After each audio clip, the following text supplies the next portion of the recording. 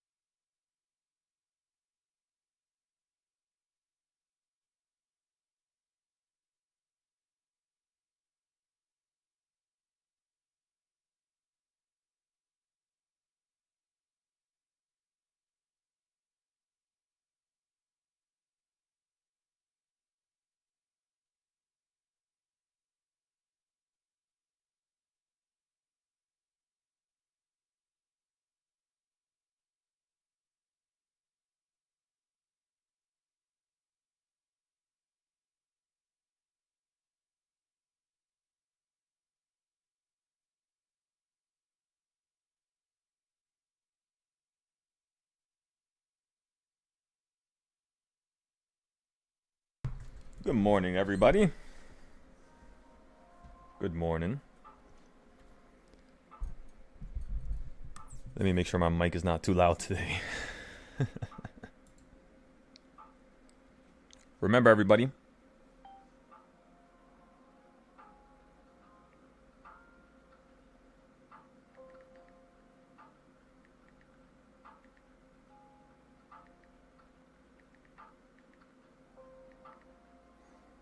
Okay, let's take a look at some of these entries here. The first thing I'm looking at is calls, of course, as well as our Intel call from a couple days ago is now up 60% right now. I'm assuming it's up because Intel is running right now, which means let me check the bigger Intel position we have rolling.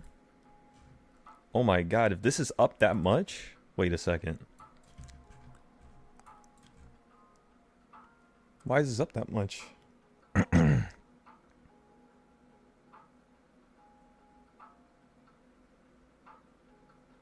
just going to take profit here.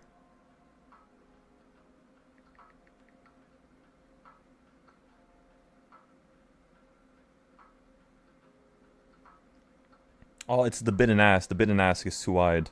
That's what's going on. That's fine. That's all good. Again, so for SPY calls, let's go back to the SPY. Alright, so we're looking at calls for, let me see how much they cost. 647 or $10. 648 or $6. I wanted to get into the 644s, 643s, but they're too expensive right now. So we're just going to give this a moment. We're not going to rush it. Let's let some value depreciate a little bit here. And then we're going to hop into another play. Yesterday, the first thing we did was puts at open, right? And then we averaged down right here at the top. and then we sold everything at the red line. Then we waited 30 minutes, bought calls right here on the red line again, sold it out for 100% towards the end of the day, and then we told everybody 5-day $60 puts over here. And you're pretty much waiting for them over here now. So if you still have puts from yesterday's close, it is a smart idea for you to just tap out, just sell out, take your profit. And the next thing I want you doing is potentially waiting for this to drop down a little bit more. And then once it hits the midpoint of this blue line, if not the bottom, we can go ahead and get the calls. Because again, you have a gap below us down here. Actually, you could say we filled most of it here. So we only have a tiny little bit of it down here at 635. So that's pretty nice. But yeah, let's see if this is going to fall down to 640. Let's see if it's going to hold down here. Remember, we did not get into a position yet, everybody. Be patient. Don't rush it. You got this. Let me fix these reversal points here.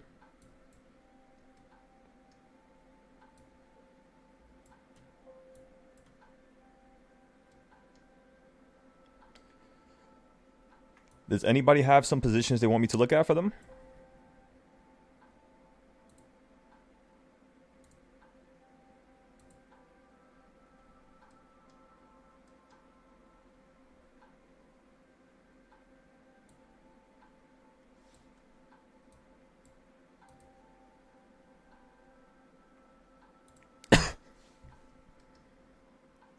Let me group this up.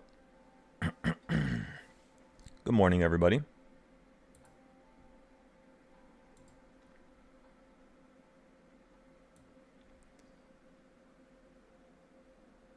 Oh God, what did I just do?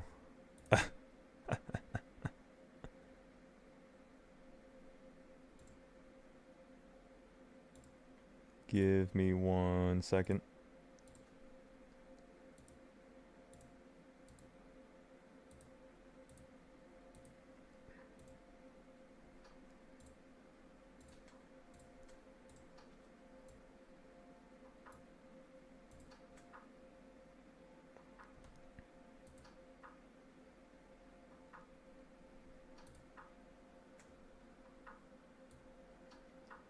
All right, now we're good, everybody.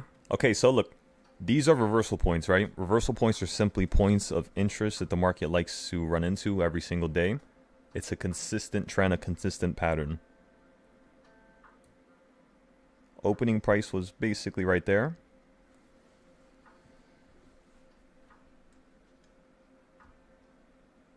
$1.5 is how much? 643.80.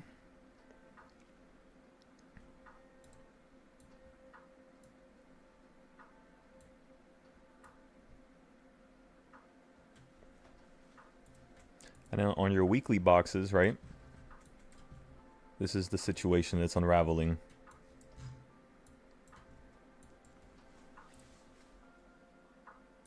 So again, this is how you basically track weekly movement on the SPY.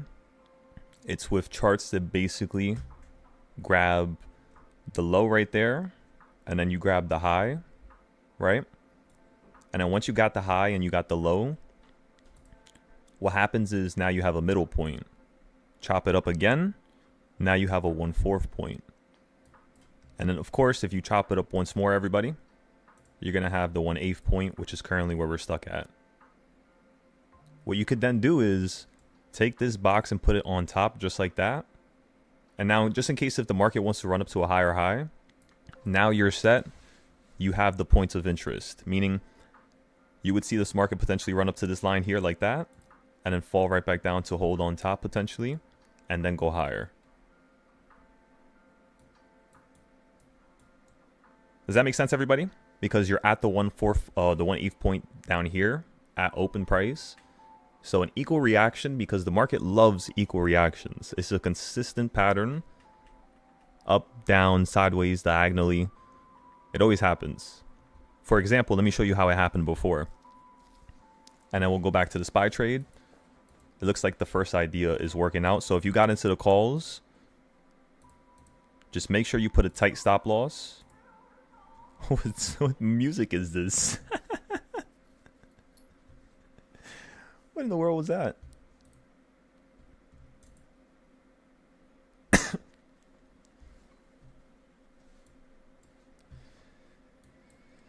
Okay, so let me show you real quick.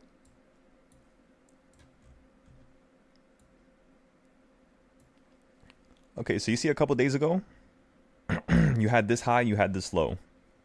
The next thing you did was run up to the midpoint instantly. And I can even make it better. Watch this, everybody. This right here is going to blow your mind. If you take the bottom of COVID, this is how I basically set up the leap plays. Take the bottom of COVID, take the top, just like that. So you got the bottom of COVID, you got the top of 2022, and then look what I do with it. I take this box, and I literally put it on top of itself, but starting from the midpoint. Not like on top of it like this, but starting from the midpoint like this. And the first thing you're going to notice is, if I do that, and then I color this box, look at what point it lines up with.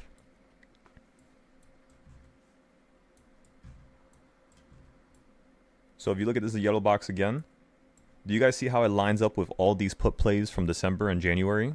So the reason why I had everybody get into puts January, December, February, like all at the top here, we were just playing puts.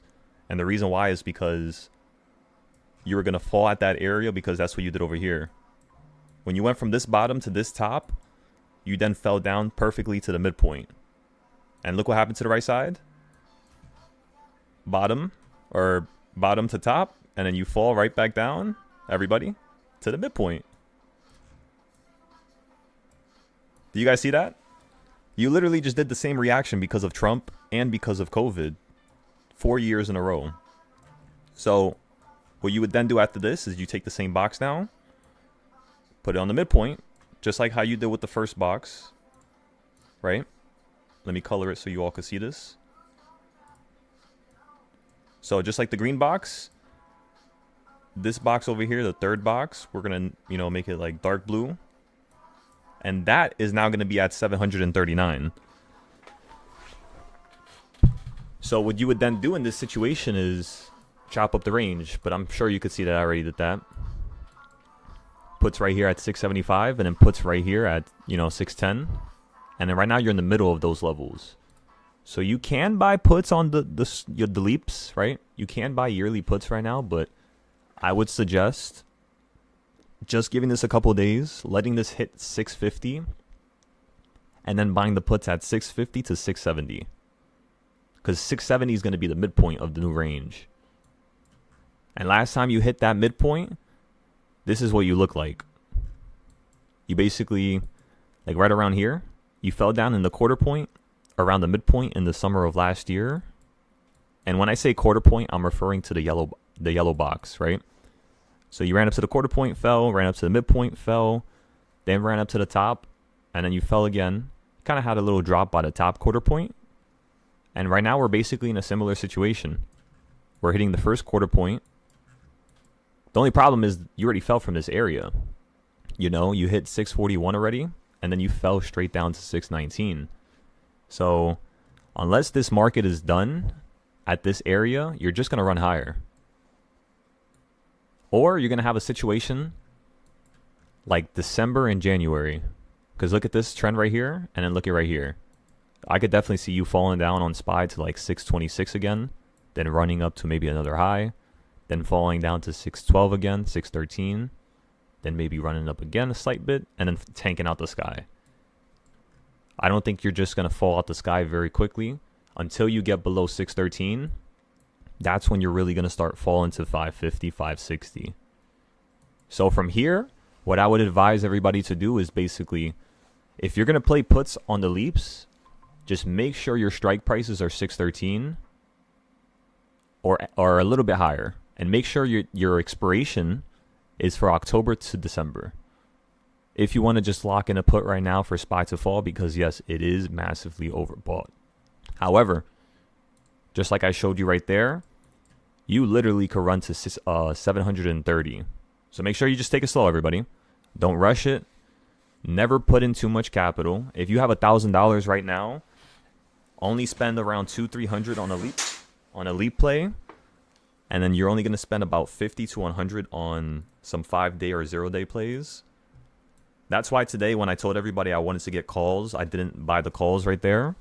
Even though the market's running up and our idea worked out, I didn't buy it because the calls are too expensive for the 0 days. And I'd rather you guys not get into those expensive plays because we could just buy it, in half an hour or hour later for cheaper, We don't have to worry about averaging down and all that nonsense making us stressed out. What else do we have here? So you hit the bottom, 641. What are you at right now? 643. Where's the 200 moving average? Right here at 644.16. So you hit reversal point 1, got a little bit higher than it. Now you're on top of number 1. So we'll see if you can get sent into this area at reversal point 1.5 to 2, because we're just going to buy puts here. The reason why we're going to buy puts here is because we want to play the downside till you fall to 638 or you get above 646. Simple, everybody. So again, forget about everything else I said this morning. 646 calls above that. Anywhere below 646 puts straight down to 638. So right now you're kind of in the middle of that trend. You might continue to fall down and drop out the sky. So again, just be very careful. Don't put too much capital into the calls or the puts at all right now. $30 to $40, one contract at a time. Sell for 50 to 100%. And you're ready to rock and roll. Sounds like a plan, everybody? Don't put too much capital today. At least not yet.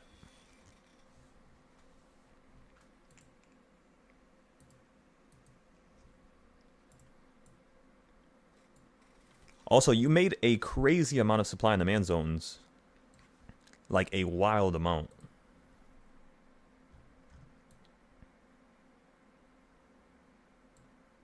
Yeah, you made 1, 2, 3, 4, 5, 6, 7, 8, 9. So for those of you in the Discord that follow supply and demand zones in terms of a trading style, you made a crazy amount of them just in the last 3 days. So all this area right now is just basically you have all your zones already. And as you all know, the way you play with this trading style is if you're playing with 0 days, it would be zone to zone, right? So zone to zone. If you're playing with 5-day contracts, you wouldn't buy them yet because we need to make them purple and orange. And then once we make stuff purple and orange, kind of like how it is down here, when you hit the yellow line, we all bought calls because at this area, at 627, you're basically on top of a yellow zone. And then over here, because you were at a purple zone, we bought puts, right? Played the puts straight down to the yellow. We bought calls right down here because yellow means calls, as you can all see on the side. Purple means puts. So the next day when you opened up above the purple, we simply thought you were going to run to the next yellow and then maybe fall down to purple. But no, you got above it. And then you just slingshotted right back up all the way, almost hitting the top zone. Then you went right back down to the yellow. We bought calls again. You held. You ran up. Fell right back down again. So yeah, we just kept playing that upside as well as playing the downside at the same time. I forgot where FOMC was. Where was it, FOMC? Yeah, FOMC was right here. So the way we played FOMC, just so everybody can understand, I want everybody to have this on their charts, or at least start to do this if you can. I'll go to a blank chart for everybody.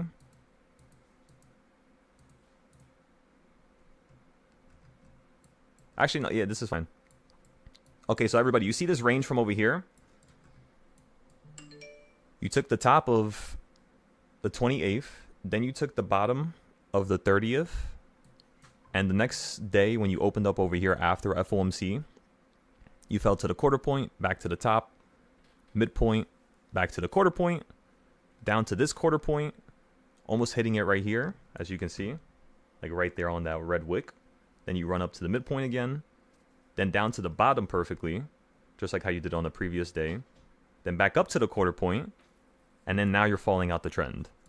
And then a couple days after the fact, look at how it basically runs into this box. quarter point, falls out of it, quarter point, now to the bottom of it, now to the midpoint, now to the bottom of it, now to the quarter point, back to the midpoint, then the top quarter point,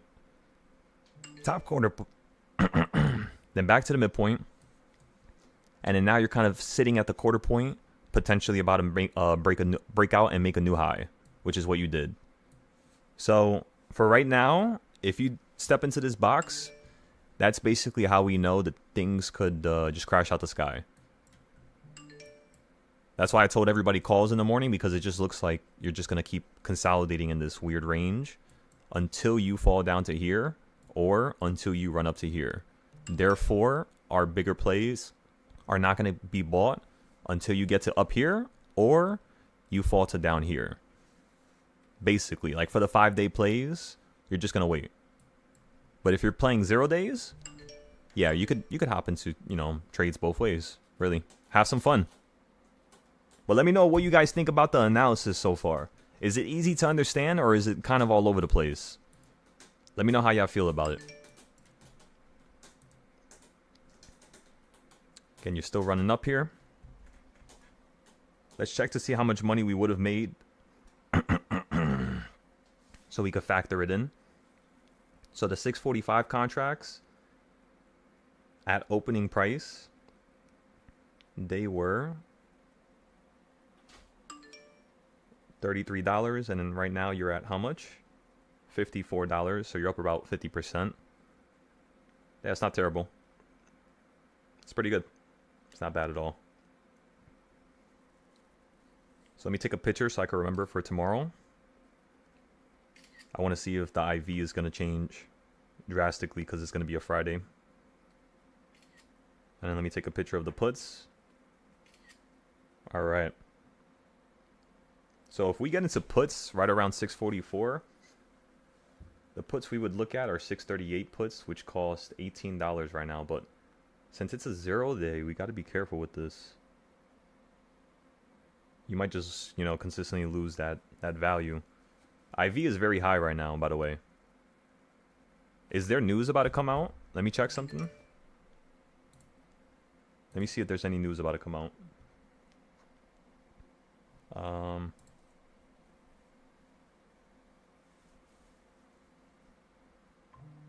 Wait a second. PPI should have been yesterday.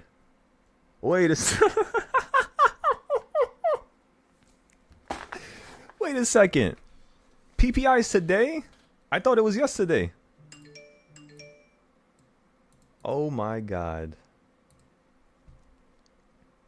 CPI was Tuesday.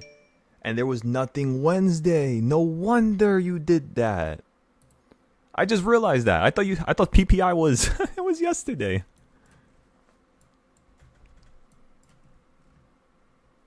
That's crazy because we told everybody on PPI you're probably going to get the opposite of the CPI. And you got that yesterday, and you got a drop out the sky last night. So for those of you who bought puts at 645 and you got the 642, 641 puts, no, yeah, you got paid out pretty nicely right there. For those of us who are waiting for the next entries, again, be patient. You're never going to, you know, miss something ever. Even if you miss a small trend, I'm just going to get you a couple other trades by the end of the day, and it's going to work out. Alrighty. Let's give this a second. I'm very happy it's working out so far perfectly. Now you're at reversal 1.5, so you could fall here. 643.83. We're almost at the 200. What time is it? 9:50.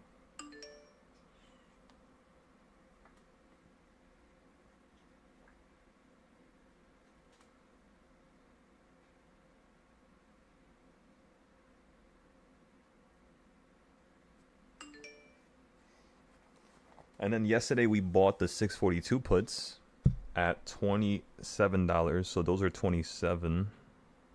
640.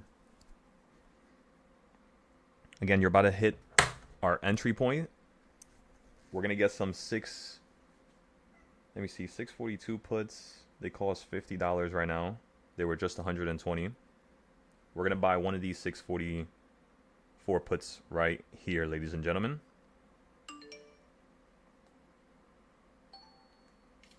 Okay, so we got a 644 put right there at reversal point number 2 perfectly.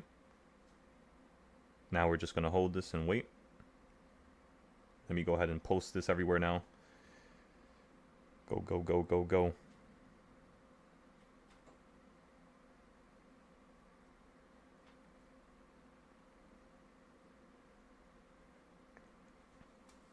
In terms of a stop loss, let's say if you don't want to take a big loss at all, because remember, we hold our contracts until we're profiting.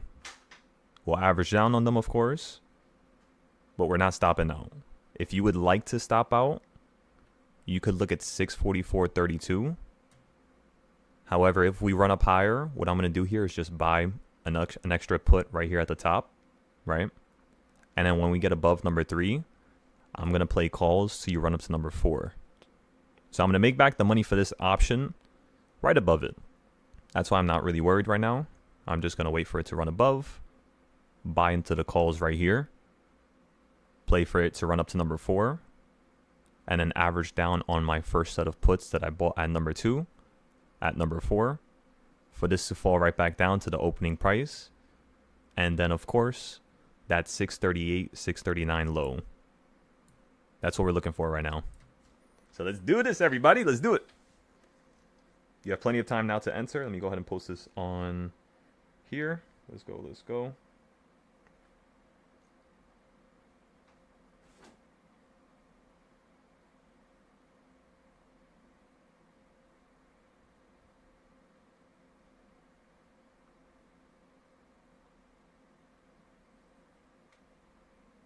Album.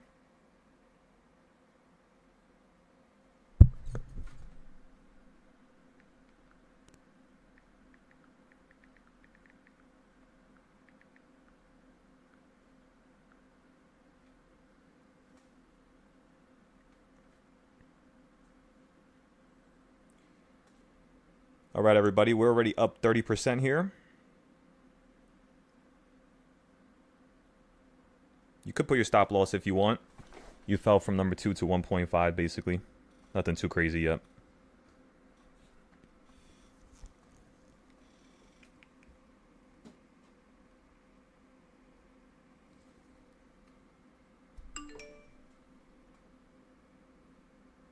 Let's get some music rolling. Let's do this.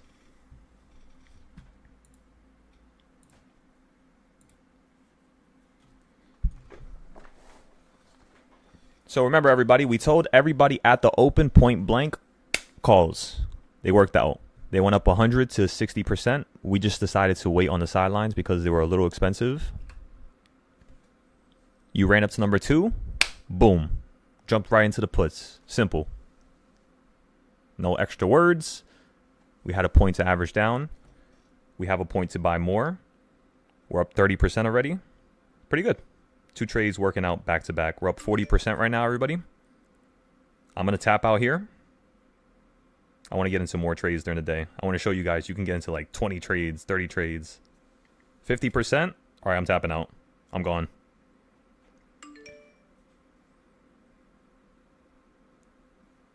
Whew.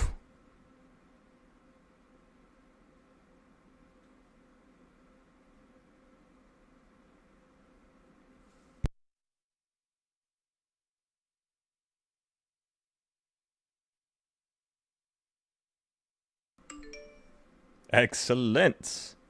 Excellent play right there, everybody.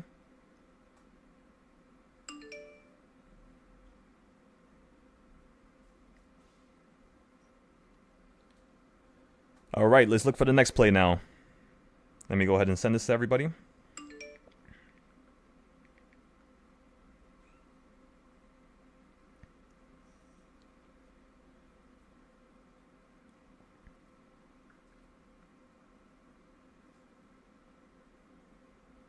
We're going to play with the cheap account in a second here. In a second. I just want to see if this is going to consolidate up here, fill the rest of the gap, hit number 3, and then we're going to hop into another put. Back and forth, back and forth, back and forth, everybody.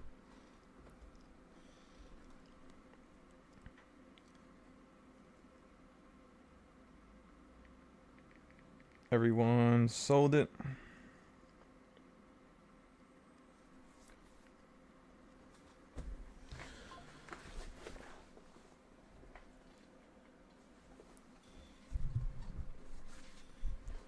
Now let me think.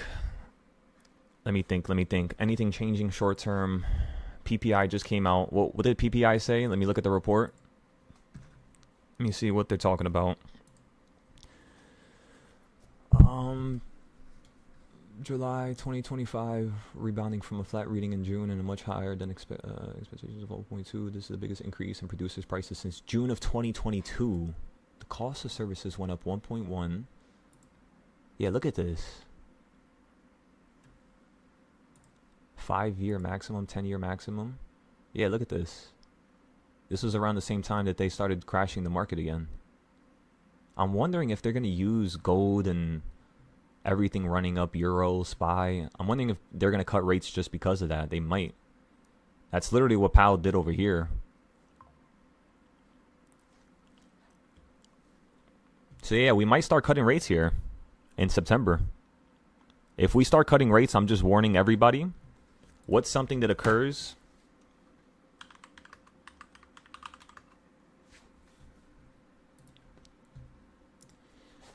So everybody, I need you to pay attention to this. When the Fed cuts rates, the market drops out the sky. Look at this. Every single time the Fed cuts, this is from the 2000s.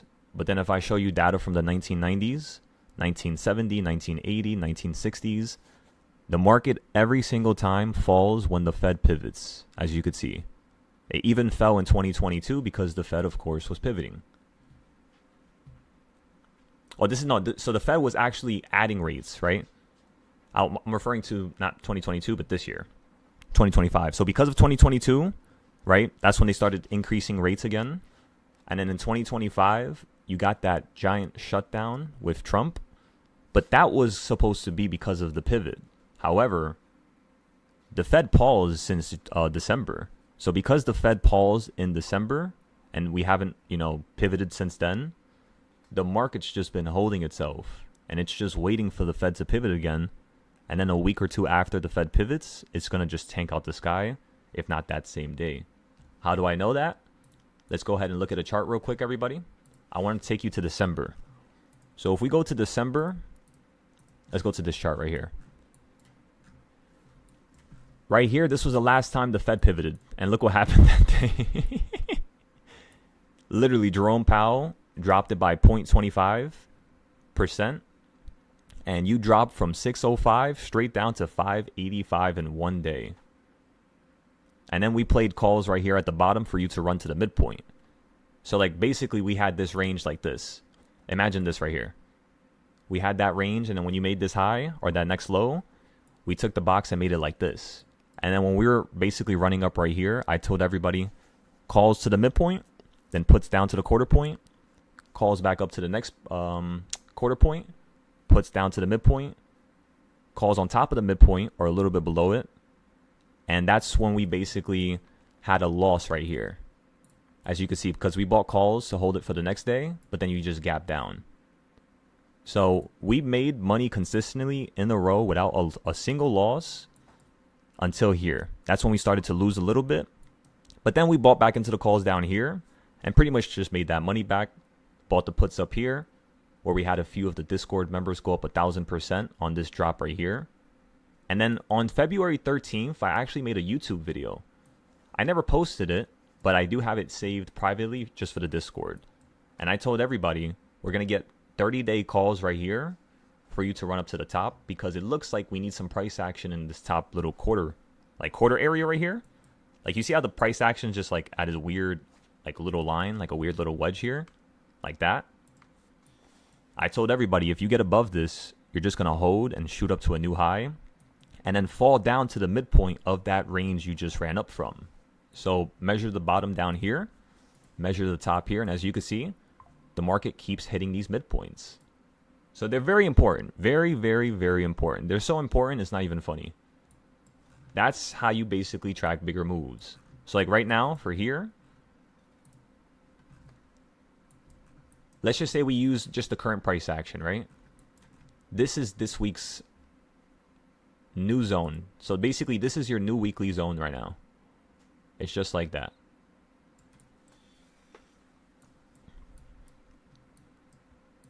So you hit the bottom. Today you gapped up to the midpoint. We already played puts at the midpoint, you could say. So there's no point for us to play puts here unless we're going to be playing puts here, like right around here, you could say. And then we can also buy puts right here, a little bit above the previous high. It's just more risky with these puts, you know, because SPY is just making crazy new highs and stuff, right? I just noticed we got 20 people in here. Oh my goodness. Good morning, everybody. Yeah, we got a little party going now. Are you guys enjoying the show so far? We had some nice calls right there. Like the call out for the calls. We didn't actually buy calls, but our call out, our idea worked. And then we hopped into the puts instantly. And those also worked just off of reversal point number 2. So because you're stuck in like the middle of these reversals, that's the reason why I'm not trading right now. Because that's how you avoid the consolidation. Consolidation is a little annoying, you know, it just kills your value. Even sometimes, I swear, sometimes the market will be running up while we have calls, like yesterday. And literally, we were up 50% all day from down here. We just were up 50% until the close right here. And then we went up 100%. Most people, they're not going to hold their contracts till 4 p.m., you know? They're going to be a little frightened. The reason why we did it was because we knew you were stuck in the middle of a range because you did not hit 641 yesterday. So since you did not hit 641 yesterday, that's a psychological number. As you all can see on my screen, the psychological numbers that this market loves to follow are 1, 4, 8, 9. So if you look at this morning, what did we hit? A 1. If you look at earlier where we fell from, where did we fall next to? Around the 4. 645.19. That's 20 cents off from number 4. And then where do you fall from yesterday over here? 646, right? Which I understand. I'm saying 1489 and now I'm saying 6. The reason why I'm looking at the 6, but I haven't added it to the psychological numbers yet, is because of this. Watch this. This is also why I had everybody buy puts yesterday at 646. Go to the left side of your screen, please, everybody. When you fall right here, what price is this? 696, correct, everybody? Alrighty. When you fall from up here, what do you fall from? 606, right, everybody? When you fall from over here, this next high over here, what number is this, everybody? 626. So why is it? But then again, 616, you didn't. Oh, you did fall. You see how 616 fell too? That same day. So yeah, you fell at 616. You fell at 626. 636, did you fall? Yeah. You see how literally you have a perfect red candle at that number? It's just not that big.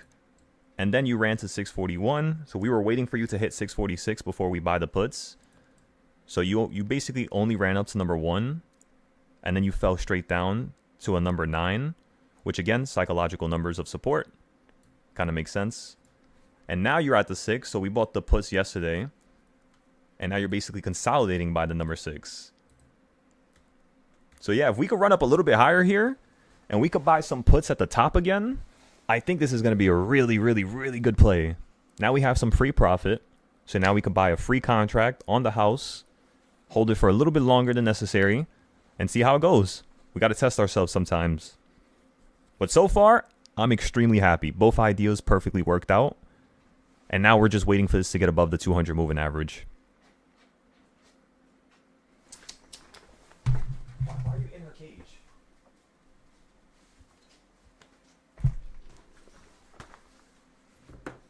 The cat got to leave the bunny alone. Keeps messing with her.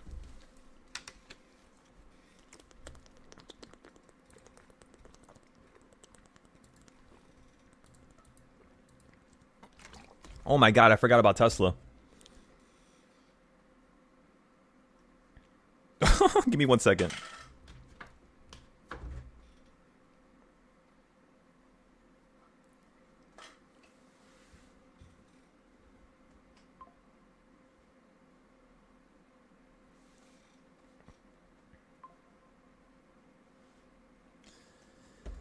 If anybody needs direction, I need you to speak up for yourself. What do you need help with? Do you need help understanding something I'm doing? Do you need help trading in a certain way? Do you only have a certain amount of money and you can't do some bigger trades? Remember, I'm here to help every single one of you. That's the only reason why I'm here. I want to help until there's nobody left to help. So just always reach out loud. I take teaching very, very to the heart. So if anybody truly needs help, no matter who it is, I have no problem with helping. I hope you all understand that. That's just who I am. So, yeah. Shoot me a text. I'll have you understanding anything you want. Short-term trades. Do you want to learn how to leap trade?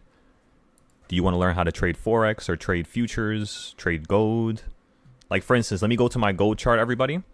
And let me show you how my charts and my trading styles also work on gold. I'll be very quick, so I'm not, you know, ranting for so long. Where's gold at? Oh, it's towards the top. Yeah, right here.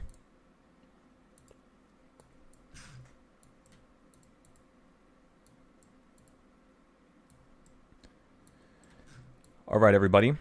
So this is the gold chart here. As you all can see, the last trade that we got into for gold, I don't think I posted everything here, but that's okay. Last trade we got into for gold was down here.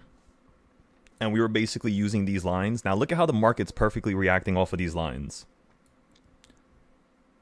So don't look at the boxes to the right that are like up and down, that are vertical. Look at the horizontal boxes and look at how cool the market, you know, just listens to everything. I know that's not proper English right there, but you know what I mean. It works every time for some reason. And when I started noticing this, I was like, you know what? What if I do this for oil? So let's look at the oil chart real quick. And look at how nutty this is. I mean, look at where you just fell from. The last time we trade oil was over here, where we ended up going long here, sold out up here. Then we went short up here at this zone. And then we sold that right here at this red arrow. We did go down and we were down like 15,000 at one point. So that was that was not fun. But it ended up coming right back into play. And then we were just like, all right, like let's just wait now. Before we make a mistake, let's just watch it for a couple months. And look at this. So when oil falls down to this arrow here, I'm going to go long again. And then when you run up to here, I can go short again now for a potential drop to like a midpoint. If not, if I'm trying to be real safe, I would play for like a quarter point. So like I would buy puts here and just instantly get out like right there. You know what I mean? Like in and out, in and out. But yeah, these charts literally work for everything. I have corn charts done. I have sunflower seeds done. I have cocoa beans, every single agriculture future, every single crypto future, everything you could think of. Over 500 names in total, or am I wrong? Let me see how much names we have. The main list has 469 names that we've looked at. So that's how much charts we have done. 469. And then we're about to finish the NASDAQ, but that's still a lot of companies. It's 900 companies that I had to finish. But we did finish the Dow Jones. So if I go look at the Dow Jones chart for everybody, does anybody want to look at any Dow stocks that they're interested in? Because we did the charting for everything now. And then we'll go back to the SPY. But I just want to show you guys how awesome this is. So we did this. We got Microsoft done, as you all could see. It looks kind of crazy, I know, but that's just the way it has to look. You got to zoom in with the 15-minute and then hide some stuff when you're trying to look at certain things independently. Let's go to CAT. These are a little bit more structured because for Microsoft, I've had a lot more trades on it. As you can see, these are all the buying points. I just got to add the price labels. So we do have to fix this up a little bit more. It's not done yet, but pretty much all the charts are already done. All the companies. Visa, McDonald's. I don't even know what half of these companies are, but we have them done. IBM, yeah. Wait a second. I want to check one company. United Healthcare. I told everybody to buy puts on United Healthcare right here. Let me see how they're doing. So the puts on United, I think we had to average down on these. We bought the puts. When did we buy them? Let me see. On United Healthcare, the puts are down. Yeah, we're down 75% on the United Healthcare. That's the only thing we're down on right now. So we're going to average down right here on United. Because I want to see United Healthcare fall right back down. Oh, yeah, I see now where we bought. Does everybody see now? I bought literally puts right here. Right at that arrow. So the second you went into here at 649, when you ran from 633, we bought one set of puts. We're going to average down at the midpoint. And then the last point to average down is right here at 296. And we want this market to basically fall down to 200, which is right down here. It's not that much lower from the last low, but it's generally a little bit further away from us like right now. So it's a little bit difficult. But this is the first time we ever traded United Healthcare. The first time we wanted to trade it was honestly over here. We told everybody puts. However, yeah, I was not going to buy a market that's already falling. That's not how we roll. So then we bought it when you had some type of retracement here. And then now we're going to average down here. And yeah, if you run above here, we're going to average down the last time. But then, of course, we're going to play calls going right back up just to claim back some of that lost profit. Anyways, let's go back to the SPY now. You guys get the point. You get the idea. These charts literally work for every single company.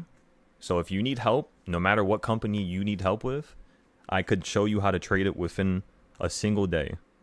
You just got to tell me what the company's name is.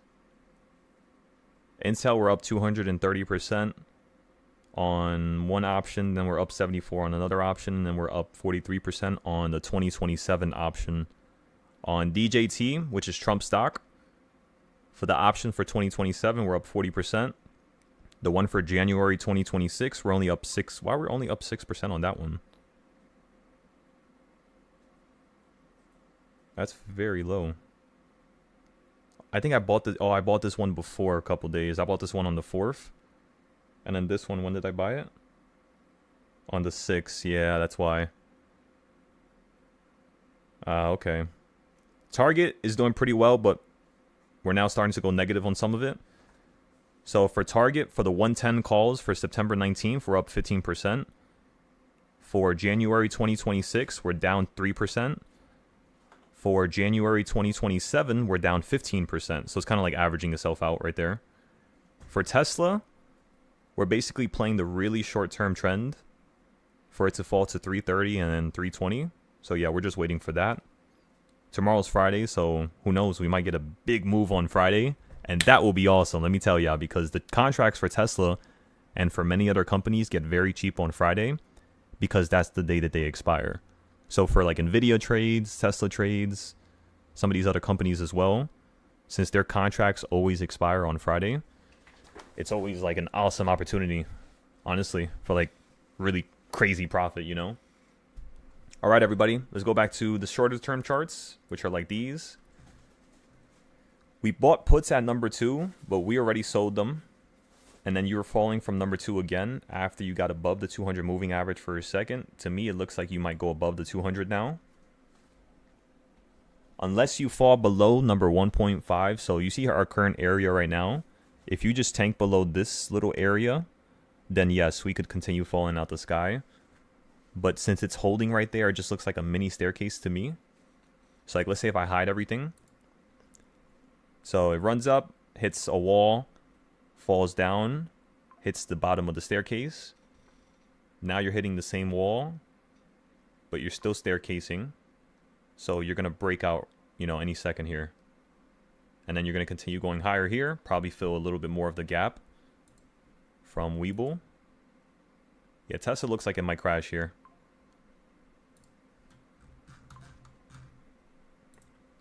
So as you all can see, there's still a little bit of the gap left above us. I'm using Webull right now so that you could see the gaps.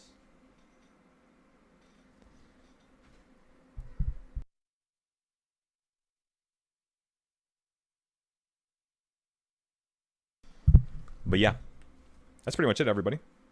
How's everybody's day? How we doing so far? You said 6 is the devil number? I mean, you're not wrong.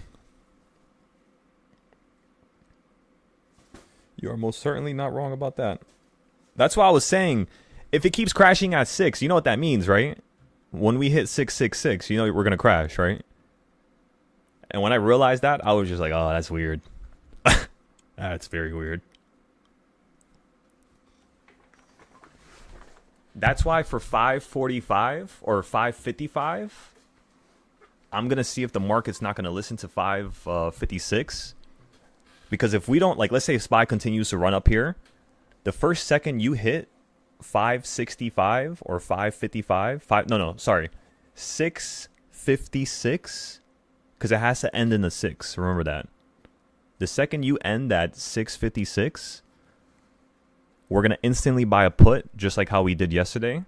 So if you guys want to write that down, that could be another entry a couple days away from now.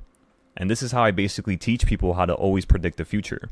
Because you already know what to do when you hit that level, basically. You know what I mean? Just due to the psychology. 120% on a Bitcoin event, $12? That's not bad, John. John, so would you want me to make a channel inside the Discord for you? For the events?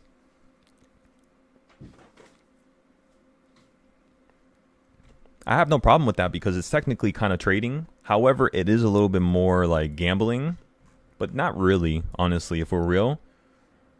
It kind of is, you know, a time thingy, right? So like with trading options, you're not just going to buy an option randomly at any point. You're going to be buying like every 30 minutes, every 40 minutes. You're going to be buying at like 11, 10:30, 12 o'clock. You know what I mean?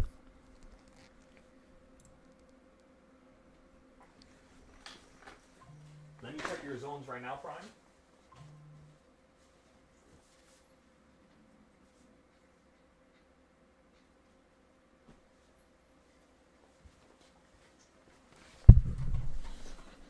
Nice little breakout. All right, let's go ahead and turn on our reversal points. You're about to hit number 3 here, so we're about to get into another put.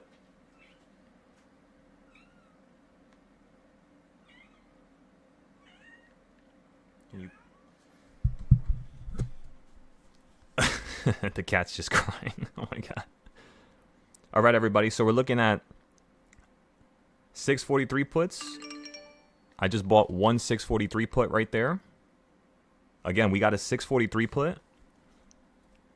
One strike closer than the option we bought earlier, which could go against us. It might work in a bad manner. However, my thought process is if it's no longer going to staircase and we're just going to fill a little bit more of the gap, you could just get a dramatic shutdown to the midpoint, which is 643. So we could just instantly go in the money within the next couple seconds here if the market just wants to tap out around this area. Now, if it continues to go higher, just like with the first puts we bought, we're just going to buy more at number 4. Let's rock and roll, everybody. Let's do this. Go, go, go, go, go.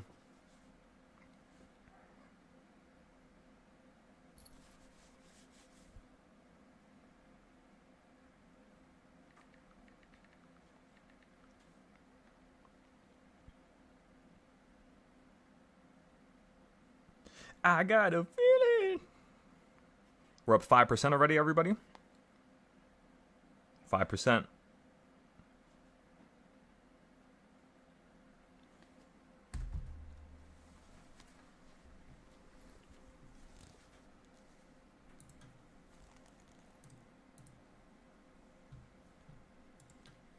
Let me go ahead and check your levels right now, Prime. Just give me one moment. I got you.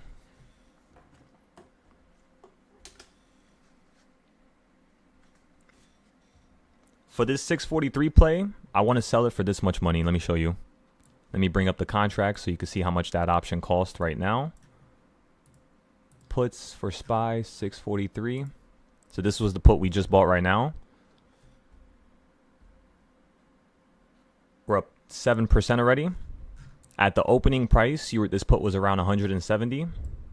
So right now, as you can see, you're running up viciously. You're up 10% already. 13% now. Another W, everybody. Another W. Another W. Put your stop losses on.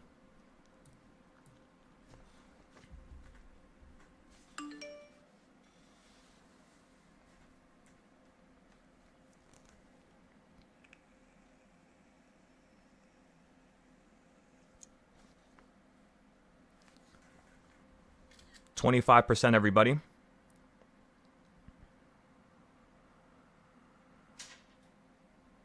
$30%, everybody. We're in the money. Just like we wanted.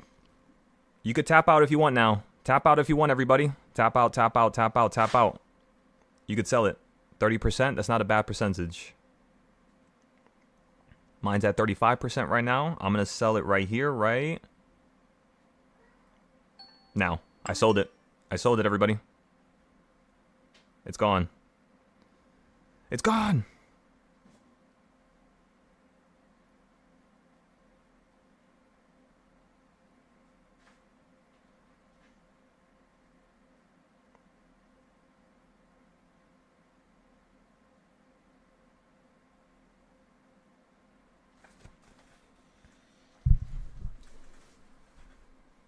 Okay. Alrighty. The next thing we want to do now. Let's see here.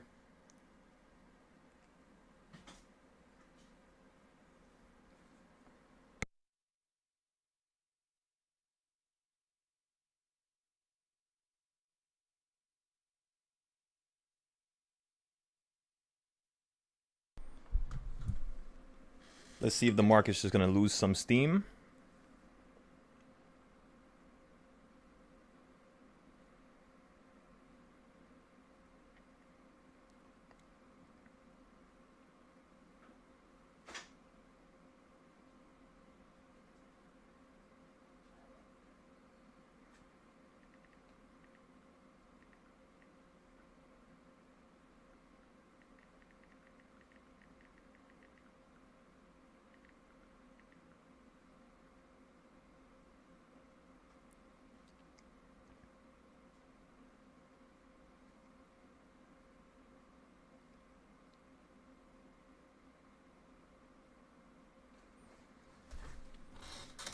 Ah, my leg. I just scratched the crap out of my leg.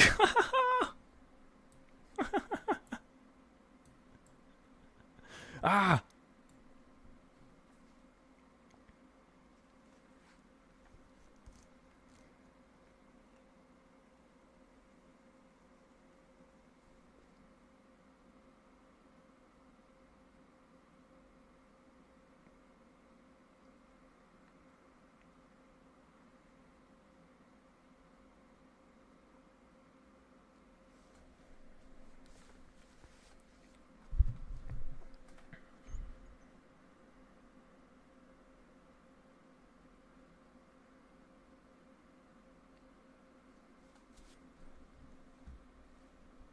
So, how's everybody doing? How's the trade so far?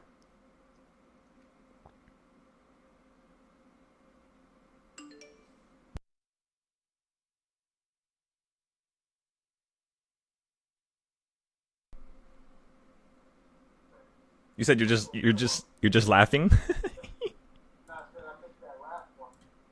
That's all good. Oh yeah.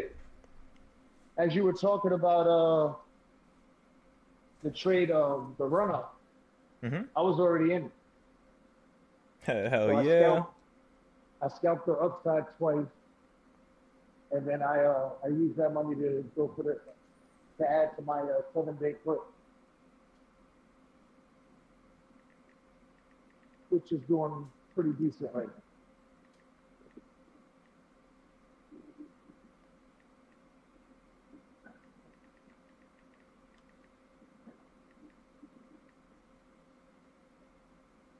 Good morning, millionaire. Yeah. Good morning. There's that energy.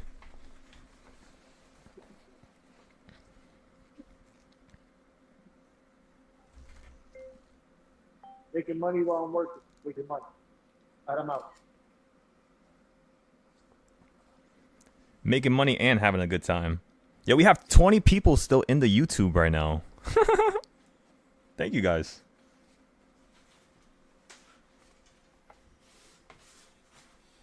Let's see if we can get to like 30 or 40 people today. Let's see. I gotta be consistently talking. So I have to talk about good stuff, but not over talk myself. What do you guys want to learn? I'll teach you guys some stuff now. because we're already done with the day. We don't need to trade no more. Now we're just going to wait for tomorrow. So what do you guys want me to do? What do you guys want to see?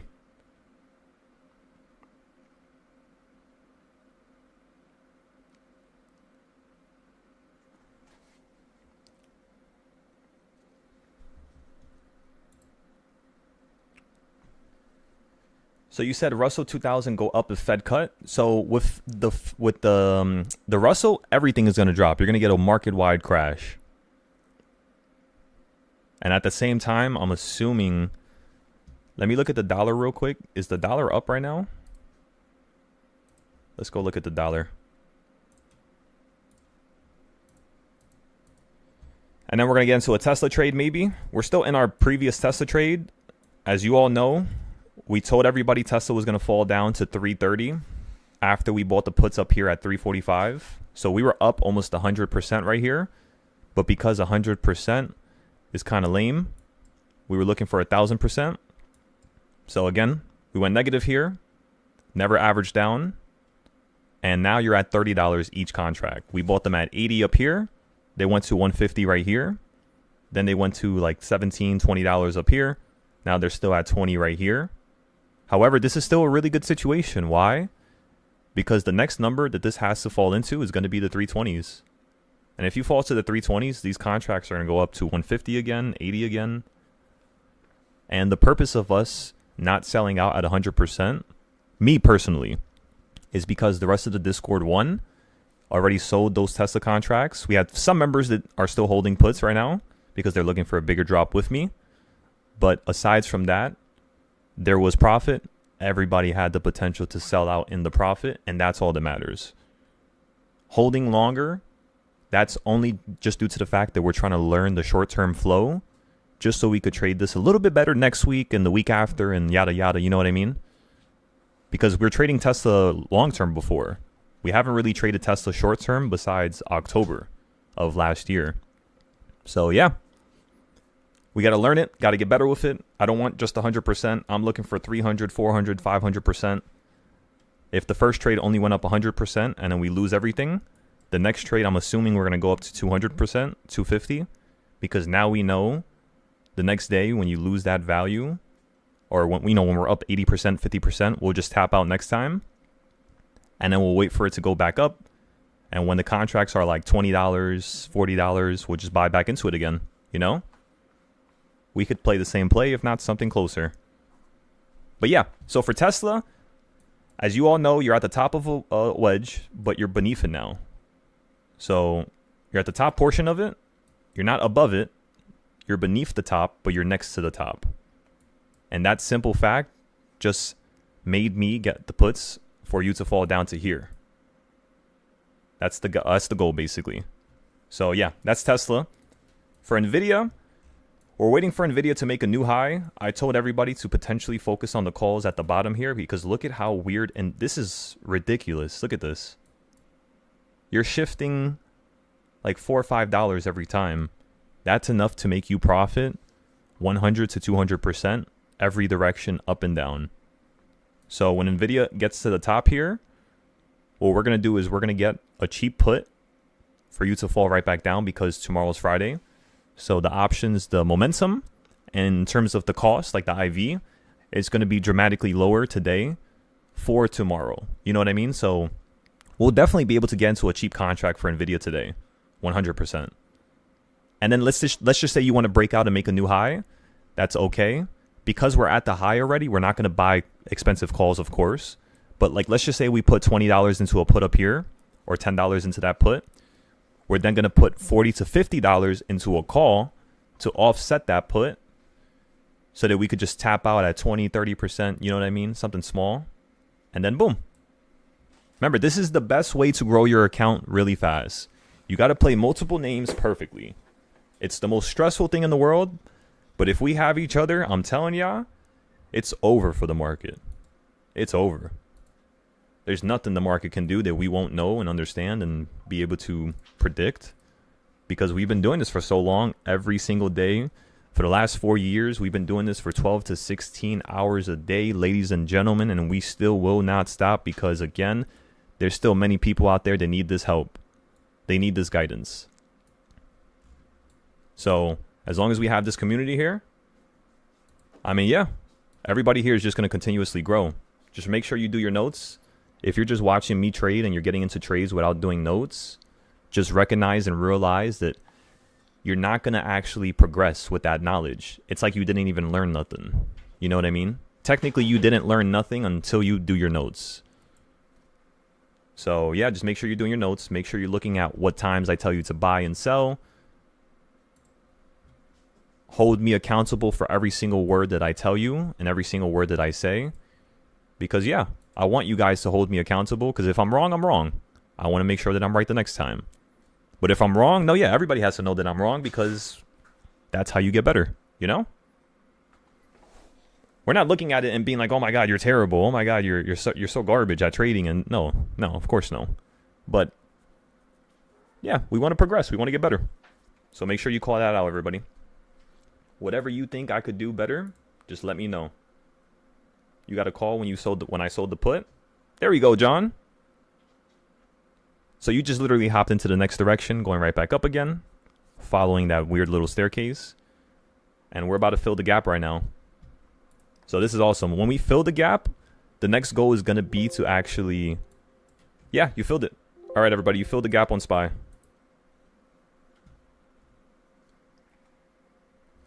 So let's look at some more puts here. You might have... Let me see, you're dropping down already. Let's see.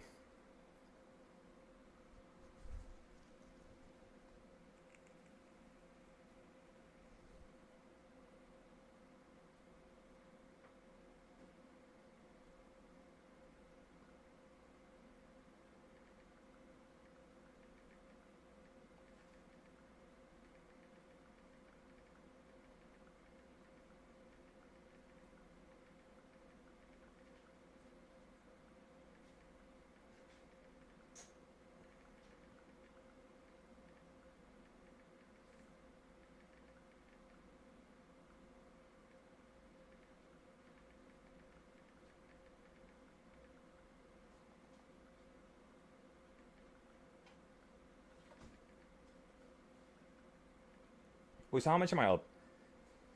If I took $15 and took it into $277, how much percentage am I up?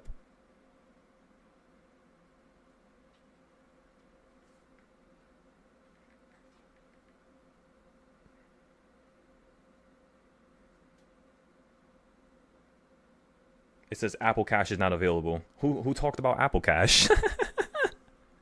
What in the world?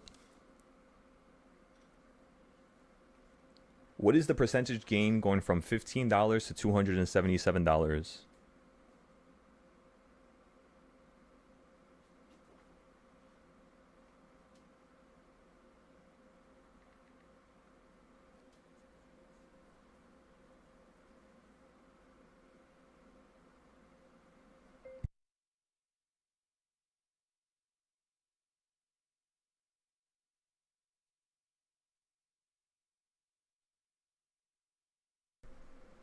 So we're up 1,700% now on this other account, not 2,000%. So 1,700% in just 4 days.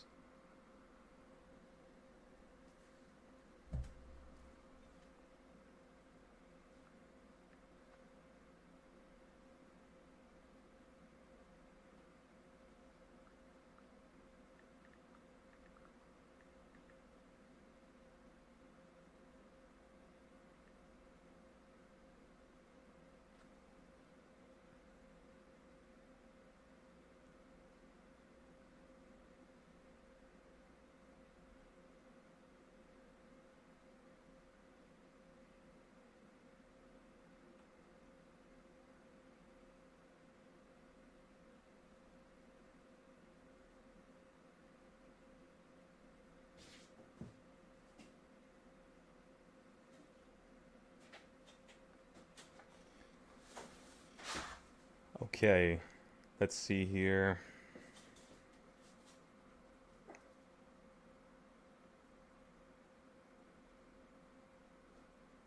Oh no, we're at 255, so not 277, so 255. 255. Whoops. So we're up 1,600%, not 1,700%.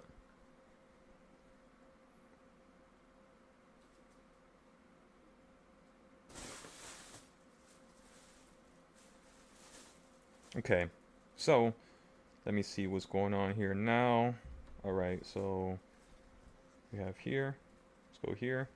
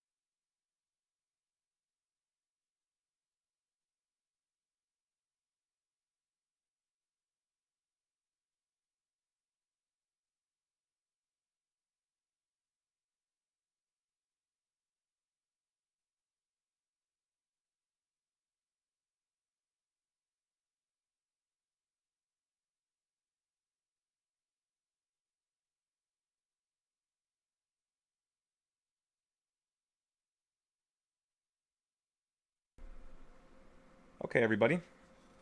So we posted this everywhere we needed to post it.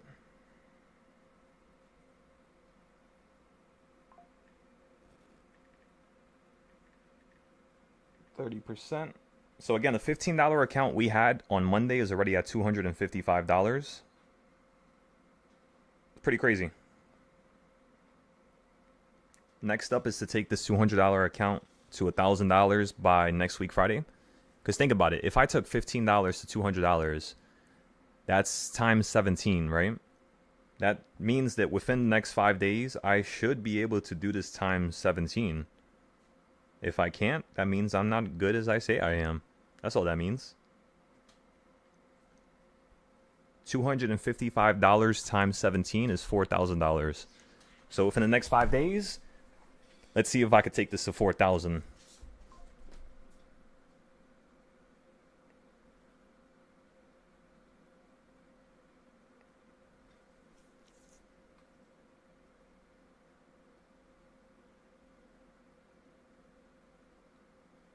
Okay, so $80 there. We still have this other cheap account that we're gonna work on. The Tesla's running up to 340 now. This might be another entry for the put side. Just be careful. We're not gonna buy no more options for Tesla yet. And then for SPY, we're about to start buying the puts again for you to fall right back down. Down to where exactly? I want to see if you're going to fall right back down to 643 now. Remember, you could still fall straight down to 638. So let's go ahead and look at some of these puts a couple days out right now.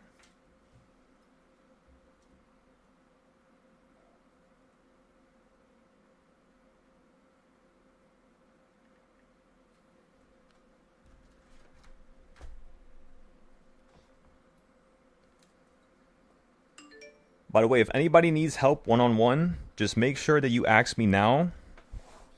Because since we're already done with today, we don't need to do much more. I want to make sure that you all are actually, you're good, personally. So call me, text me. That's fine right now because, again, we don't need to trade no more. For everybody on the YouTube, if you want, you could just join up tomorrow, if anything. Honestly. The trades for the rest of the day might be slow, so you guys might not want to, sit in the background watching me talk all day. But yeah, if you would like to, that's fine by me. If not, just join up tomorrow for the morning show. Make sure you're taking your notes, because if you're just following my trades and taking the trades and not following with notes, just remember, that is not right. I want you to be able to trade by yourself without the need of me. That you shouldn't need another person. So, yeah. Do your thing, everybody.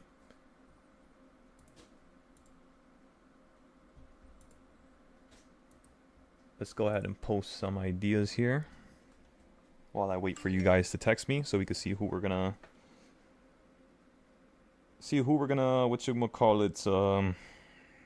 talk to right now.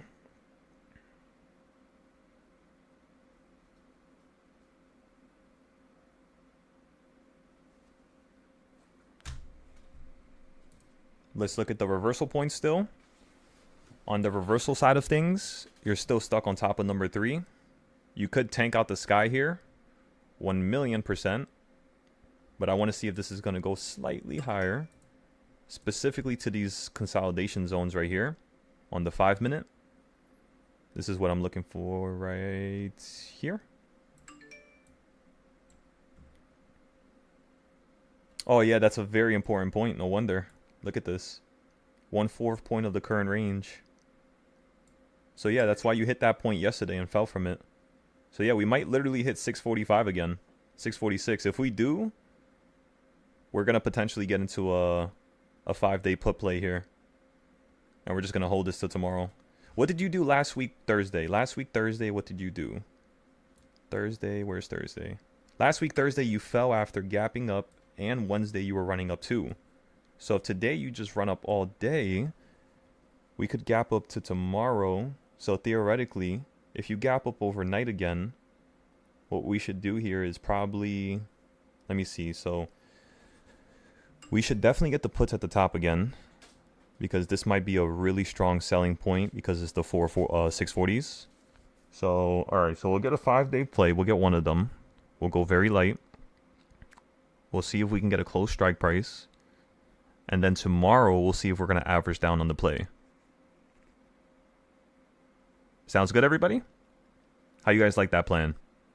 So tomorrow, again, we're going to potentially average down on the puts that we're going to buy today for a drop down below the 200 moving average like you did last week.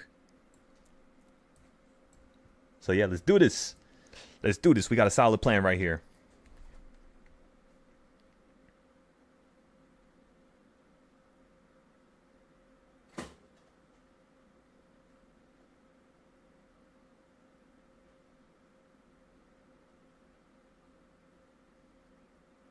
You're almost at reversal point number 4, everybody.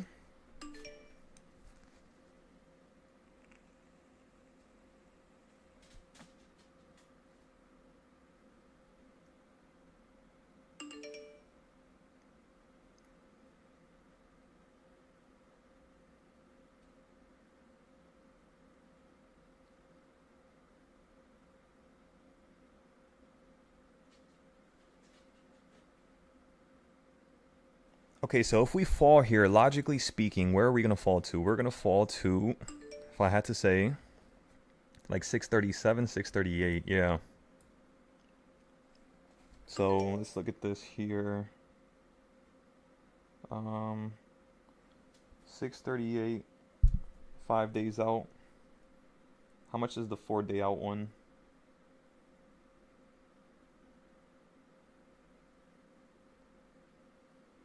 $60.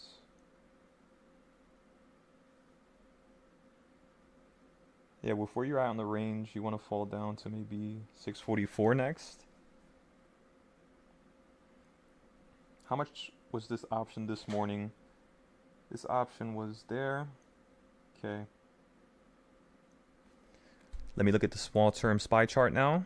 All right, everybody. So I'm going to get into a 645 put, which is kind of expensive. It's $250. And we're going to get into this for tomorrow. So again, we're about to buy it right here at number 4. And then we're going to average down if you keep running up at 649. That's the plan.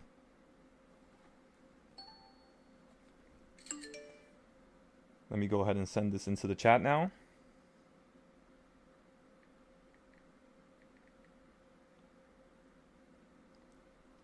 Okay. So we got that locked in. We're just going to wait on that one. We're not going to touch it now.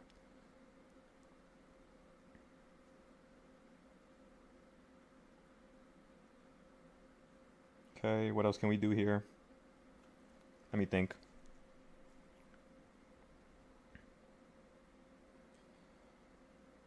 I think that's it. That's it. We're set. So again, we locked in a 5-day play now, everybody. Very similar point from yesterday. We got in like the top little quarter section, you could say. Not at the top, but right next to the top. As well as right next to number 4. You can also buy at number 5, just in case if the market wants to run up a little bit higher to 646. And if you want to be patient, you could do that. Just buy it up here. For everybody else, hold it. I'll tell you when to sell it. How strong is reversal point 3.5? Reversal point 3.5 is very similar to 3 and 4. That's the reason why I don't have one at 3.5, just due to the price action. We can add one though. 100% we can try it, and we can add it just to see how it turns out. But for now, yeah. We're just going to have 1.5 and the rest of them. I need to know who's looking at my chart. Well, what do you mean? At 3.5. You already know I got that.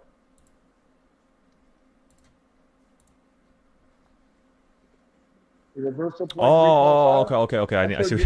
Oh, there we go. Excellent, bro.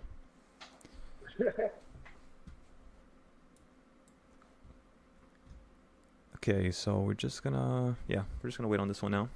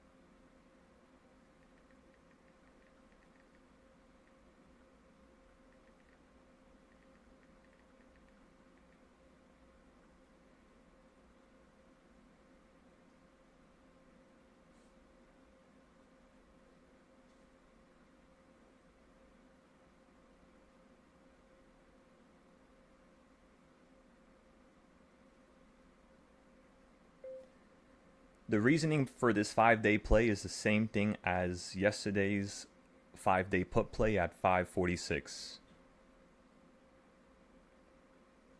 Oh, no.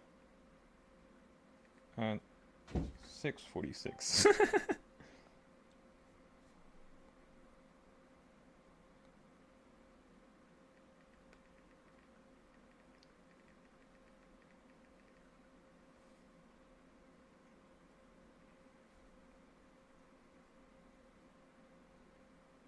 We're already up 4% on that, everybody.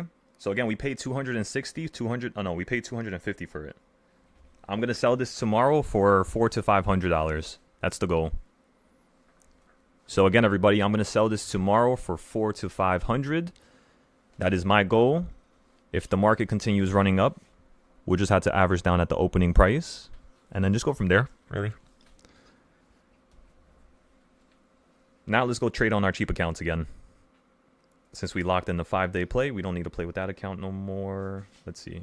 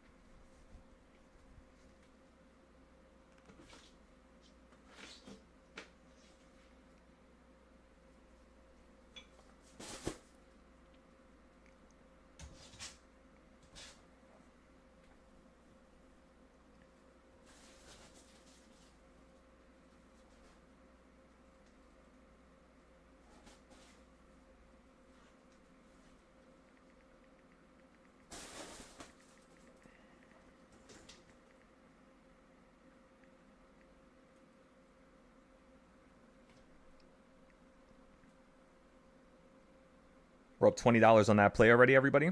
So now our whole entire account is up 60%. You said you missed the 5-day play. That's okay. You still have plenty of time here. So the 5-day play basically follows the same idea as yesterday. And if people weren't here yesterday to see the idea, let me go ahead and put my Discord on the screen so you can see what I wrote.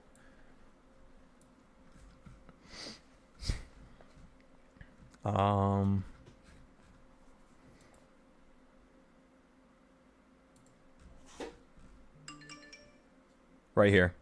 Okay, so pause the screen. If not, take a picture. But this is the main idea. The puts, we're trying to play them down to 641 and then 638. That's the goal for today. 641 and then 638. However, since we bought a 5-day play, our goal is not to sell out today. Our goal is to sell out tomorrow. Because usually when you get a trend, it occurs over 2 to 3 days. That means if the market's truly going to fall down, like how we think it is, what you just did today was simply a reset. You just filled the gap, reset, gave us cheaper prices, and now you could potentially fall down into that same low point. Because remember, now you already fell down to 642. So the next low we're looking for is in between our current high and that low, so like somewhere at 644, or we're looking for something a little bit lower, which is 640, 639, which means we're going to be $5 to $6 in the money since we bought a strike price that's 1 out right here at the top. If you would like to buy into this put, the first suggestion is to wait for it to hit number 4 again, if not number 5. If it does not hit number 4 or number 5, you do not buy no more. You never want to get into a play because with theta, with IV crush, with a loss of momentum, you could just get those contracts cheaper. Just make sure you have a limit price ready to purchase it at like 240 or 250. My contracts right now, we're already up $20, 10%.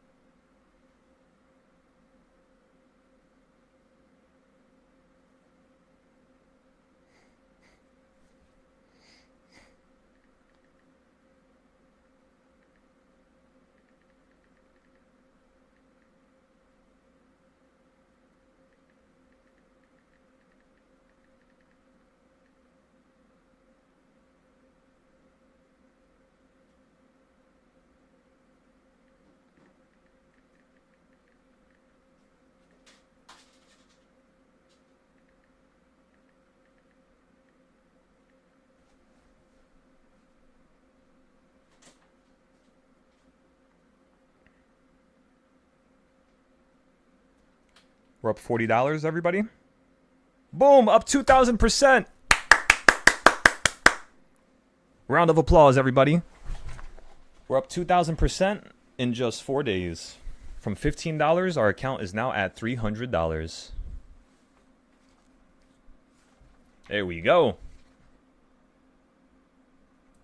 Remember, we started another $15 account yesterday, and it's already at $30 right now. So that account, we're going to trade with that towards the afternoon because I do not want to be buying contracts at 30 and then having to average down at 15 and then 5, and then I'm good.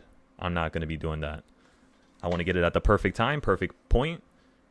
So, yeah, let's just say we run up higher. I'm probably just going to buy another put with the $30. That's what I would say from right now. But if you just fall out the sky here, no, yeah, we're not buying nothing, honestly. Besides calls maybe at the bottom down here. And anything else is not, suitable for our needs right now, at least. It's not going to be a decent or really good trade, Unless, let's just say we fall out the sky and you fall down to like 642 today. And then you hold, you could run up again. Like you could just keep stutter stepping around in the middle. That's definitely possible.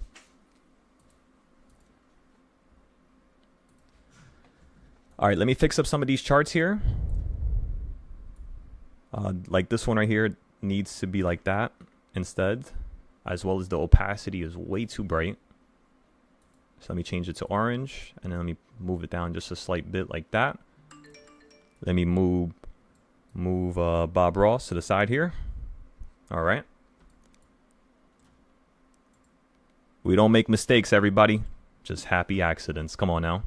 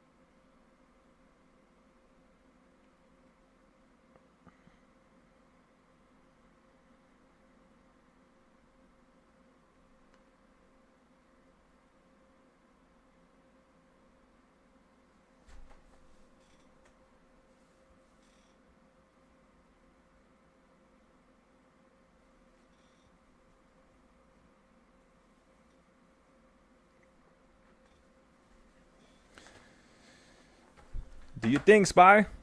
I want to buy some more 0 days, so hopefully it does go up here. So you guys could buy into that trade, and then I could buy some 0 days. So again, I'm waiting for this contract to actually go against us. We're up $50 already, actually. So we paid $250. We're already at $300 with this contract.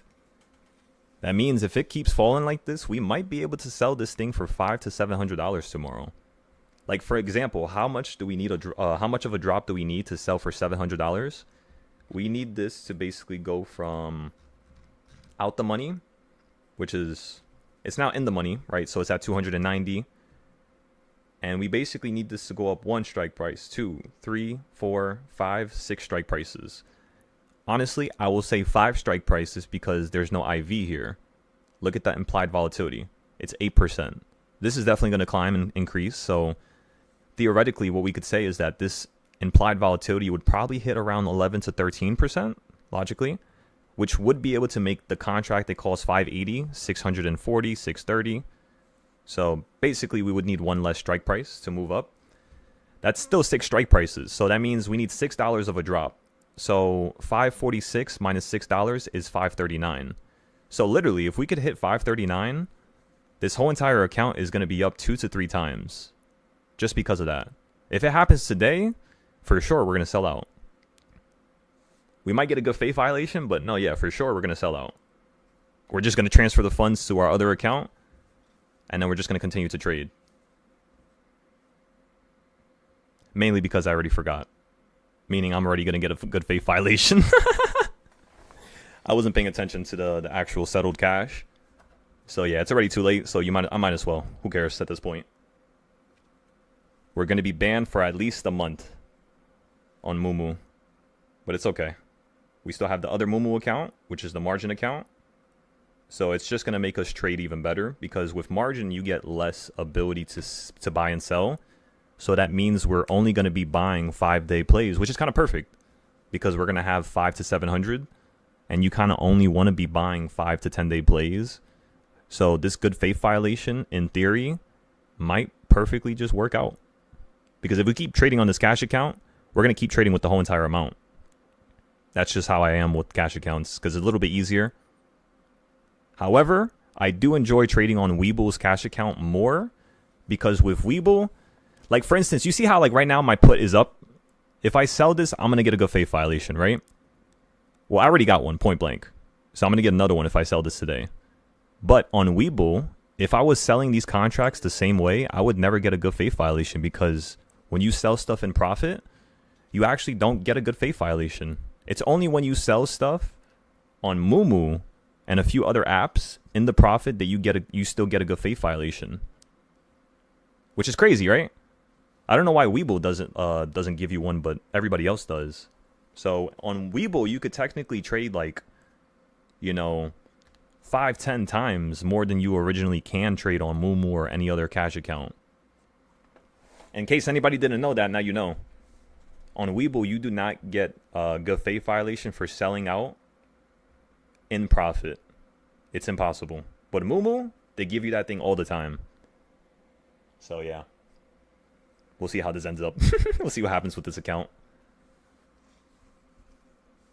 Anybody else want to do something else? What are you guys looking at over there in the background, huh? Tesla started to fall a little bit. Just a tiny little bit.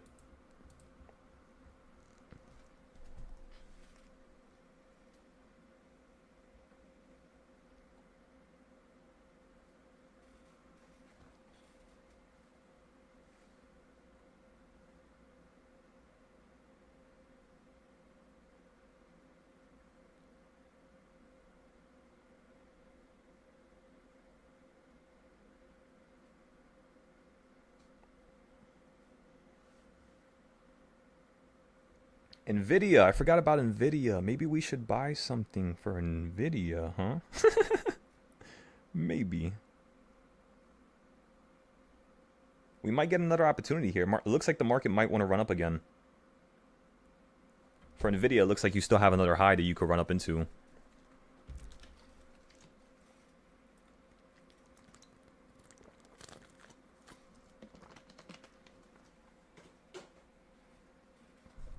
It is burning in here. Why is it so hot?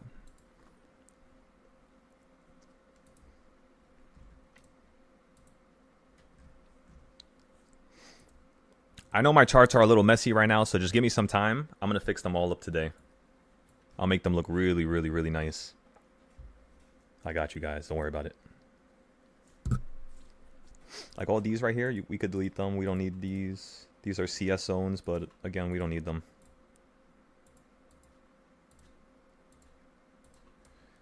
We don't need none of that.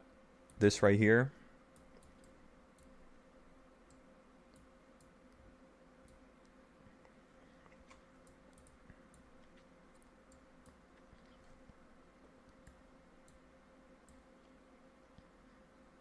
Yeah, and it worked out. You basically ran to there. It's not bad. And then with here, you're at this high, of course. You hit 646. You fell from it. The only thing that I could see occur here, everybody, is if we get above this high of 646, honestly speaking again, that $250 contract, we might have to sell it at a loss tomorrow, potentially. We're going to see. Oh, I would love that. I would love that, Boogie. That's what I would advise you to do, honestly, because like if most people, what they do is if they have $1,000, they just start trading with 500, 600, 800. Within 2 weeks, by the time they actually catch on to what the market's doing and some patterns and some ways of trading, like a trading style that they could, just create, it's already too late. They already lost all their money. So if you could just start with a cheap account and do what I'm doing and take it from 15 to 200, then to 400, then to 600, technically speaking, this is kind of like you're getting paid from a job, kind of, right? It's kind of like you're able to pour money from this source that's just, you don't need to put more money into it no more. You don't need to deposit. You don't need to put your check into this. Just put a very low amount, Don't stress yourself out. Pay your bills. Don't do what I did when I was learning, which was not pay nothing, keep all the money in the market, make thousands, and then have to deal with 2 years of torture because I didn't pay nothing off. Please don't do that. Yeah, so the only way that you're going to make $3,000, Boogie, is if you're in the Discord and you have the stock charts done. If you're just trading from YouTube and you're just following the trades that I have, realistically, it's going to be a little harder for you to turn it into 3,000 because you're not going to have the information that I have. So if you really want to take it to 3,000, what I would say is take it to like 1,000.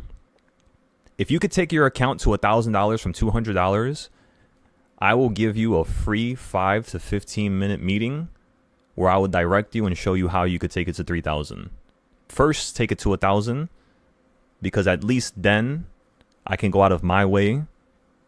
I'm not asking you for no money. I don't care about that. I don't know why everybody recently has just been nonstop trying to pin me down for asking people for money when I never do that. It's your decision if you want to join my Discord. Of course, I have hundreds of more trades on the Discord, right? We have Forex, futures, crypto. But again, I'm not trying to convince people. That's none of my business. That's their want and their will, That's their business. But if you really want to take it to 3,000, 4,000, 5,000, I'm sure you understand that, yeah, you probably want to join the Discord, but I want to have a meeting with you before you join because I need to see what level you're at. Because it is stressful. It's like I'm raising... And again, I don't mean to say this disrespectfully to nobody, but the way I teach is like you teach a child how to first crawl, then walk, then run. And then now that child's a full, Olympic runner, basically. That's how I teach. So, yeah. I definitely do think you could do it. I'm not saying you can't do it. Don't think that I'm trying to belittle you or trying to kick you down. Or no, you definitely could do it. It's not going to be as easy as you doing it with these charts, though. I can confidently tell you that. So yeah, good luck. Remember, good luck. Don't freak out. Don't panic. Don't feel pressured. Be patient. Be very patient with these entries. It's 11:11. Everybody, make a wish.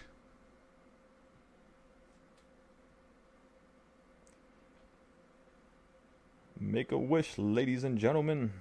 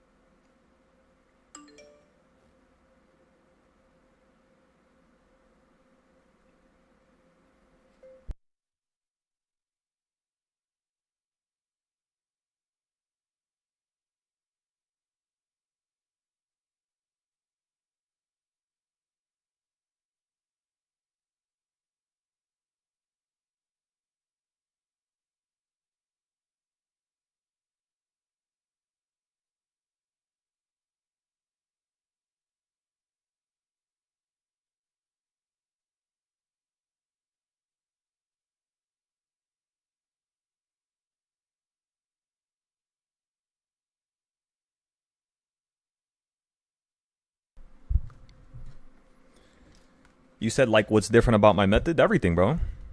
Everything. I mean, you could see the charts. There's nobody in the world that has reversal points like this. There's nobody in the world that looks at the boxes. It's completely rewriting the way people look at the stock market. That's why specifically when you look at my social media, it specifically states I'm trying to change the next generation of traders because we can do that and we know how to do it now. We have over 70 trading styles. We're also creating books for those trading styles. And yeah. How do you do these trading styles? How do you make them? Of course, I think you would understand that I'm not going to teach that out loud. Besides stuff that I'm fine with teaching, like, for instance, the box stuff. I have no problem with giving the world that. Because just this alone is enough for the world to be insanely profitable. Take, for example, this week over here. With this box style, let me just show you real quick. Look at this box style, right? This right here, this range was created because of Friday and Monday, right? So simply put, this was the box. Don't look at the yellow box above it. Let me turn down the opacity. So just look at this one yellow box right here. When you hit the top, we told everybody buy puts to the quarter point. So as you can see, the first day, you hit only the 1/8 point. So we decided to tell everybody, you know what, hold it. Even though we bought in at the top, we bought in the puts, and you fell to a bottom, you were not at the perfect 1/4 point, which was basically right here. Like you see this box here? This is where I wanted it to fall this day, but it didn't do it. It almost did it. So what I told everybody was, all right, the next day we're just going to average down at the top, which we did. We bought the contracts at $20, and then we sold each of those contracts at around $100 down here because you were in the money right here. And it's kind of crazy, but literally the 1/4 point, look at how I listened to it. You see that, everybody? So the market perfectly follows this staircasing method. And let's just say you are just like, all right, now what about the new high? How do I trade up here when the market has never ran here? Well, guess what? You take those boxes, you copy them right on top of each other. Like how I did with these up here. And then look at where the market ran the next couple days. When you hit the 1/4 point finally, we sold out. We then told everybody calls so that you could run right back up to the top again. Because over here, you hit the 1/8 point back to the top. Then you hit the 1/2 point, or the 1/4 point, sorry. And then you went right back to the top. And then this was FOMC, which took you right back down to the 1/2 point, right? Like you see this, the middle of that orange line right there? You perfectly fell there on FOMC. This is complete and utter total control of a market. Every time you watch a person on YouTube, they're always, I don't know what's going to happen. Maybe this is going to happen. No, it's impossible for SPY to fall here. No, it's impossible for SPY to run up here. But again, with these trading styles, you can never say that. So that's the reason why you don't ever hear me say, all right, it's impossible for something to occur, is because realistically, that's now how one looks at the market. You're not supposed to look at it like that. You're supposed to look at it in terms of what could potentially happen and what has the highest probability of happening. Sorry. That's the only way you should look at the market. What could potentially happen and what's the highest probability of it occurring. So because you got a drop to the 1/8 point and then it ran up to the top, just because of that simple trend right there, we knew that if you hit the 1/4 point, you could run back up to the top again because you did it over here the day before. So it's kind of a simple approach. And as you can see the percentages on top of the screen, right here, we were up 300%, 500% here.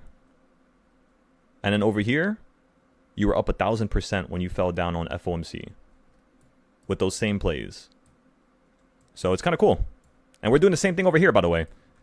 So now we have a new box, so we're not going to use the older boxes. That's why I'm no longer using this chart here. Or if anything, you know what I could do? I could make it smaller like this, make it smaller like that, a little bit more smaller, and then watch this. Hold control, click, click, click, click, while I'm still holding control, right? Then you're going to click this one down here, click these, click, click, click, click, click, click, click, click, click, then click the big boxes, click, click, and then just move it to the left. And then we can make the new box now. Because remember, every single week you got to make this box. That's the thing here. So you can't be lazy and only use one box from over down here because it's still going to work now, yes, but it's not going to work as well as the current box from that week. You know what I mean? Like the most recent data. That's also another problem that a lot of traders have is they'll make a plan and because they're not integrating new ideas or like on their feet, they're not like in the driver's seat trying to look for more ways where the market could switch up on them. They're kind of like in the passenger seat when most people get into their trades. they start panicking, and you don't want to panic when you get into a trade. That's that's not good, So whenever you start panicking, you got to tap out. You got to run away. Your gut is right. Just run away. Take your profit. If it's a loss, just take a loss. It's okay. Don't stress it. Don't over, stimulate yourself with emotions and stuff like that. Just take it easy. By the way, we already drew the next box, so that's the reason why I'm looking at this chart right now. I was just going to copy and paste it. I'm a little lazy. So let's go ahead and put this like this. We got to make another big blue box like this. And as you can see, what's the current 1/4 point? It's 639. So, oh my goodness, it matches up perfectly. So this is literally just like last time. You might perfectly hit the top again and then fall now to this 639 point. And if you could do that, oh my goodness, this is going to be amazing. But remember, you could still break out. SPY might have a newer high. I'm not going to lie and say it can't. SPY could definitely have a newer high, and I might have to sell out this option for a loss. But for right now, it still looks pretty good. Still looks pretty good right now. We're up $60, I believe. So now the whole entire account is at, let me see. Now the whole entire account is at $310. This morning we opened up and we were only at $170 this morning. So this morning we only had 170 and now we're already at 310. Why is my eyes so itchy? Ah! My eyes and my nose. Sorry if you heard like liquids. I think it's like the cat hair or something.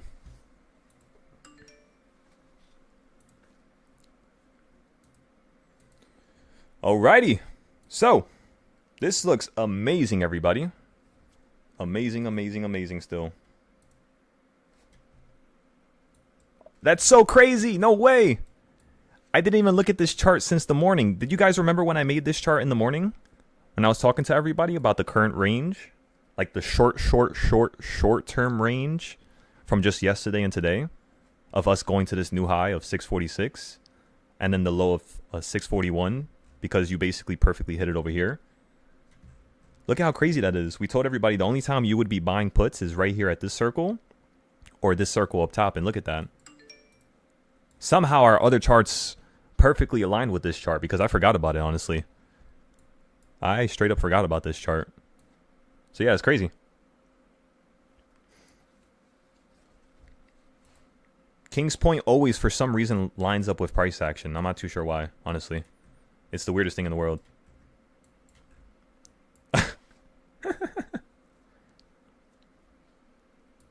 If I do have to say, that's probably... King's Point is the only... No, not just King's Point. CS zones as well.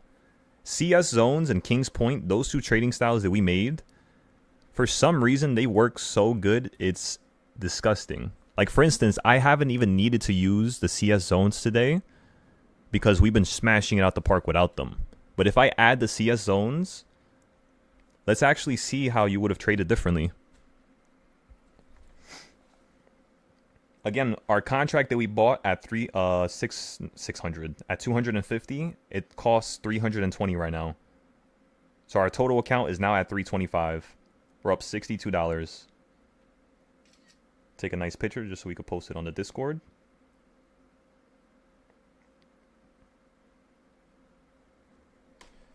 All right. So, what are you guys getting into in terms of trades on the group here? What does everybody get into? AC, Culinary, Prime, Monza, and Sherman? What are you guys doing right now? I want to make sure you guys are getting some good profit in the background. You guys locked in that 5-day put play? Yeah, I got no, I have a 7-day, well, it's a 6-day now, but I have a 7-day 40 put that I averaged down. I added 2 more cons to it at the top. Okay. So, and then I have on my 2-week GameStop play all for $25. That's just down like 2% or something like that. And the other play I have is my Intel, which is 191% right now. Excellent, bro. Hell That's it. yeah. That's what's up. Let's do it. Hell yeah. Mind you, I did a whole bunch of scalp plays. Um, 250% plays and 130% play.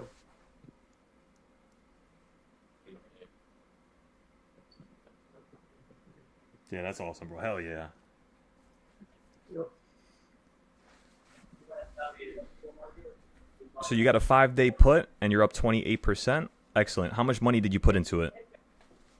That's the next question I have for everybody.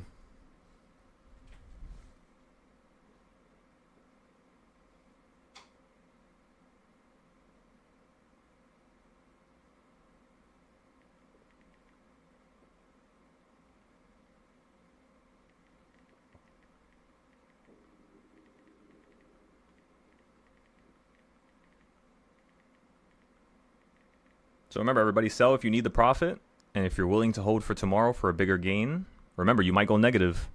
You might go negative. So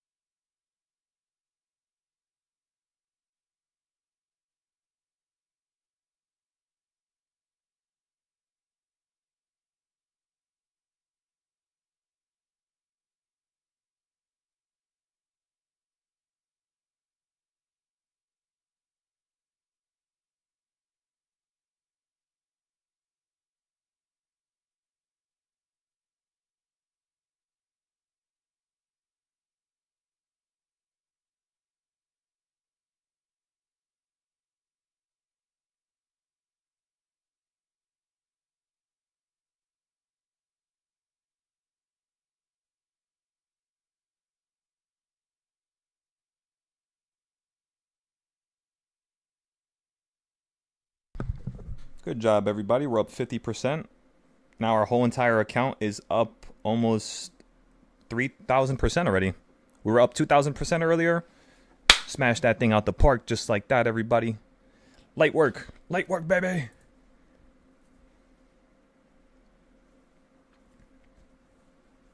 In terms of the weekly points of reversals, you could still fall straight down to 639. Bought some Tesla puts yesterday and they're finally up today. There we go, Boogie. Make sure you take your notes, though. I want you to post in the YouTube chat right now why you got into that trade and what you're looking for to get out of it. Let me check my Tesla trade. Let's see what's going on over here. There we go, everybody. We're up on it now. 48% today on the Tesla trade. 46% now. So yeah, we're just gonna keep holding this till tomorrow. Let's see if the market just gets shut down, you know? This will be a fun trade. Fun little trade here. I'm happy you guys got into the trade, though. That's awesome. The cash you sold out. Let's go ahead and show the YouTube. This was the Cash's trades. He took some of the same trades that we took. You got some. Oh, you got some 0 days, you sneaky. I'm hoarding. There we go. Let's see what else you got. So you're up 200% on those. Excellent. And then you got Tesla 330 puts. Up $4,000 on those. 136%. Excellent, Cash. And then these 340s. 300%. Excellent. And then you have another one. Is this the same one? It might be the same one. But yeah, good. That's what's up, bro. That's excellent. It's not just good. It's not just excellent. That is phenomenal, let me say. How's everybody else's trades?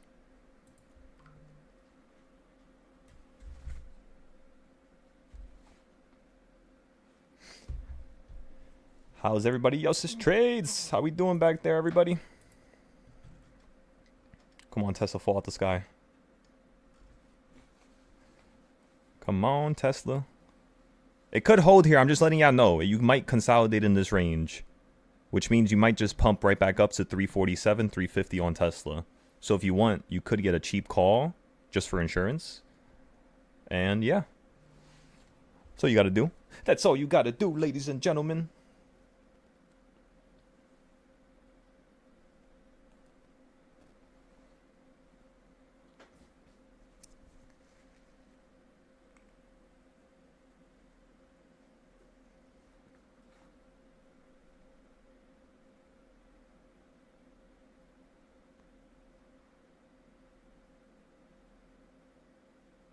Why is Tesla running up now? You little... Stop retracing! Fall! Come on, just fall off the cliff. You're just going to go straight down to 320. If we fall down to 320, our options for Tesla are going to be up. Let's go ahead and do some checking real quick. So if we fall down to 320, these Tesla puts that we have are going to be worth... That's 1, 2, 3, 4, 5 strike prices. So that's 1, 2, 3, 4, 5... Yeah, so we're still going to be at $200 to $300 each, which was the first initial goal. So let's see what happens. Let's see if we could just collapse still. If we don't, remember, we warned you. We showed you how to get insurance. We told you what level to buy insurance to. So if it doesn't occur the way we want it to occur, the first thing I want you to do is just write it out. Write it out, see what occurred, see what didn't occur, see what we could have done better. And then for next week, we're just going to do what we could have done better, Don't get caught up in the emotions and the swirling feelings. There's no need for that.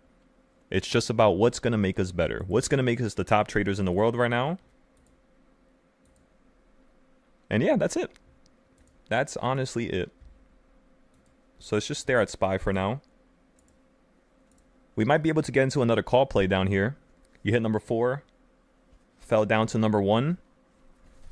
So let me look at the calls right now. We might hop into a call right here. You are running up, so we're going to let this consolidate for a second. Plus it's 11:30, so you're probably going to consolidate here anyways. But let me see. The 645 calls, they went from $26 right now to $36. Yeah, it didn't go up that much, just 50%. You locked in for a retest at 348.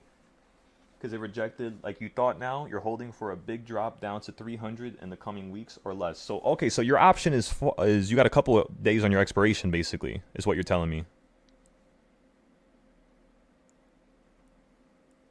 That's excellent. That right there, that's perfect.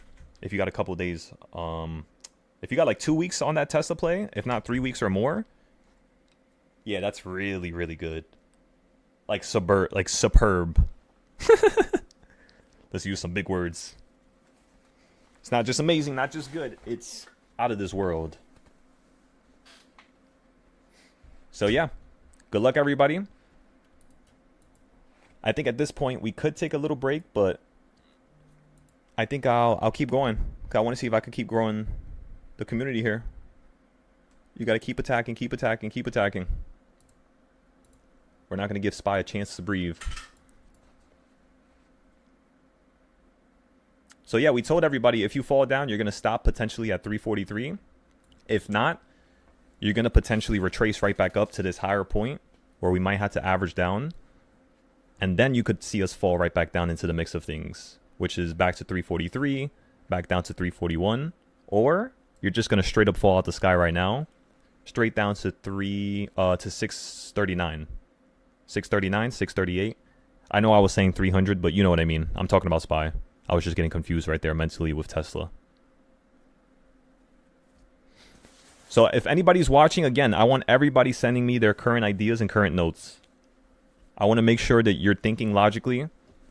I don't want to make you seem like you're dumb. I don't want to make it seem like you can't think for yourself. But if I could fix or add on to your ideas in any way where it can make it a little bit more sharper or pristine, then why not? You know, why not use each other to grow logically and compare our charts?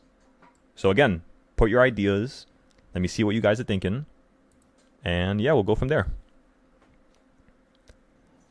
By the way, if you're from Mumu, could you comment on the YouTube real quick for me? I want to see if anybody here is from Mumu. Tesla trade is still going up. Now we're up 90%.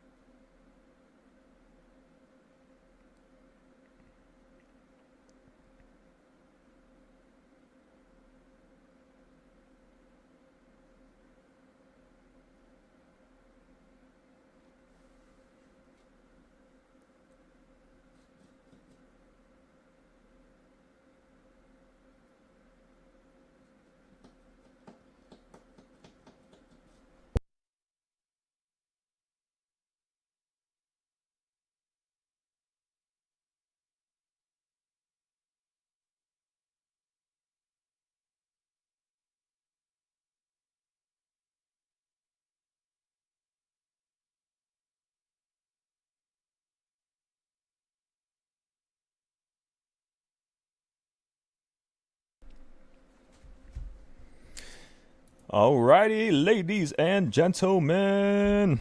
Let's look at the calls right now real quick again. I'm trying to... We're trying to get a nice little trade going here.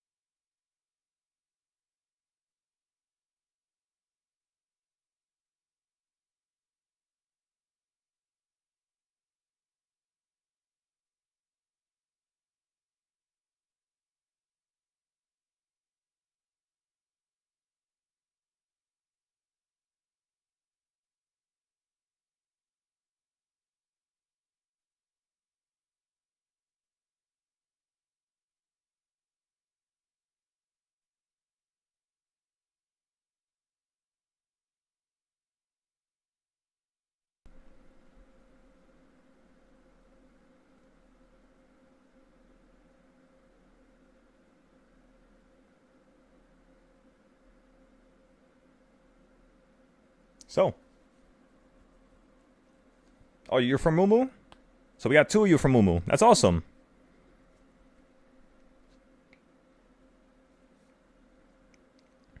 So you guys could already see my notes from Mumu. So as long as you could see my notes from Mumu, what I want you to do is join the community that I have on Mumu. I think if you go to my post on Mumu, like I have no idea how to find it again, but just go to the post section from me and then look at the link that I sent last night, which was to join the community. And what I want you to do is when you join the community, make sure you just do your notes every single day. I'll teach you guys how to do the notes. I'm going to post it in the chat. And before anybody joins my Discord, First, I need to see you do notes and follow along with my rules. Not to sound so stuck up and so nauseous, right? That's not what I'm trying to sound like. But in order to uphold a proper environment where everybody's learning and we're at the top of the top of the top, where we are number one in the world, let's just say, in order for us to get to that point, it requires a certain amount of, just meticulous planning. So as long as you guys could do that, I would be happy with that. That would make me a very happy person, honestly. So yeah. Remember, your growth is my happiness. Understand that. If you don't grow, I am not happy.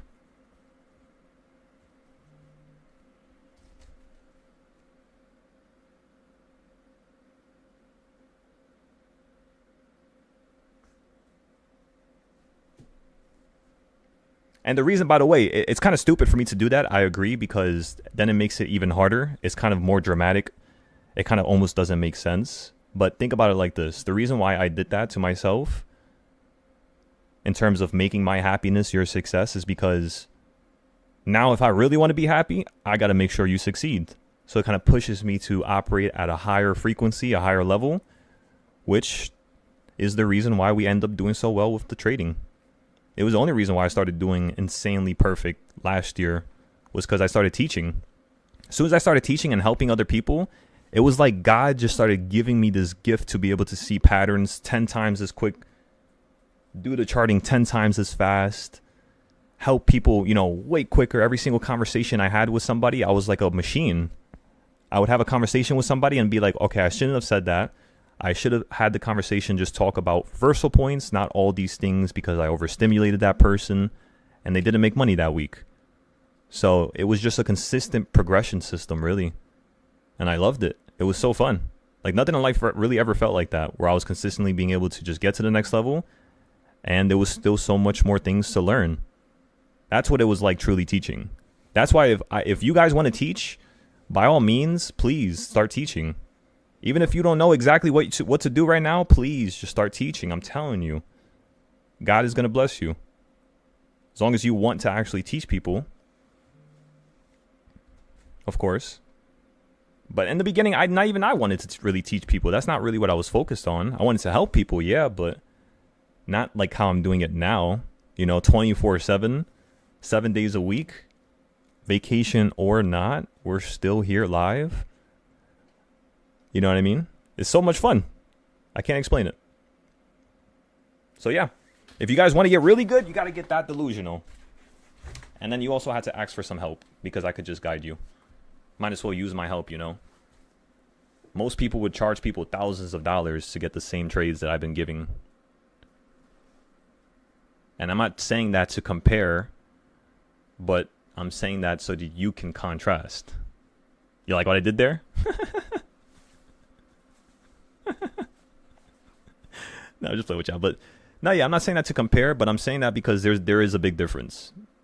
There is nobody in the world that does what I do, and it's willing to give up everything to help people, like how I am.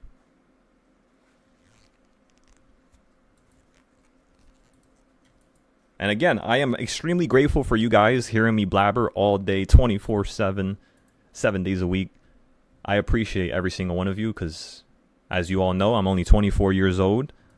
And sometimes the maturity really does stand out. Sometimes I just gotta keep it quiet. Keep it quiet. Keep it quiet. Keep it moving. Keep it growing. And that's all we gotta do here, honestly. That's it.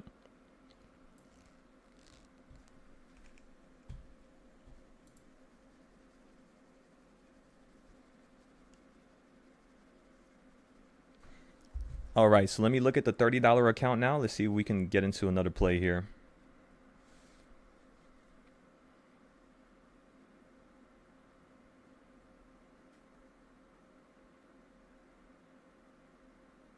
You know how long it took me to make the reversal points? You guys want me to be dead honest with you? Yo, Cohen, are you in the background? You can fact check me on this.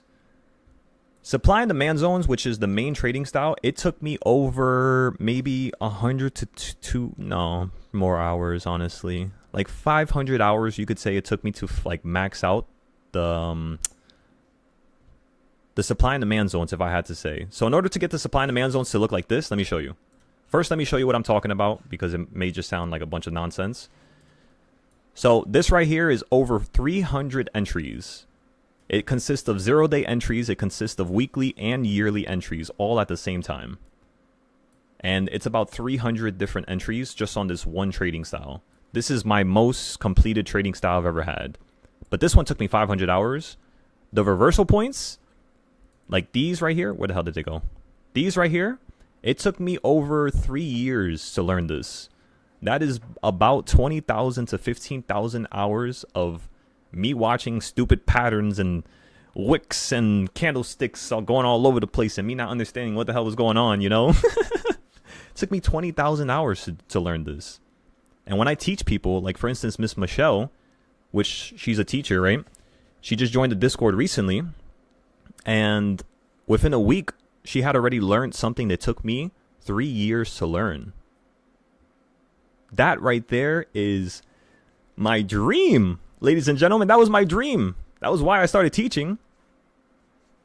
It's because I want to give people an opportunity to start at a different level. Because then they're going to take it much further than I could. That's how it works. That's how time works. Look at lap times. Look at fighters. People get faster. People get stronger. People get more competitive. I simply just want to be a milestone in history to motivate and to give people hope that they could do it themselves. They are the special person. There's nobody else. It's just dumb. You know? And then when they could see their own specialness, then they'll see the specialness of everybody else around them. And then it'll be a consistent frequency just growing. It's like a wildfire. You throw like gasoline on top of a fire and that thing is going to, spark like crazy. And that's what frequency is like. Truly. That's what spirituality is like. You got to be happy though. So like, you know how I was going through a bunch of stuff the last couple months? I felt like that negativeness that I had, that was dwelling up inside of me, was ruining people in this Discord. I truly did feel like that. I felt like people started losing money because my emotions were all over the place. The trades were amazing, but my emotions, that frequency was, it was trash. And the reason why I got like that is because I kept, being hard-headed. I kept being immature. That's all it was. And now that I could realize that, now all of a sudden everybody's just doing amazing across the board. It's crazy. So as long as I could just keep my energy up and my positivity up, and I got you guys besides me, that's it. We're set. We're reaching the damn sun. We're going straight into the stars. But yes, the reversal points, absolutely phenomenal. This is my favorite trading style, if I had to say so. I think I have the most experience trading with this trading style, if I had to say. And mind you, this is not even the maxed out one. This is not even the best version of this. This right here is a public version that I'm teaching to my Discord. There's a certain version that I only teach to my teachers. So the people who at one point will be a teacher that I will teach, they will learn the initial version of this. Like the version that created this version is what I'm trying to say. Because it gets even better than this. But yeah. If you guys want to learn it, make some capital, make some profit, show me your notes, join the Discord, get some classes in, get some one-on-ones in, and boom, within a week to 2 weeks, you'll be set. You'll be all right. You'll go from not learning and not being able to be consistent in this market to being consistent. Just like that. And then, of course, I'm going to basically make you also add my other trading styles, because we have over 70 trading styles in total. So the first one I normally will teach you when you join the Discord will be reversal points. The next one will be the weekly boxes like these here. So if you want to write that down just in case, that's the second you join, you can get right to work. That's honestly what I would tell you to do, is just take notes now and prepare now. If you guys want to join the Discord, I think I have the links in my description. I might have taken out the links because it just made me feel like I was just trying to get a bunch of people to pay. Like I was just forcing people to try to pay. Which is also why I kicked out 80% of the students in December. Is because I was getting money from people who weren't even making money. So the people who weren't making money, I just kicked them all out. Basically. So just realize I am going to be very blunt. you might not want to join the Discord. I'm just letting you know right now. You might not want to join because I'm going to stress you out. But if you're trying to join because you really want to change your life and you really want to make this happen, then go for it. I'll send the Patreon link right now. It is going to cost you a fine little penny. I will be honest, but as long as you make profit with the YouTube, then I would say it's fine for you to join, you know, realistically. So I went ahead and I posted the link inside the chat.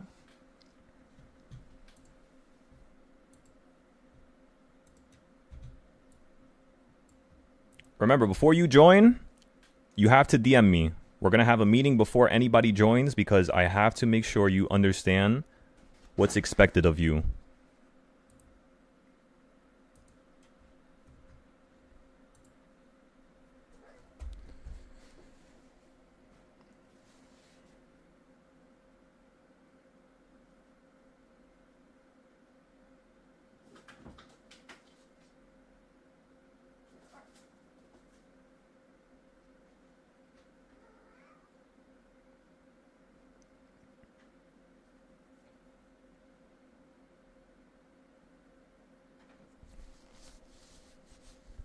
Those calls just went from $21 to $41 right there. So you just went up 100%, just like that on the calls. We didn't tell nobody to buy calls right there. We told everybody we were looking at them. But again, I didn't give everybody a heads up for the calls there. If you got into calls there, absolutely superb job. Make sure you put your stop loss because you could tilt lower because you're at the 200 moving average now. You just got like sent straight up into it, you know? So let's look at some puts as well because you did run up a little fast right there. Puts for 638. They cost only $9 right now. I think we're going to fall down to 640 today. 639, 640. And if we do, we're just going to sell out the 5-day play. We could get another put, 0 days, but I don't think we should play the same side. At least not right now. It's still really early, you know? It's only 10:50. Let's wait for 12:20. 12:20 or 12:10. And then we'll get into the next trade. Intel is moving. Let's look at Intel, everybody. By the way, Culinary, the reason why I was asking you to pop up here to correct me is because, yeah, you know how long these trading styles took to make. You know, you were here since the beginning. Since before I even had a single trading style. Yeah, the reversal, that's what we would call, that's why I was naming it the silo thing. Right.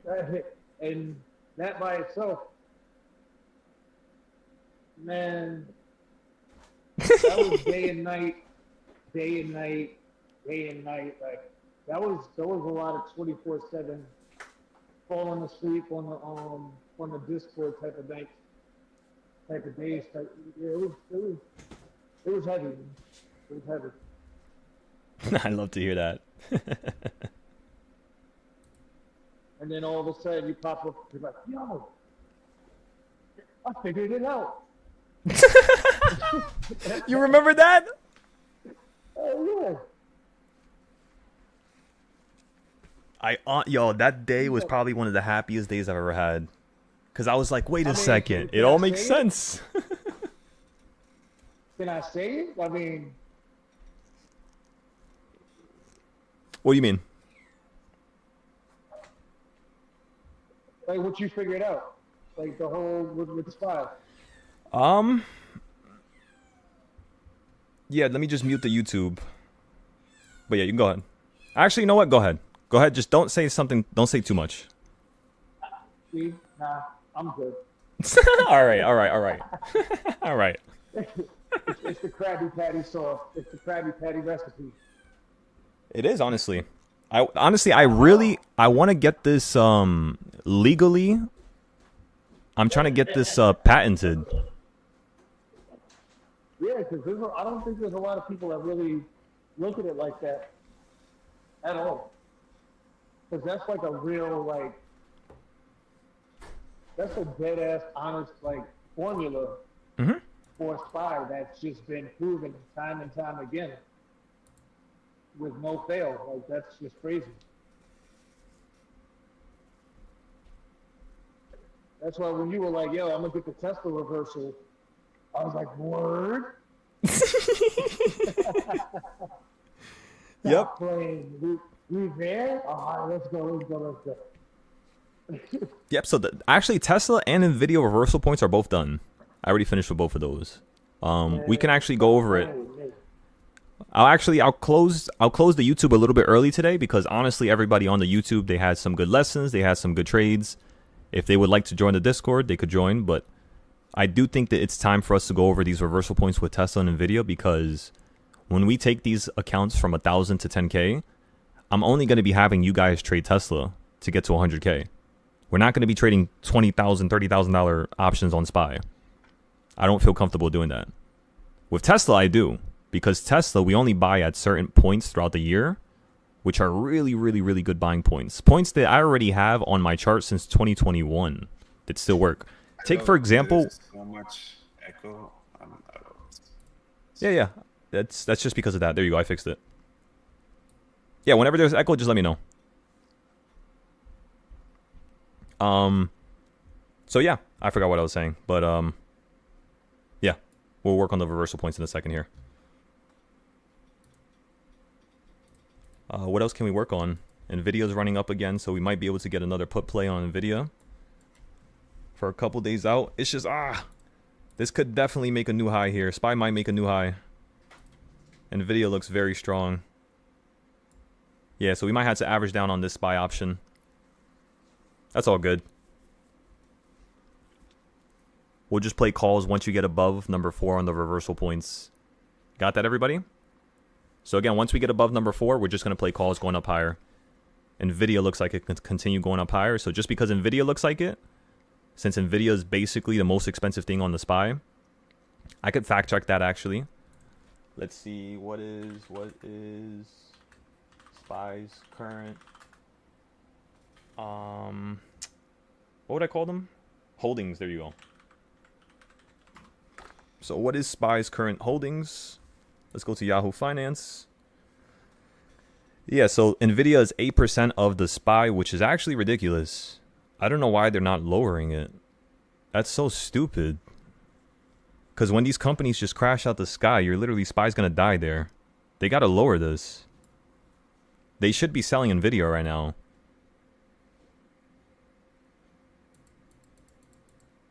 Yeah, that's way too high. 8%. That's way too high.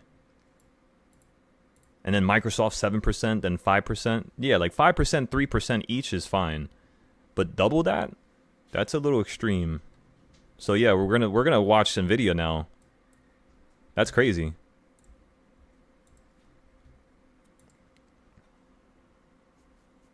You know what we could check so that I could fact check myself here? Let's look at the futures. If the futures tell me SPY can go up higher, then we might have a problem here with this put tomorrow. Look at how oil is holding nicely. That's beautiful. So on the futures chart, it says yearly downside right here. Uh-oh. So yeah, this is a put entry here. You're not going to play calls until you get above 6,535 on the futures, which you just so happen to be getting stuck below it. But that could, honestly, I've seen this happen before. When you do this and like there's like a very important point you're supposed to hit that I'm calling out, when it consolidates below it, sometimes you get something like this where it goes a little bit above it and then it continues the trend. So just be warned, that can happen, yes. That's the only risk right now, but it's a very low percentage risk, I would say. The only reason why it could be a high percentage is just because you already fell from 646 yesterday, technically. So technically, you're not doing something new. Let me show you the SPY chart now.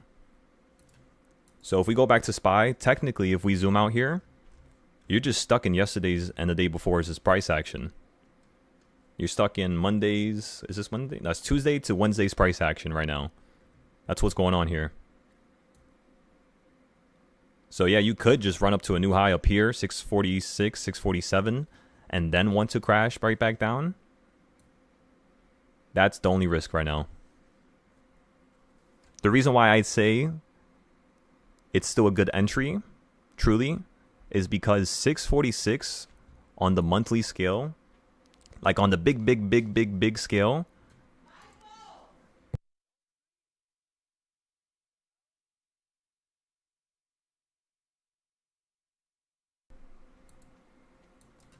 all right, everybody. So on the big scale, that is looking at COVID, looking at the bottoms of over here.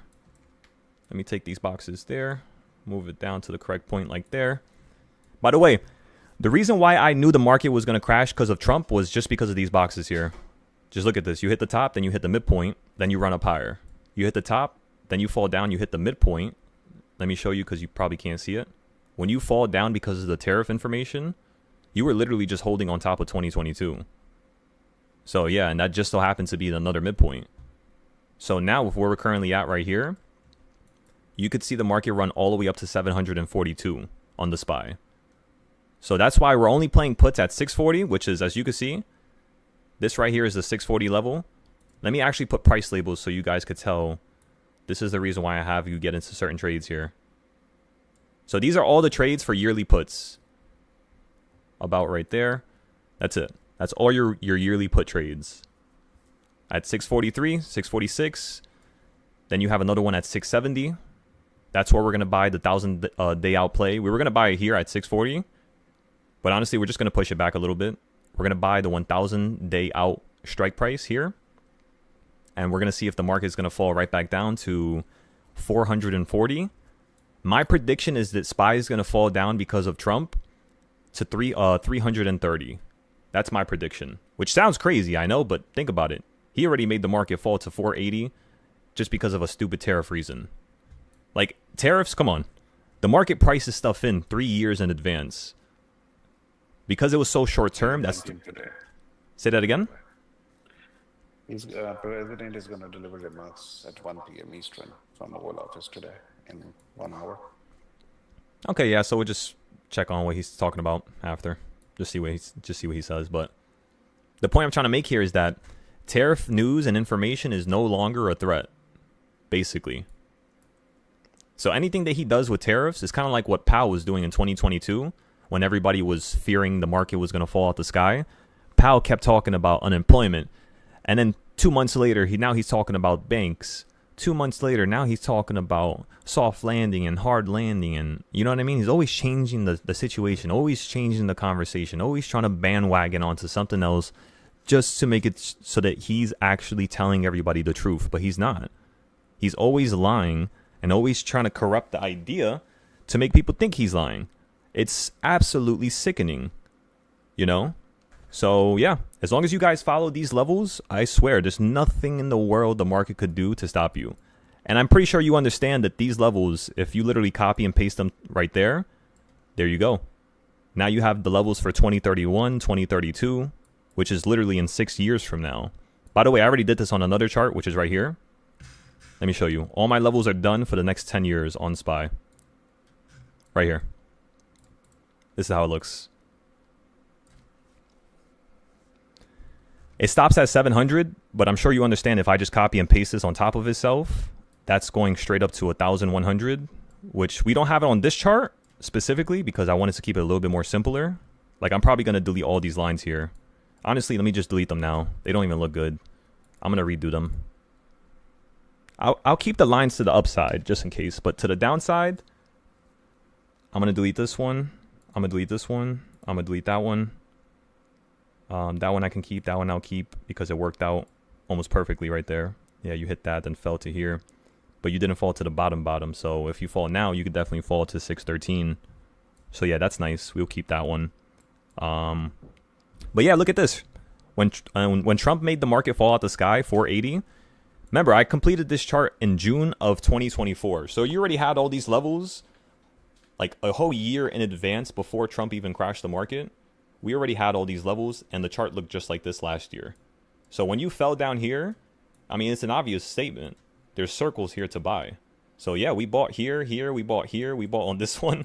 We literally just bought on all these circles while you were falling and running right back up. So it's pretty useful. Pretty useful, everybody. But yeah, this is the chart where I have everything done to 1,000. Is this it? No, that's another version.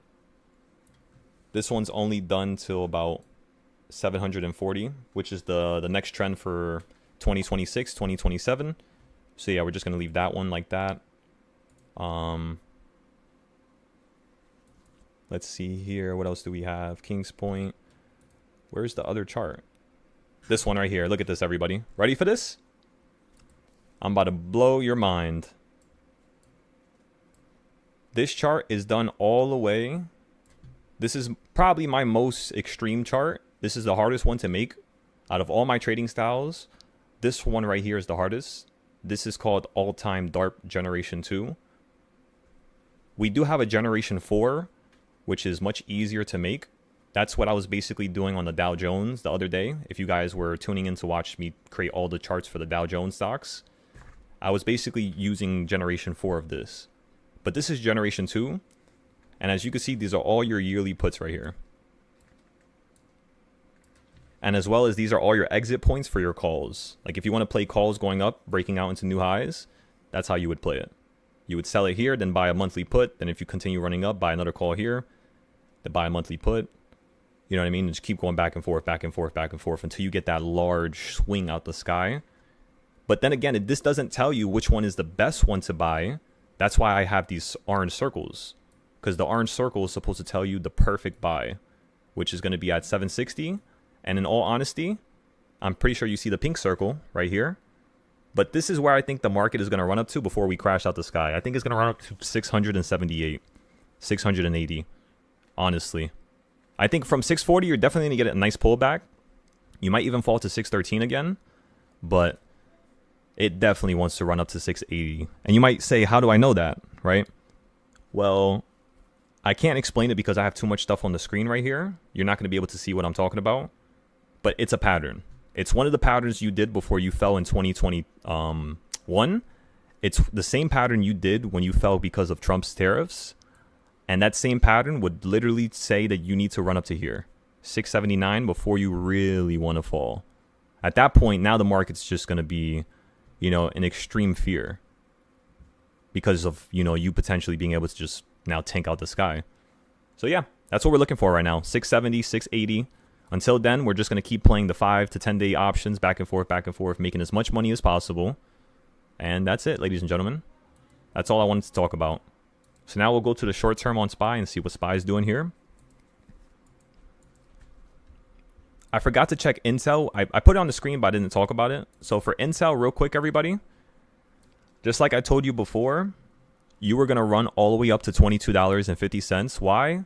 Because look at how many times Intel went from the bottom blue box to the top blue box. So now I'm going to buy some puts on Intel. Let's see how much they cost right now. Puts on Intel are going to cost us about... let me see. The problem is I don't know how long we should hold these. Truthfully. Maybe we should get a 1 day. But then again, it's too close. I could definitely see you falling down to at least the midpoint of 2160. So that's only $4 right now. But if we get an 8-day play, how much these calls? $28. And then you would fall to there. So you would basically be up 100%. It's not a bad trade. But you know what I'm going to do here? I'm going to sell my September play for Intel, because that play is already up 300% right now. I'm just going to get rid of it right now. And I'm going to keep my plays for Intel that expire for next year, March 2026, for December 2027. And we're just going to get rid of the September play. Why? Because it literally makes our play for next year and for 2 years away from now. Now both of those plays are free if I sell the first one, which is exactly what I wanted, everybody. That right there, that's perfect. Now we never need to worry about these Intel plays ever. For the next 2 years, we could just hold them until they just go to a crazy new high. That's what you must do for every single one of your leap plays. Get into them with a couple different options, and then whenever you bounce up to the first main target, sell the one that is closer to the expiration, and that should make everything else free with a little bit of profit. And right now, I'm just making everything free. the little bit of profit I'm probably going to make when I sell the other ones. Honestly, we might not hold them that long. We might just hold it till Nvidia, or not Nvidia, but Intel hits 25 to 30, and then we might just get rid of it. Because at that point, we're probably going to be up 100 to 200% on the ones for next year and the year after.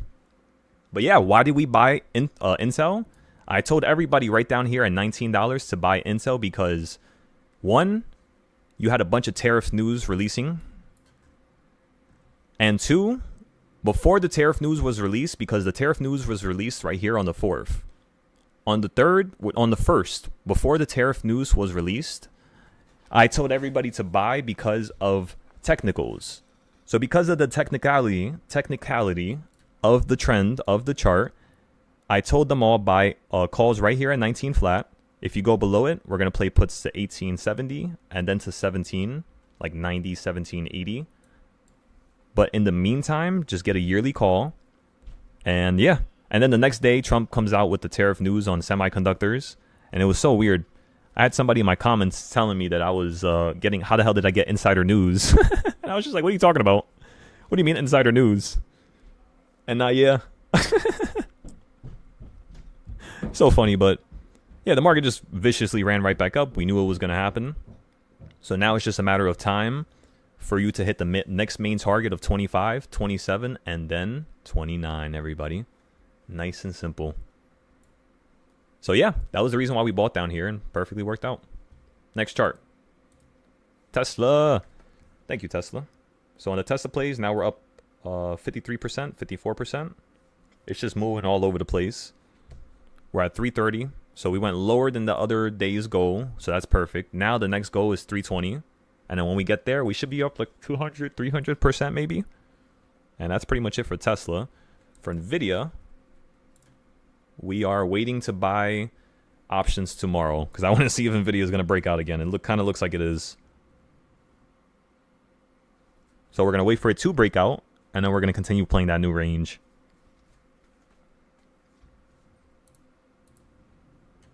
Futures is, yeah, still looking pretty red right now. Euro, the euro keeps hitting this damn top point and falling for the last couple of days here. Look at this.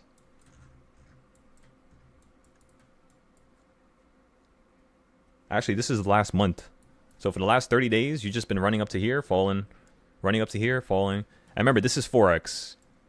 So we obviously trade Forex, futures, gold, crypto, everything that you could think of. The charting works the same way as SPY. If you really think about it, all things in the universe are one. When you achieve a certain level of consciousness, what occurs with your brain is not you becoming something different, but it's you becoming more at one with the universe. That's what occurs. So in theory, the perfect trading style would work on every single type of chart as long as there's a chart. And my hypothesis was proven correct. Over the last 4 years, I've been working on these charts and these trading styles for so many hours in a day that I don't even have a social life no more. I don't even know what it's like to go outside. Sometimes that's why I go outside so much now, because I'm just like, wow, this is what outside is like. I swear to God. It sounds so stupid, I know, but yeah, I don't be going outside like that. And I love it. I'm fine with risking that and giving that up because of the level that we reached. It's literally out of this world. So yeah, and when I'm 30, when I'm 40, when I'm 50, we're going to have such a good foundation for the school that I think that we're going to change everybody's life, not just a little bit, but so much so that, yeah, I can't wait. We're going to be building statues of you guys. Just wait. Just wait for it. Trust me, I'm going to have a statue of every single one of you guys there. We're going to have a big-ass building in New York. We're going to buy a whole entire block. I'm telling y'all, watch. Just wait. Just wait for it. We're going to get a prop firm. We're going to open one up so that we can help people trade, take them to the next level. That's all this is about. So, yeah, that's what my next goal is. But before we do that, we need to have at least 500 to 1,000 students that we've taught so that when this school opens up, we can have some of you guys teaching for me. That's the purpose of this. And by the way, in terms of how much you're going to be making from teaching, in theory, it's going to be at around 100 to 500K probably. That's how much I'm going to be paying per teacher. And remember, these people are only going to be paying us $200 per person. So that's why I'm waiting until I hit a couple billion. And then, yeah, we're going to open everything up. It's going to be a complete loss at first, but that's not the purpose of it. It's not, you know what I mean, to look at it to make money. We're trying to change the world here. A lot of people need help. You know how much homeless people are outside? You know how sad it is when I got to walk around and I got to see the same person looking for cigarettes on the side of a sidewalk? Like, that shit makes me feel terrible. Maybe he made some bad decisions and he got himself stuck there, but nobody deserves that. Nobody deserves to eat food off the floor and have rats running all over them with cockroaches tag teaming them. You know what I mean? That's dirty. They don't deserve that. Nobody deserves that. Unless they're just a crazy ass criminal, then you gotta lock them up. Of course. There's some people who have, you know, a different set of just molecular systems or neurons that are connecting in their brain, and they're not the same. They are kind of messed up, and it's hard sometimes to have those people get put right back into society. So of course you would have to build a community for people that understand those people that are a little different. And as long as you could do that, technically, that's all a human needs is a village. We need a community. We need each other. You can't do stuff alone. You cannot, because you're going to reach a certain level where that thing is going to take everything away from you. That's what happened to me, honestly. So yeah, I want to help people. I want to help so much that it's a burning desire. And this may sound stupid and dramatic, but I swear to God, every single time I go outside, I'm not gonna lie to y'all, I be crying when I see these people. Like when they ask me for $1 or 50 cents, I don't carry cash on me at all. I only carry cards for like the last 4 or 5 years because of trading. Like I'm not just gonna go to the bank and take out cash. But I'll tell these people, like, can I buy you water? Can I buy you food? And like the look that they give me, like, you know what I mean? It's just so sad.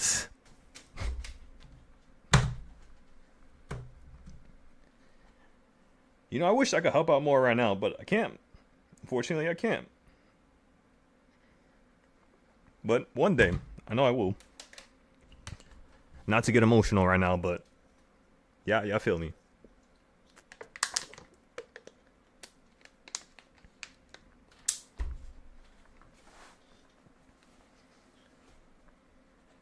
Anyways, let's make this something positive now. I just got mad emotional right there for no reason, but that's all good. It happens. All right, so for the SPY trade, we're looking at this thing going up another couple percent. Now we're up 55% in total. So the account is already at $400 right now. We might just tap out just to claim the percent and then just go back in tomorrow with another trade. We could do that here if you guys also want to tag along with me. So again, everybody, I'm going to be selling out some of these plays here so that we could just buy back into them tomorrow or later today. Sounds like a plan, everybody? Sounds like a plan? Sounds like a plan?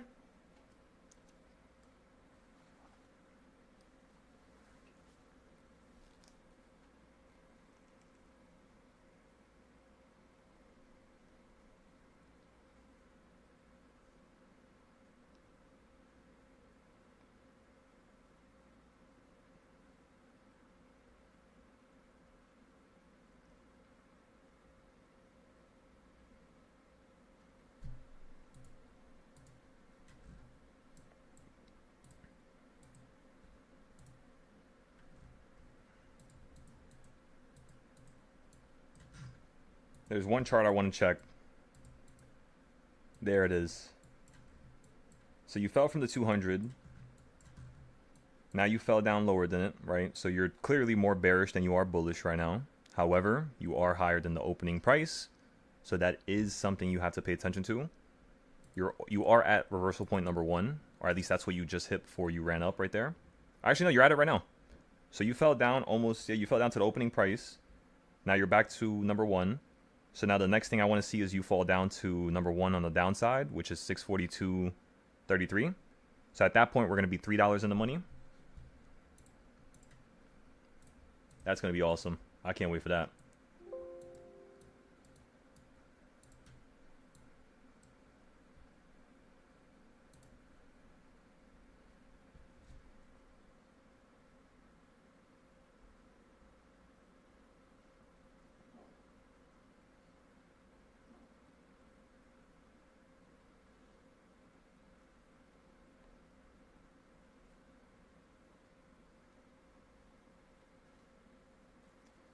What is the percentage gain from me taking an account that's only at $15 and growing it to $399?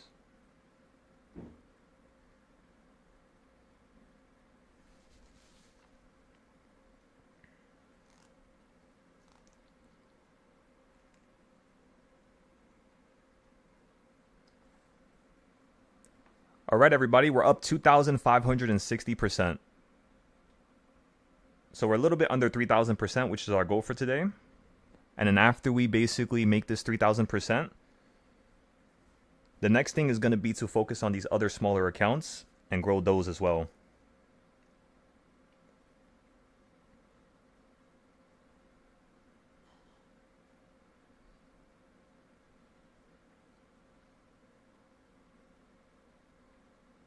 I'm also looking at some of the puts right now.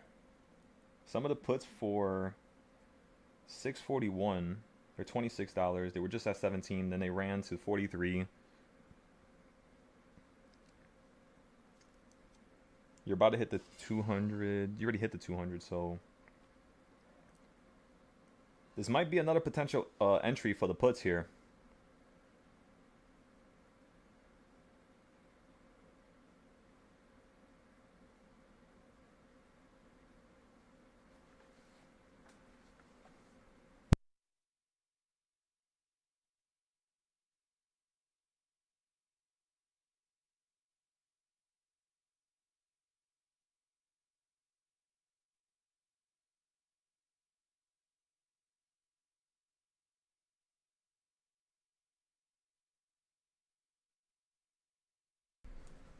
That's so sad.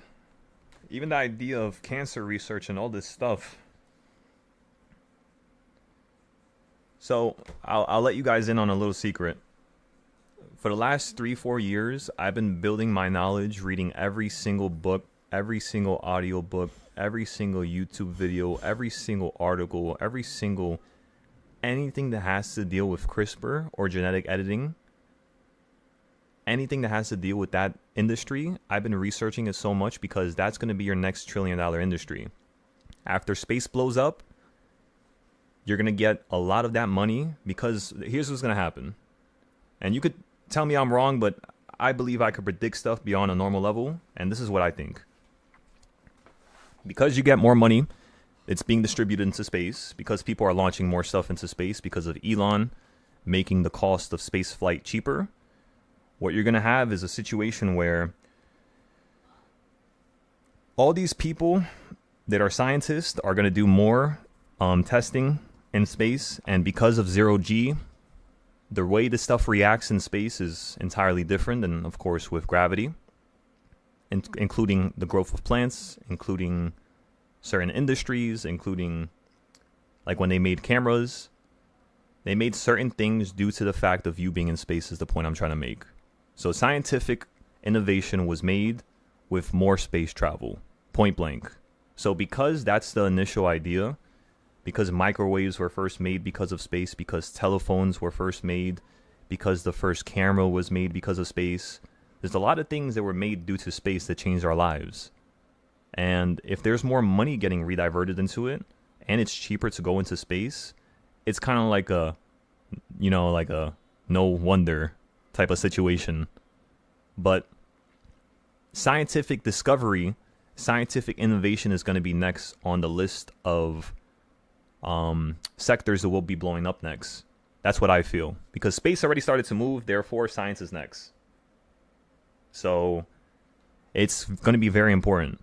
Very important. So I'll give you guys a heads up. That's what we're going to be trading in probably 2 years from now, a year and a half from now, is genetic editing stocks, BNGO, CRISPR, pretty much the only two stocks that I follow.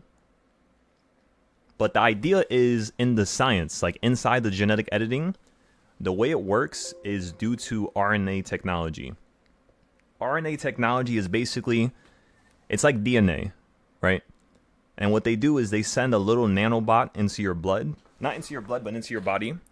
And that nanobot basically tracks down where the genetic inconsistency is found. It then cuts it in half, takes half of it, remembers it, and takes the other half and deletes it. The reason why it takes half and remembers it is because the next time this disease gets into your body, it automatically filters it out once it goes to that section in your DNA. That's how it works. That's the concept. Now, is this going to screw up future generations? I have no idea. You change the body and you make it so that humans could live to 200, 500 years, right? Because of genetic editing. Your heart and brain can last to about 200 to 300 years old. You might have to replace lungs if you're a smoker. Kidneys, I'm not too sure. I got to research that as well. But your brain and your heart, which is the most important thing, could last to about 250 to 300 years. So we could still extend humanity by another 20 to 40 years in terms of longevity. And that's what this technology is going to do. So, of course, you're going to get trillions of dollars that get sent into this. It's just a matter of, time, really. And before you say that this technology doesn't work, go ahead and start doing some research, as well as let me show you an article. 12-year-old girl from Europe gets cured with the Cas9, because that's what CRISPR uses. That's what their system is called. It's called the Cas9. You could just call it a Cas9 system, honestly.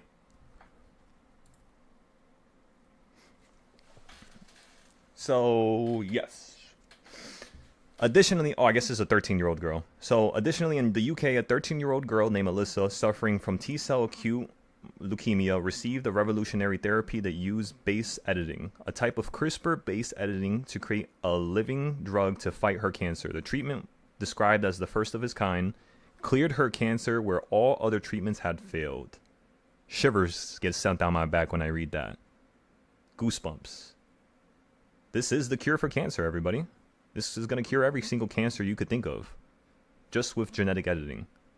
Now, again, will it cause problems later on in our future generations? I don't know. I'm worried about that. That's the only thing I'm worried about with genetic editing. Because, what if you have a baby, right? What if you get genetic editing, right? And then I have a child, and then my child now has a disease, and they die within a week. They die within a month. Because they're still too young, they can't get genetic editing treatment yet. That could be a situation where, you know what I mean? Only the people who were doing the genetic editing, they're the ones who are good, and the people who come after them, they get screwed up, I don't know, necessarily. I'm not too sure yet. Nobody knows yet. That's why we had to test this, and honestly, one of the reasons for me making as much money as I want to make is because of this. I want to create my own system. I want to see if I can buy some rights to it, use the Cas9 system, and I want to evolve it. I know with the way I think and how hungry I am to help people, God's going to bless me. I know it. He's going to help me, and we're going to get this done, and we're going to make this happen. But is this the right thing to do? Should you be messing with your body in that type of fashion? I'm not too sure. I don't know about the religious qualifications of that and truly how people really feel about it deep down. Because remember, religion in one way is your perception of what it, of what it is. You know what I mean? A lot of people, they, talk about religion nowadays. They tend to have an extremist version of their religion. You know what I mean? I'm not going to name these extremist groups, but you guys know. You guys definitely know. But that's the thing, is that's what religion does, is it doesn't tell you this is what you should do, this is what you shouldn't do. It gives you an idea of what you can do. You know what I mean? And it's your depiction, it's your understanding of it that really creates kind of the way you follow it. You don't have to go to church to believe in God and to pray. You know what I mean? Your home, your head, your body is a temple. That's where you start with. And a lot of people, they just follow other people. So I don't know. I really don't know how they're going to talk about genetic editing, because since a lot of people follow people and they're not even following, their religion at all, pretty much. I mean, I don't know. But anyways, aside from religion, aside from all that stuff, let's not get banned on YouTube here. I'm not saying nothing is better than the other. I'm not comparing nothing for a bad reason. I'm not trying to talk bad about nobody, not trying to talk bad about nothing. I'm just trying to give my understanding of what genetic editing is and telling you how important this is going to be going into the future here. That's the only thing I'm trying to do right now, everybody. Got it? But yeah, wild. That's what I really want to get into. Space technology, and then right after space technology, I'm gonna be getting into genetic editing. And then right after that, we're gonna send ourselves on a spaceship into space, and we're gonna go explore different planets because we could live longer. That's my goal. That's the finale. That's the last episode right there. Go explore the solar system. Does it sound childish? Yeah. That's how I know it's going to be a good plan. It's usually the childish ideas that, you know what I mean, build up the mature, you know what I mean, person later on in life. You got to always remember your younger self and what you wanted. Anyways, entire count is up 2,600%.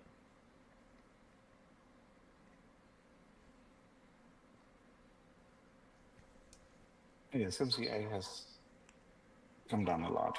Any thoughts?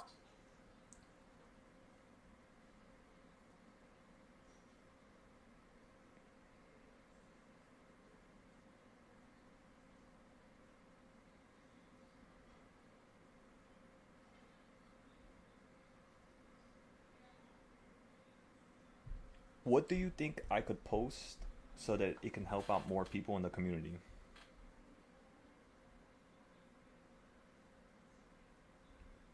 I was talking to Siri right there, by the way. But what do you guys think as well? Thoughts on SMCI? Let's check it right now, Vikash. Sorry about that. I was trying to type a comment real quick. SMCI. Let's go check it. First, let me check this real quick. Give me 1 second.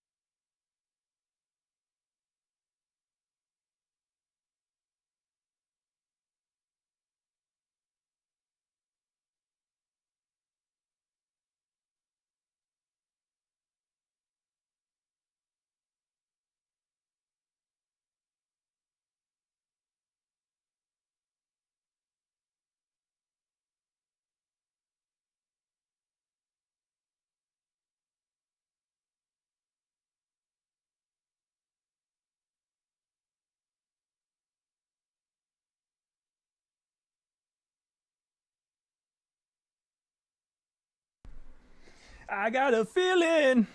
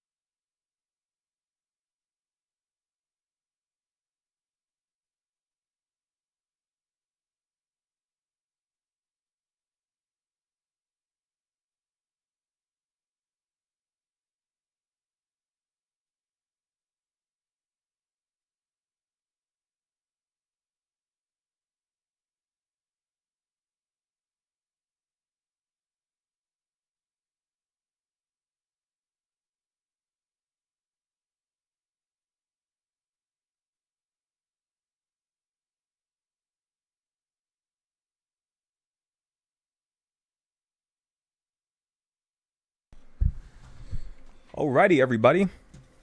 So let me fix up these other discords for my crypto discord. Remember, I started splitting up the discords because it was just way too much information.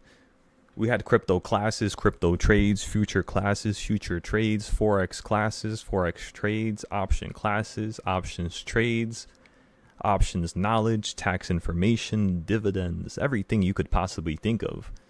Over 20,000 hours of my own time was put into this Discord. And mind you, this is only 5 to 10% of my information in total. I have about 6 different Discords in total now, maybe 7 now, because we just opened up the crypto one. So we have 2 options ones. Then we have the crypto Discord. Then we have the Forex Discord. The futures is right now it's with the options. So that's 4. And then I have, three different Discords. My first one from 2021, 2020. My notes that I keep for myself personally, which I'll show you guys right now how insane that one is. And then the third one, which is now the new knowledge Discord. Right? That's like where all my tax information, dividends, and pretty much that's it. It's just knowledge information. You have indicators, you have trading view information, brokerage information. So yeah, let me start fixing these now for the future students. Thoughts on SMCI? My apologies, Vikash. Let's go ahead and take a look at that real quick. I also don't know what I should put in terms of a design here. Like, I don't know how I should design this. Because obviously, if it's a different Discord, it's gonna have to be connected through a different Patreon. So this is like the Forex one, and so far, it's pretty much the same thing as options. However, it's gonna start at 40 instead of 200, and then for classes and one-on-ones, I'm thinking about just having it at 100 until we get like 10 people. Then I would pick it up to like 200-300 maybe. Probably I'll leave it at probably $200 honestly, because I don't want people to put more money than that. I don't need the money. So this is just like a cost of entry, just so we don't get no lunatics on the Discord, because sometimes people like to join, like these people on Mumu or these people in these social comments. Like, the way they hate people is this is disgusting, honestly. So when you have prices like this, only people who are actually trying to get it done and do these things will do it. You know what I mean? Because think about it. Vikash right there, earlier, you guys saw that. Vikash made about $6,000 right there. Right? With just those trades that he did right there, 6K. That's 3 years of my Discord. Within one day, he made back. 3 years. That's 12, 24, 36 months. 36 months in total of the Patreon or whatever he's paying for the Discord is what he just made right there in one day. That is excellent. That's what I want. Because by the time you go through 30 days, he's probably going to make like 5 to 20 years of whatever you would pay me. That's how much you're going to make. That margin right there, that's like I don't even know how you say it, but that's like an engineering marvel. That's literally all I was trying to engineer when I created this Discord, was a system where people could make 20 to 100 times whatever they're paying me. And yeah, you guys saw it. You saw it earlier. So it's clearly working. So that's why I'm just like, you know what? These prices, yeah, I think 200 is fine. $40 is probably fine if people just want trades, like easy trades, where I'm not teaching them. There's no classes. There's no information. It's just $10, $20 trades, right? Very small, very tiny, nothing insane. And then for the $200 tier, that's going to be basically all the trades, all 500 companies that I'm looking at from the S&P 500. You get all the leap plays, all the swing plays. And then for people that are paying $1,000, those are my teachers. The reason why I'm charging the teachers $1,000 is because by that point, you should be able to make $1,000 a week. So you making $10,000, $20,000 a month is only going to happen with the extra trades that I'm going to be giving you. So of course, yes, there's going to be a different layer of trades for the teachers, as well as a different way that I teach them. So yeah. But people who are paying $1,000, thank God we haven't had one person that has done that, because honestly, I don't know how the hell I'm gonna feel. Really, I've had people pay me, $1,000 one time, $2,000 one time for the whole year in terms of a membership. And for the whole month, I was tripping. I was mad anxious. I was just like, all right, I got to make sure this person makes this money and makes that money. And then, you know what I mean? It makes me just so anxious for no reason. So, yeah. Thank God it hasn't happened yet, because we're not ready for that to happen yet. Now we are, but before we were not. So, yeah. In case you guys want to be a teacher and you want to be able to grow your own Discords and communities, which I do suggest. Hell yeah. Hell yeah. You guys should do that. You guys should make money from teaching, and then you guys should also make money from trading. Why not? You know what I mean? It's just don't get too comfortable with the money you're making from teaching, because people could leave in 1 month and then you go from making 10,000 like how I did in February, and then the next month you're only making 1,000 from teaching. You know? That can't happen. I mean, that was my decision. I kicked them out, so I'm not going to blame nobody for that. But, I mean, yeah, they didn't rejoin. So I was kind of tight. Because for those people who I kicked out, I had them in the Discord for over a year and a half, paying me basically almost nothing. They were paying me $50 while everybody else was paying me $200. Do you think that's fair? No, obviously not. So, yeah. I hope you understand that's why I did that. We also opened up a different Discord for those people who just want to pay $50, who just want to get into trades that I give them one time a week with no explanations and no classes. You said focus on the cash's trade. But then again, we had to still go over the Discords. I still had to explain stuff to everybody so everybody can understand what's going on here. But yeah, in terms of SMCI, we're still waiting for it to hit a lower level. We're still waiting for it to go to $23, $27. Let me show you real quick.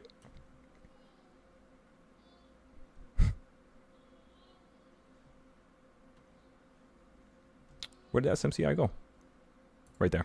There you go. So yeah, it's still very expensive right now. It's nowhere near any place that we're going to buy. Yeah. Same stuff we posted last time. You see this green box here? That's where we're going to buy.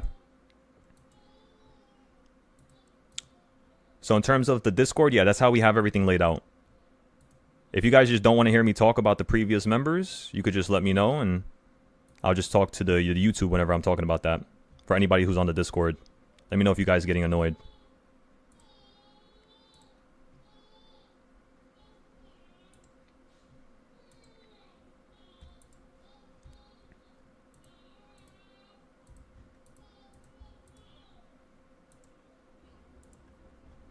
Philo, talk your shit, man. Thank you, Mansa. We're all here to make, big goals. So just don't feel bad. I mean, I know the cash don't mind. You can say whatever you want. As long as I'm making that the cash money, it's all good. Right, Vikash? Well, I'm not saying that out loud, to state his business. That's not what I'm trying to do here. I'm trying to state that because I want to show people. No, it's just, I mean, you know what I mean? Yeah, you're making a point. You're making a point, and it makes sense because, believe it or not, we have to listen to, you have to deal with all kind of stuff at your regular job and your life, and you're not making that kind of money. So, and you're not, you're not cursing anybody out. You're just stating facts. So don't feel bad. Roger. You got that. But yeah, we'll stop talking about that stuff. We're already done with talking about it. There's nothing else for us to talk about. Let's go look at the SPY trades. I'm going to go take a break here in a second. And then, yeah. We are expecting tomorrow, but this guy is not willing to move. Everything is punching down like lower and lower, but NVIDIA is like come back strong. Wondering, should I get out? You're wondering if you should get out of what play, the NVIDIA? I have NVIDIA puts expiring tomorrow. Like Tesla touched down a lot, but this guy, NVIDIA, other than when the data came out, it just went down, but then after that it's been very strong. Yeah, so just be careful with the NVIDIA plays. Just make sure that the capital you have inside of it is low enough so that tomorrow, in case you have to average down, that you can average down at like a quarter of the price. As long as that's the case, and if you have like 600 or more into Nvidia, maybe you start getting rid of it. Yeah, that's a little too much, maybe, especially with the potential chance of you still running up here. It could fall too, of course. You could get a trend where it looks like it's gonna break out like this, and then you just tank out the sky. That definitely can happen as well. But it happens so many times here where it's just like it's gonna stop happening that way. So maybe today's high could be an indication because it's lower than yesterday's high, and because the low is still higher than yesterday's low, but yesterday's low is still lower than the previous day's low. So it's like after you made this high, you made a new low, and then now you're trapped in the middle of it, kind of wedging. So yeah, this could still bounce up to potentially this area like right here. Let me make a box for you. You can still bounce up to this area right there. And as long as you do, just make sure you have some capital to average down, and then yeah. Then what you want to do is when you buy at this area, just looking at the price action, I would be selling, like if I buy a put right here, I would be selling it as soon as it hits that red line right there. So like from this green arrow straight down to that red line, because you want to be holding on the middle of whatever price action you just broke out of, basically.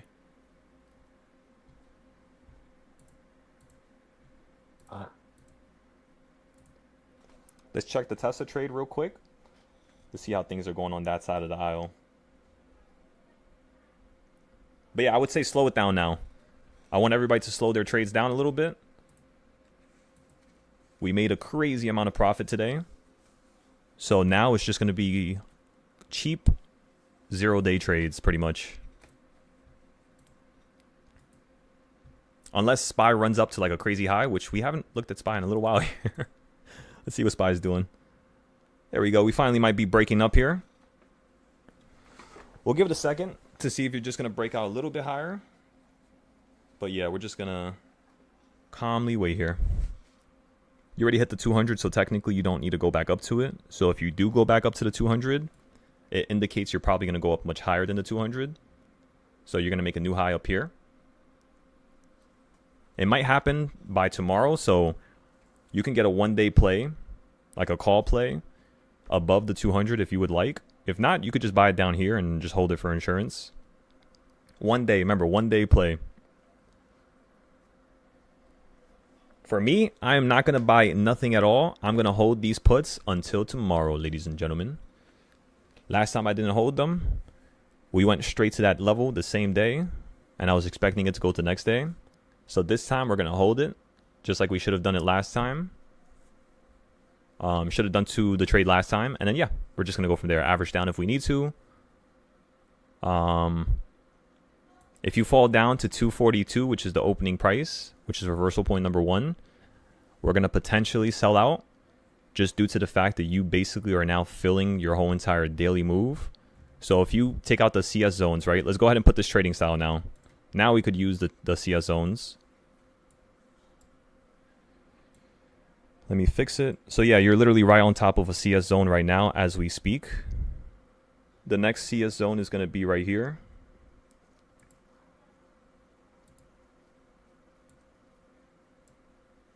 That's the next one, which you are now beneath. And then the last CS zone is going to be right up here at the top,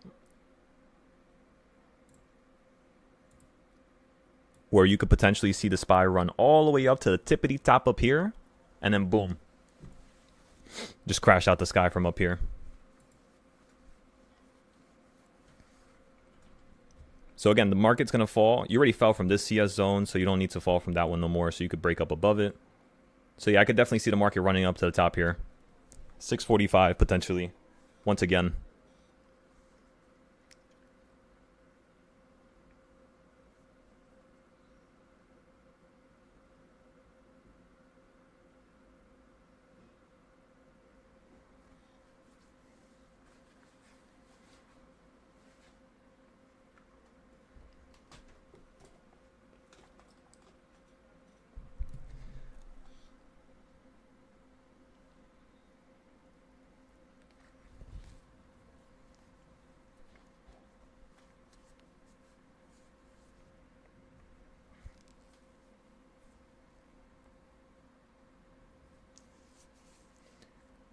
Okay. So we're gonna have to. Tomorrow's Friday, so we'll withdraw some capital on Friday for our weekly withdrawal. We'll probably kill the account in half, just take out half of it. And then after we take out half of the account tomorrow, we should have around $600 to $700, so we'll be back down to 300. And then tomorrow the goal is just to get a 100% gain on the whole entire amount. We're gonna trade it aggressively, see if we could take it back to 600-700 by Friday. If we don't withdraw nothing, and let's say we trade with the initial amount off the gate, that $500-600, we could probably turn it into around 1,400, if not 1,200, by the end of tomorrow. Just depending on how some of the trades go. Just depends. Okay, so I'm going to organize some of these posts here just a little bit better.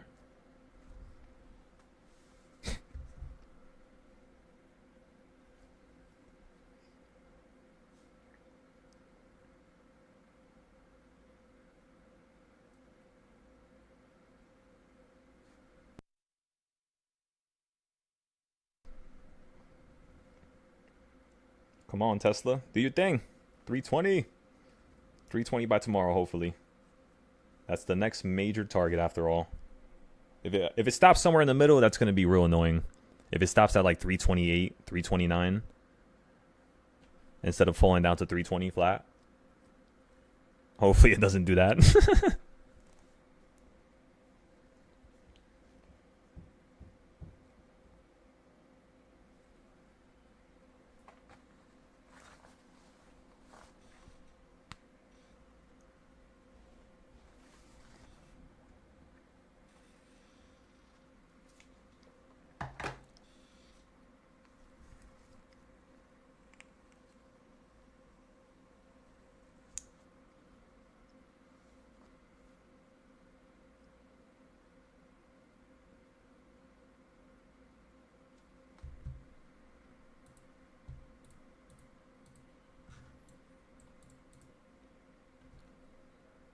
All right, everybody. We're about to get a 0-day play for puts right here. We're going to play beneath the 200.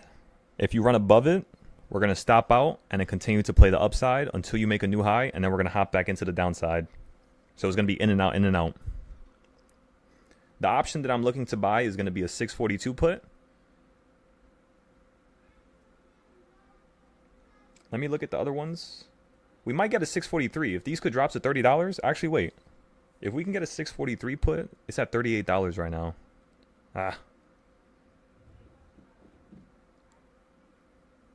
Let's see. Let's try to buy this at $30.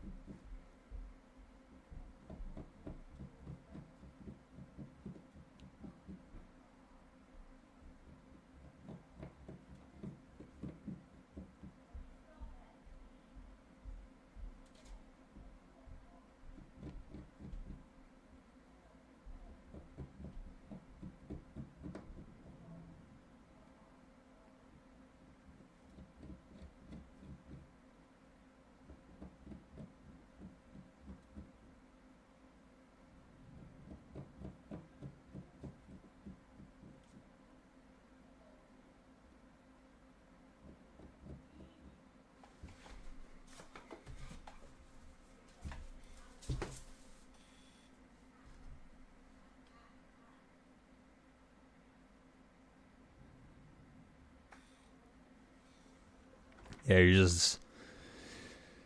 No, don't fall. Not yet.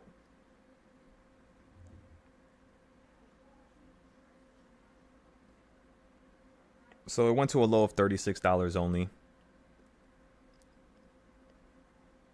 This is what we're going to do, everybody. We're going to cancel the trade. So again, we're going to cancel this trade. And let me see where's the next location we can get this from. Because if you're not going to listen to it now, meaning you're not going to fall from the 200th now, you could just go above it. You might consolidate by it as well. I guess that's possible, yeah. But you might just go up much higher now.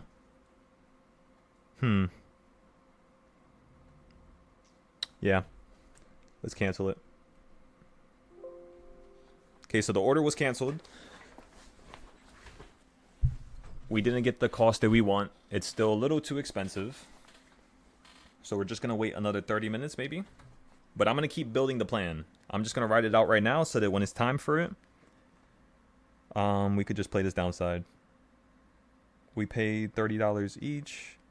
And we plan to sell them for $45 dash $75 each. These are 0 days, and we plan to sell them for that. Boom. Insurance. Let me go ahead and add your insurance for the calls.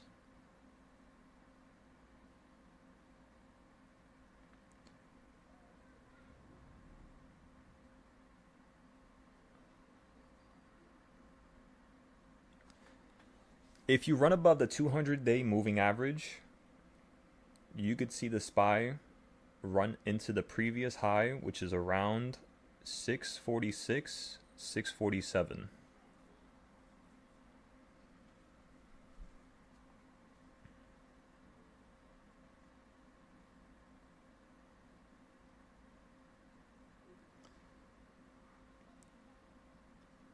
Now, due to the fact of you crashing from 646 yesterday, it now means you can potentially go to 649, 641.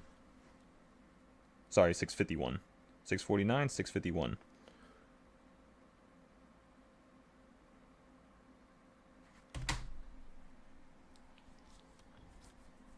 Sorry, my nose is getting itchy as hell.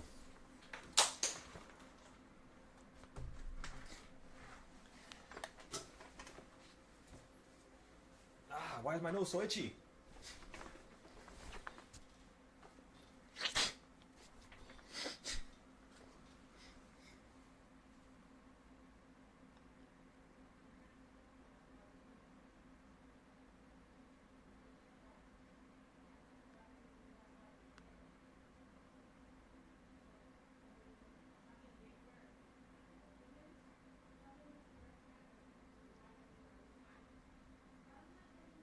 Now, to play these contracts, you would basically buy a 645 to 644 call. 0 day.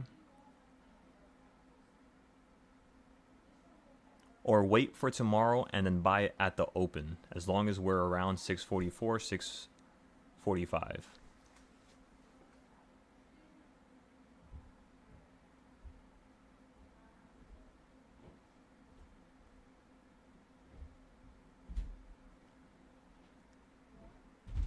In terms of more insurance, the only thing I would tell you is to wait for us to run above 651, and then we're going to play calls to 653 and then 656.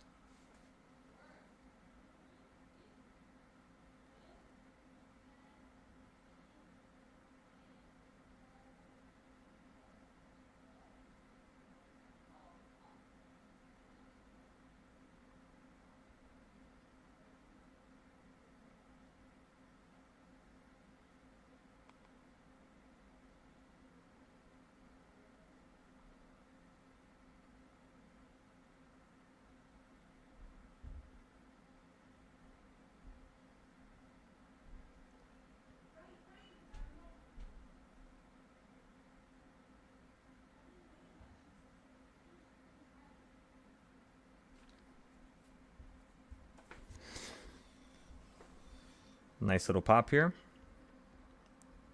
I'm going to decide to actually buy this right now. That's what I think I'm going to do here. I'm going to buy it anyways. So everybody, I just bought into that put play anyways. If we just run up above number 3, I'm just going to continue with my first idea from this morning, which was to play calls going higher. For now, I'm getting into that put. This still looks very weak right now. You are doing something more bullish than you were doing a couple minutes ago, so you need to note that. Like, for example, you went up higher on the 200 than you did over here. So we might have to just average down on these puts once you run up to number 4 or 5, which is completely fine. And in the midst of that, we're also going to be playing calls above number 3. So it's a bunch of different directions crossing and, you know, going into each other and running around each other, but that's the idea.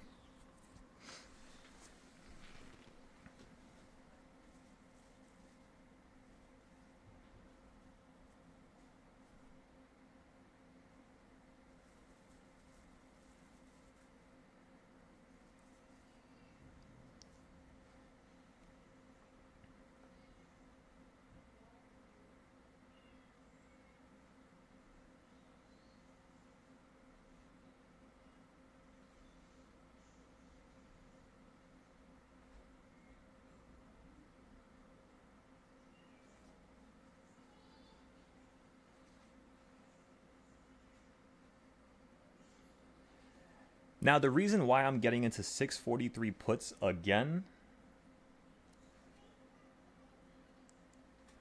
is mainly due to the realization that you are still stuck at the same... Is it the 1/8 point? Let me see. Yeah, you're still stuck at the same 1/8 point. So yeah, I'm looking for this to drop down to 639. You're just stuck in this section up here, so kind of makes sense because you were down in this section down here. You did something more bullish though. Again, this was more bullish. That run from pre-market to then today's high. As you could tell, you're above the 1/8 point on the midpoint. So in order for us to average down on these plays, the only thing we're going to do is basically average down up here at 646, 648, 649 maybe. Somewhere around here, top portion. Anywhere in between, we're not buying nothing at all. No averaging down at all. So it's going to be a very cheap trade. We're just going to lose $20 when that's about 1/10 of how much money we made today. So that's okay. We'll lose 1/10 for the opportunity of this going up 100 to 200% here. It's not bad.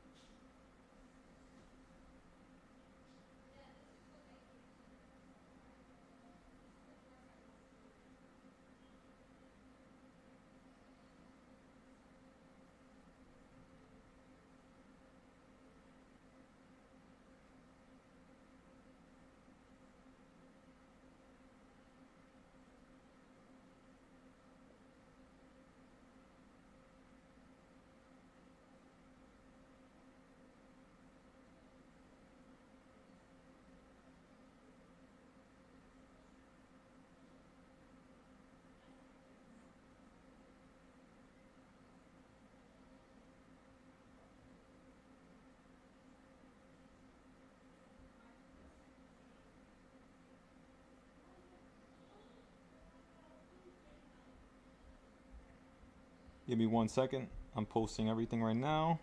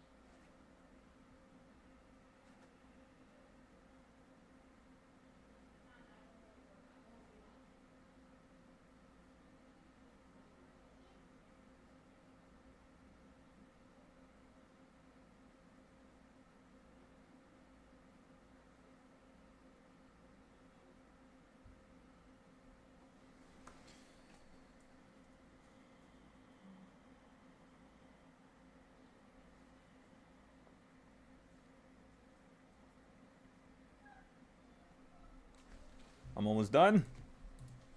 All right, we're pretty much about done with everything now.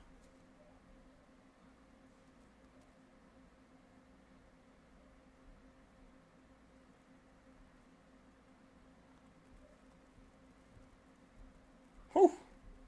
We're on fire today, everybody. Absolute fire.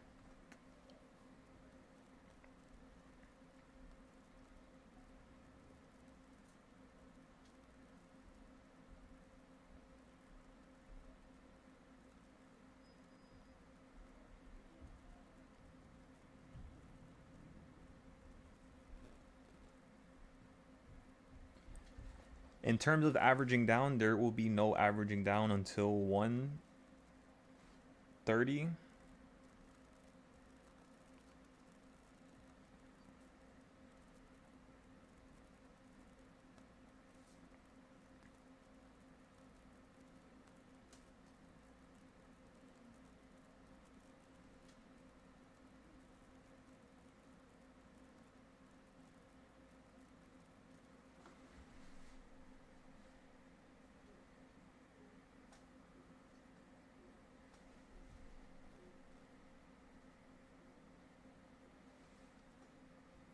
Okay, I got everything posted for everybody. Unsend. That was the wrong message. Where is it? There it is.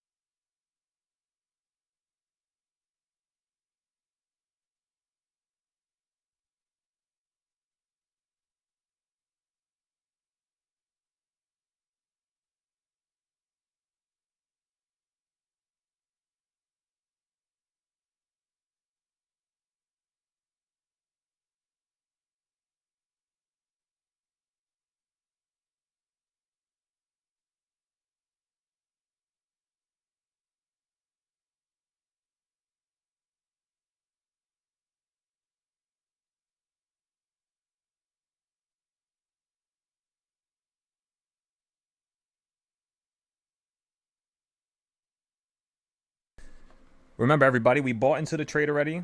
We locked it in. Paid $30. We're going to give this a few here. Try to see if we could sell this for around $60 to $75 potentially. That's the goal right now. Maybe 45. So basically as much as you went down right now. Now, in terms of the reversal points, you're finally at number 3 again. After you fell down to number 1, ran up to number 2, fell down to number 1 again, then the opening price, right? And after you fell to the opening price, now you're at number 3. Make sure you're writing this all down. This is what's going to allow you to understand why the market runs up and holds at certain points, as well as what's possible for the future, like predicting what's next. You'll start to understand why I tell you that you're going to hit number 5 some days, or other days I'm only talking about number 2, or, you know, stuff of that nature.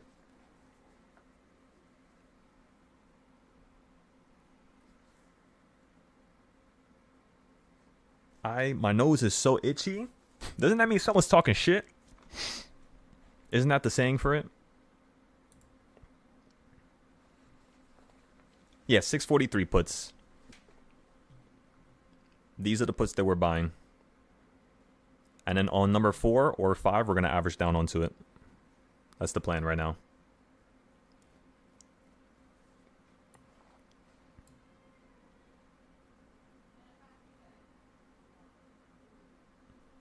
Options went from $30 now to $20. Remember, we're not going to average down yet.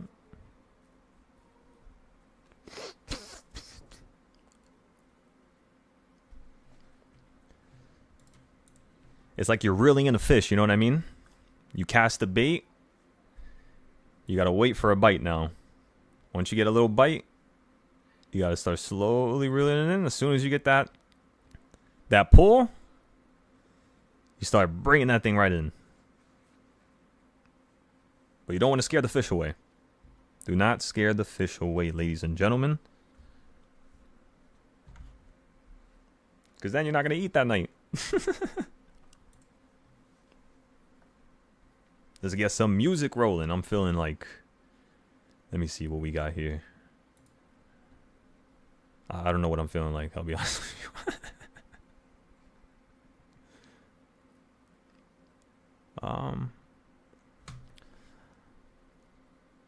Yes, these are all 0 DTEs. Just like the first 4 trades that we got into, they worked out perfectly. We're getting into them at the exact time of the idea. We bought in at the 200 moving average. So if we go back to SPY real quick while I change the song. So we got near a level, and you might, ask like, why? Why would you buy at a level like that, right? The reason why is just simply because if you actually make a box for last week's range, go ahead and let's go to a clean chart. We have too many charts, but at this point, it's okay. We'll name this, I think we already have a weekly chart, but I'll name this the range chart. We'll come up with a new trading style here. So again, if you just have a chart just like this, what you're going to do here is you're going to do 2 things. Measure backwards and then measure forwards. How far backwards is really all up to you.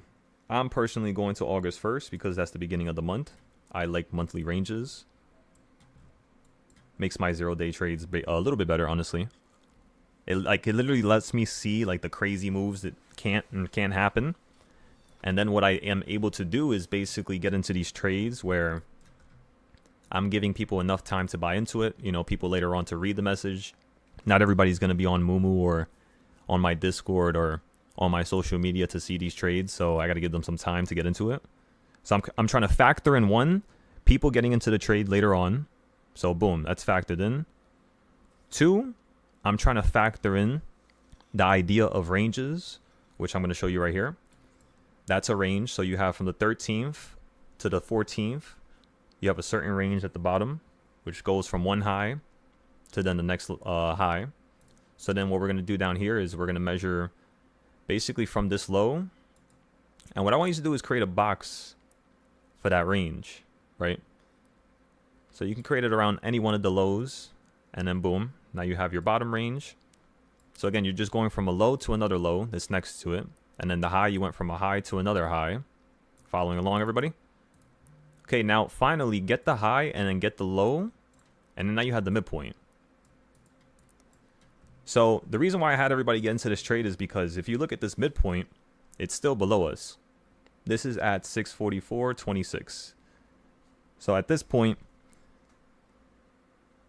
if you look at our current ranges, 644.26, that's about when we got into the trade, I would say. Let me see. What time did we get into it exactly? It was at 13:01. So 13:01 was, yeah, so it was at the midpoint. So right now you're simply above the midpoint. Now many times this occurs where you go above a midpoint and you still collapse to a lower point.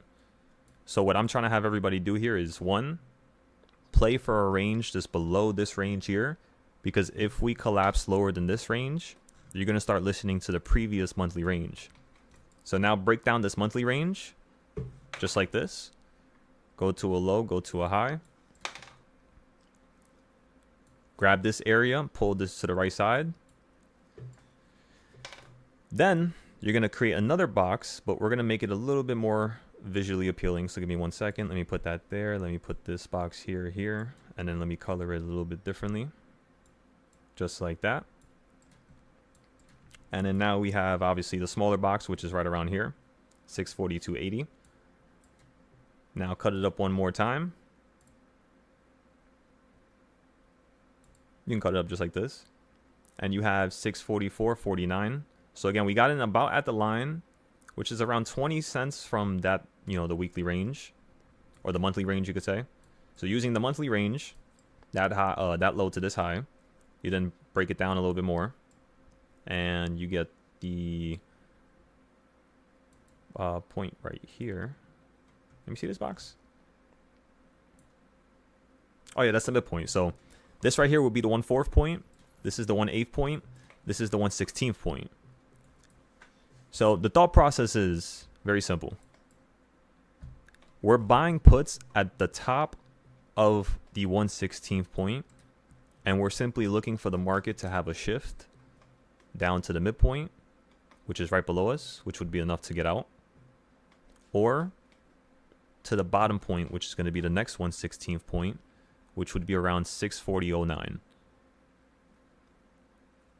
So if you just look at the equal reaction, meaning look at this line right here, create a box from this line,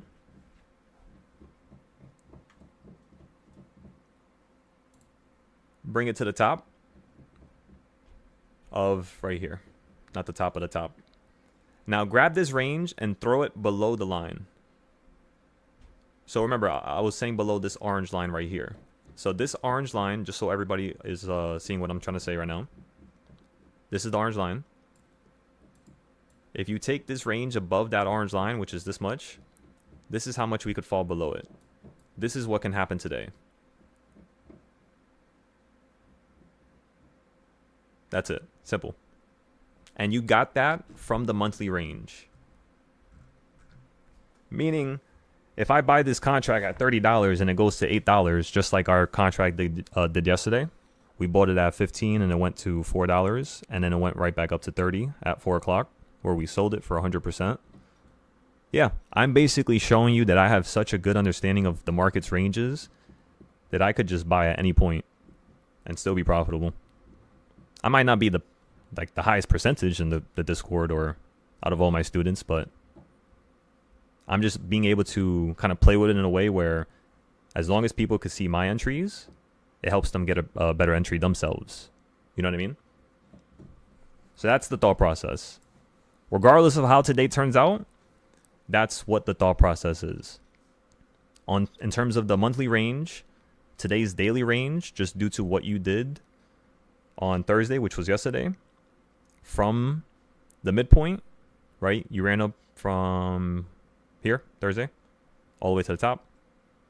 Grab that range, which is this blue box that I'm going to turn blue right now. You know what I could do? Watch this.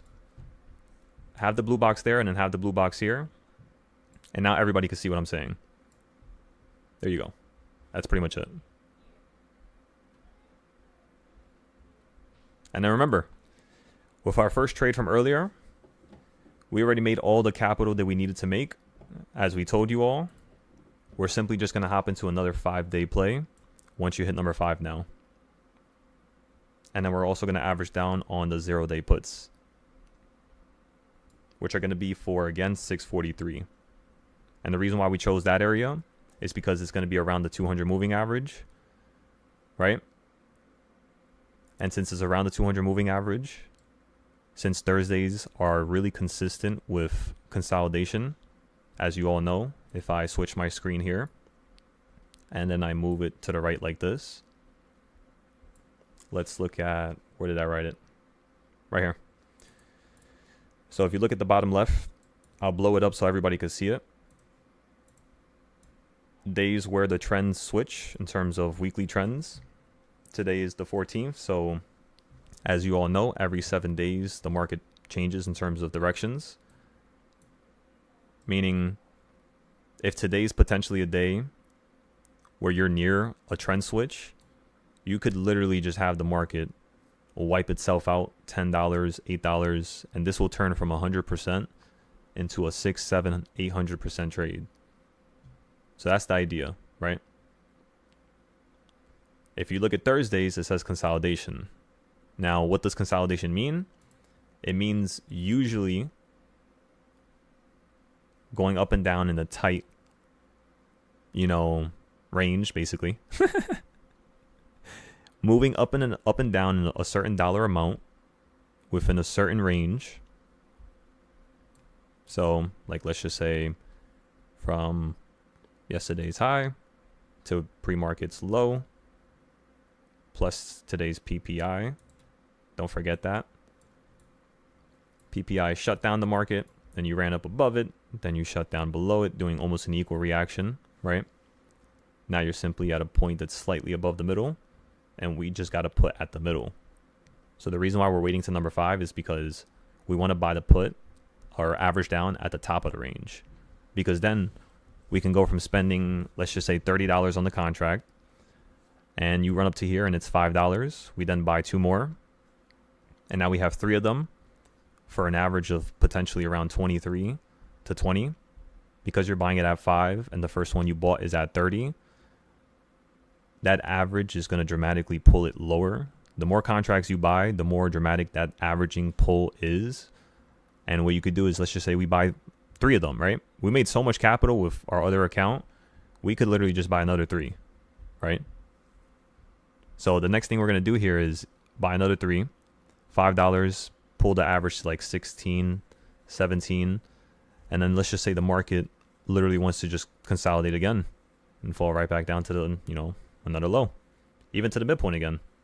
As long as we average down at the right point, our average will be like 15, 17, maybe 20. Even if we buy 3, I think it should be below 20, honestly. It should be like 17, 16, maybe not 15, but it could actually be 15. We'll see. We'll see if you continue to go up higher. And then I'll walk you through the averaging process. And then by the time you fall right back down to the middle, we should be up to maybe $34, $35, maybe 29.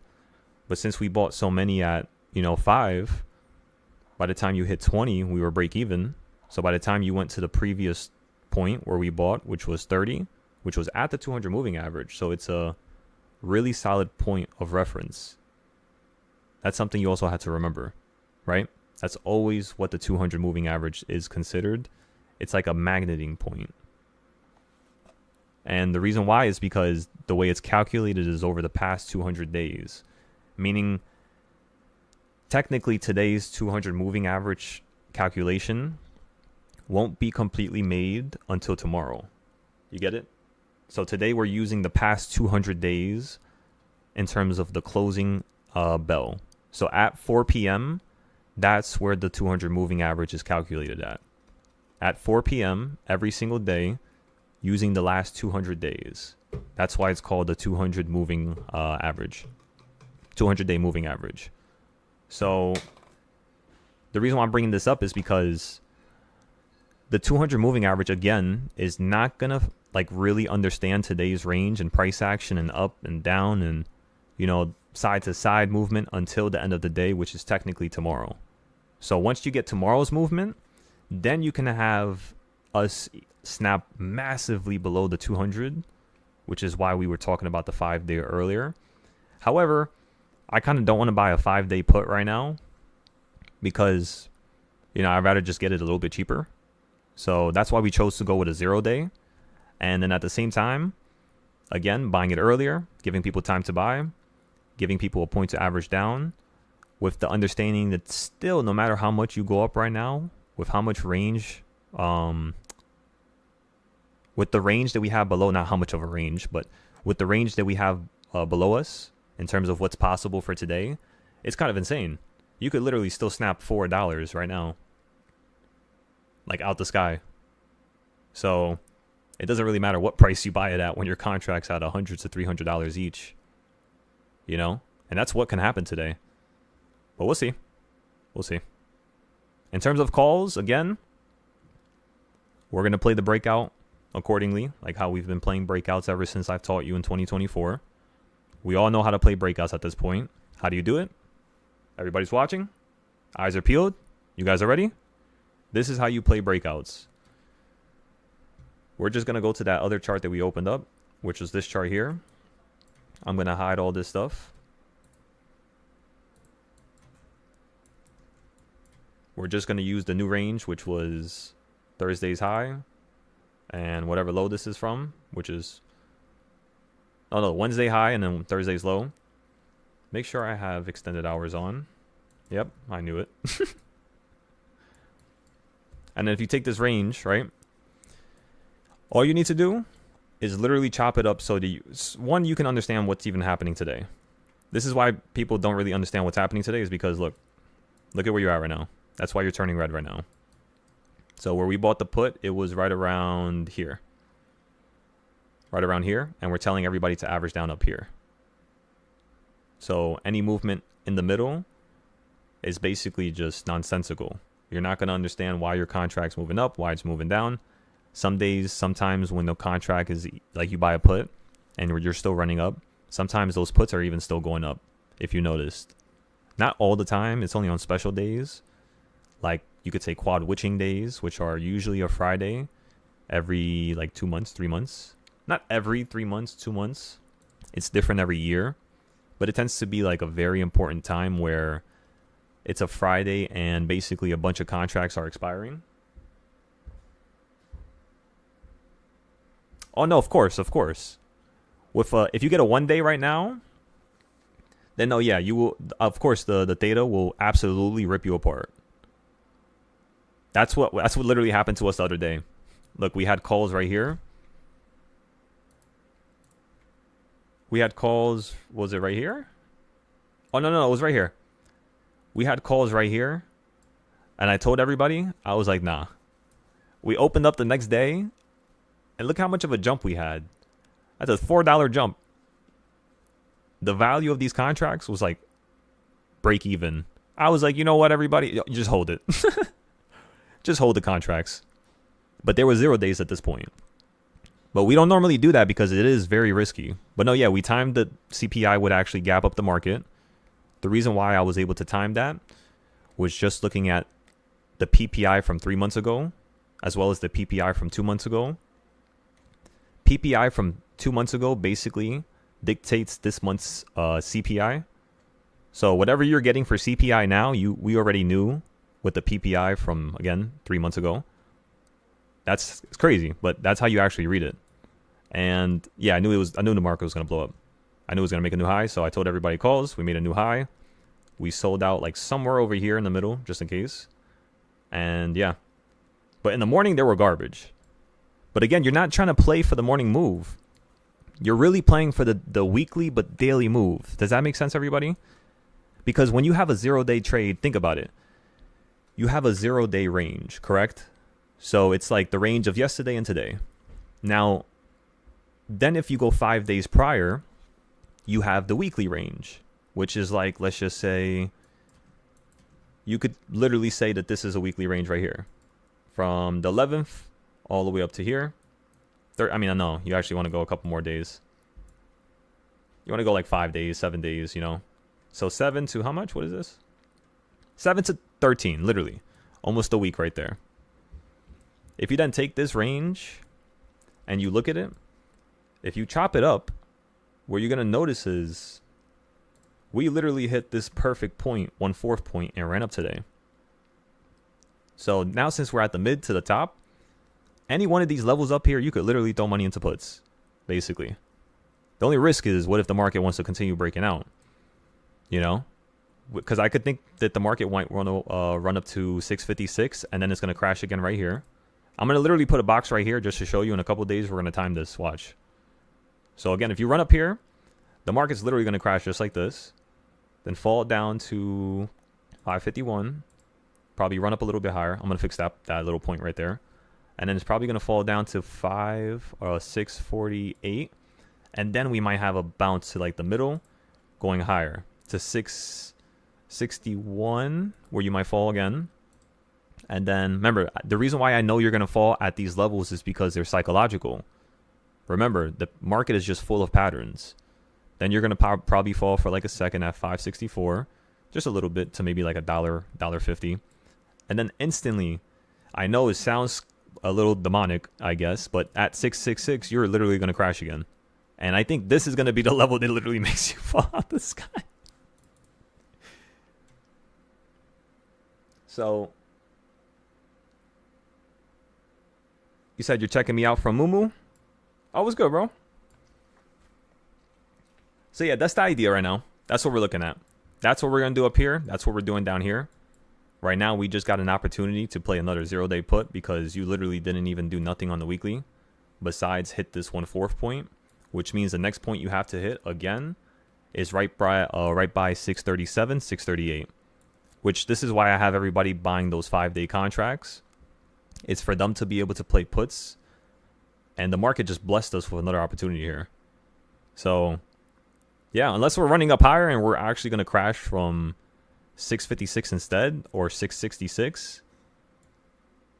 I mean, yeah, we could just go up higher. Yeah. But that's the reason why we only bought one of those contracts, you know? Spent 250. That thing went all the way up to 390. And then right now, let's see how much they cost. Maybe we might buy another one. Let's see. I actually haven't checked it. Oh, damn, no. It's still not cheap. I was hoping it was going to be like 200. I would have said, all right, everybody, just dump the whole thing in. We could buy 2 of them.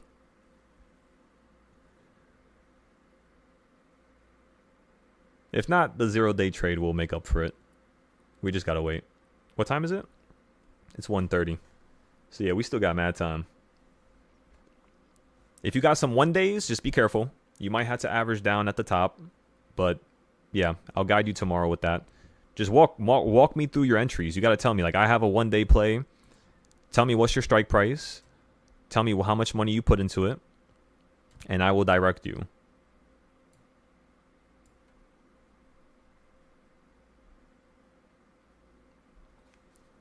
The way we direct is just due to technical indicators that we've created. So it's the same thing as a person using the 200 moving average. So any words that I speak, that I utter, directly derive from indicators that we built, pretty much,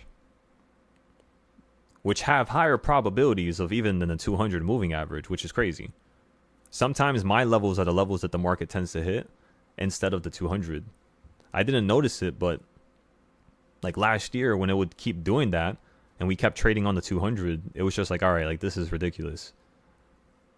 We would trade on the 200 purposefully, not listening to our own style that we created, and it would still be working out better with our style compared to the 200 moving average in terms of like a significant thing that you need to stay above or stay below. Like that doesn't matter, you know? What matters is what you're doing on the weekly range, which is, you know, what we pretty much went over already. Again, I'll go over it again real quick, just in case people are popping up here late. We told everybody to buy puts here. Why? Because you have a weekly, daily, and monthly range. Understood? Simple. In terms of the weekly range, this is what you need to trade as a daily range. The daily range is where you want to trade 0 days. However, I'm a lunatic. In terms of me buying 0 days, I like to make it fun. I like to make it stressful because then it makes you learn better. So again, we're definitely doing that here. Definitely. Especially because all 4 trades were already insane. Why not make the 5th trade even harder, but even more insane? So it has more potential than our other trades from today. We could definitely go up 100 to 300% with this one right now. But at the same time, there has to be a teachable lesson for everybody. Because that's the only way I'm letting you watch me, is if I could teach you.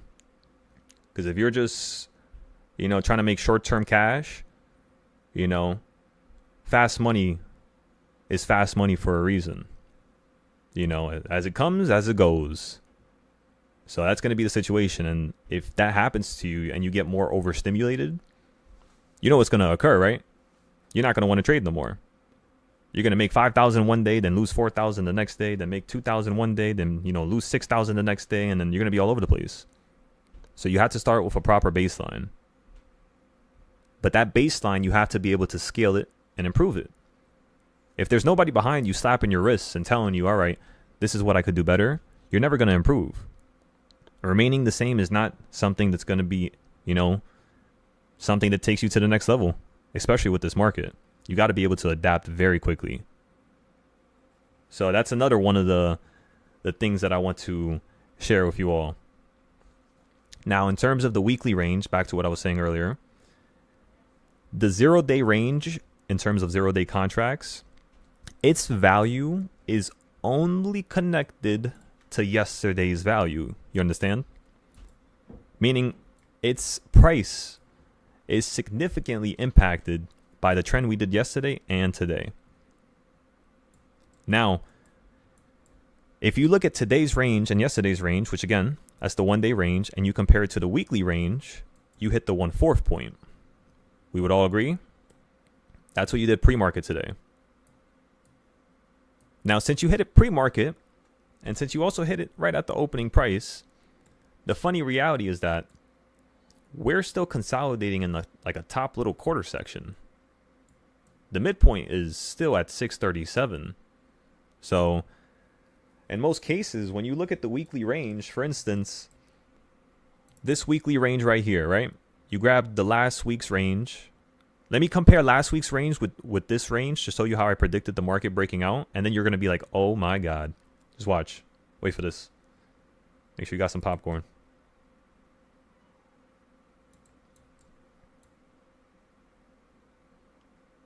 And then we're going to show you how to predict the future. And then after that, we're going to calm down. My brain is getting fried with new ideas. I just want to keep adding new stuff. It's not time for that though right now. Okay, so we perfectly got last week's range. Watch this. You got the high, you got the low. The reason why I told everybody to buy calls down here was because I knew we were going to hit the midpoint. So when we hit the midpoint, I told them sell. Simple. Now, from the midpoint, ladies and gentlemen, from the midpoint, what do you do when you run up as well as when you fall down? Now, you see this weird ass candle right here? I'm not going to count this. The reason why is because on other brokers, this candle is not there. So I'm not going to consider this part of this range for this day. I'm only going to consider this point right there where I can actually see sturdy price action. Because this right here is just nonsensical. That doesn't even make sense. So again, you grab this bottom, right? You almost did an equal reaction with the midpoint, which is your weekly range. This bigger box, you basically kind of shifted above it a little bit, shifted below it a little bit. But the point that I'm trying to make is when you fell down to the bottom, you hit the midpoint. The next thing you need to consider in your brain is, all right, what's possible next? Well, this day right here, once you got above the midpoint at the end of the day, we were in complete limbo, meaning we were in the dark. We didn't know what could happen. You understand? because you're already at the midpoint. Of course, the first thought would be to run up to the quarter point, which would be this point right here, which you do over here, right? You do hit this quarter point. After you hit the quarter point, what do? Midpoint. After you hit the midpoint, then you go up higher. You understand, everybody? So again, you have a new point, which is this weekly range from the 7th to the 13th. And it's this size right here, which is this box, right? You break it down in half. That's the 1/4 point. All right. And then you break it down in terms of what happened last time, right? You hit the 1/4 point, fell down, ran up to the midpoint, and then you went higher. Right now, we basically fell down to the 1/4 point, and we're just running up to a high where we collapsed from earlier, right? And then we're playing the 0-day puts right around here for the same reason. But again, I'm not buying 5 days again because they're still too expensive. Because I already played this level today, I'd rather just wait, for us to play it again tomorrow. If not, run up a little bit higher to like 646, 647, and then buy another 5-day.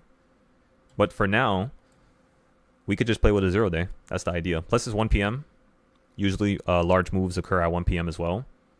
So that's like everything. That's like all my ideas in one, in terms of ideas that I didn't have before.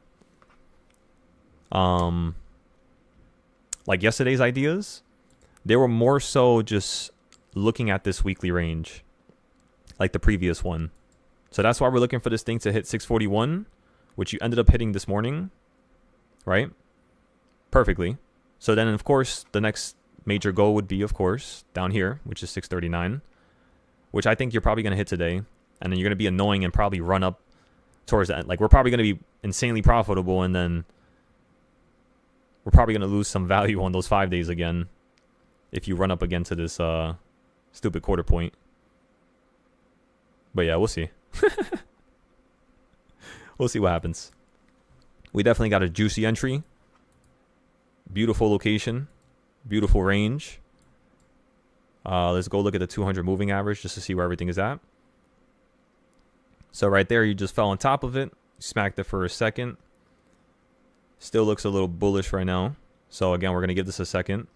Because if it just holds the bottom of this box, you're just going to run up to that number 5 point. And then boom, we can average down for a cheaper price. Make more money on the way down. Because if we have 4 contracts at $15 and you fall to $30, 4 times 15, everybody, $60 right there. Right?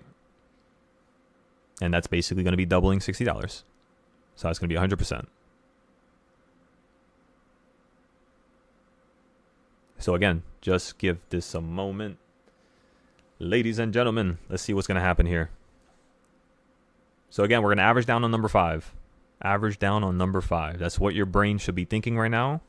Don't be emotional, please. And then let's look at the price of our contract. It's still too expensive to average down right now, fortunately. And we're 2 strikes out.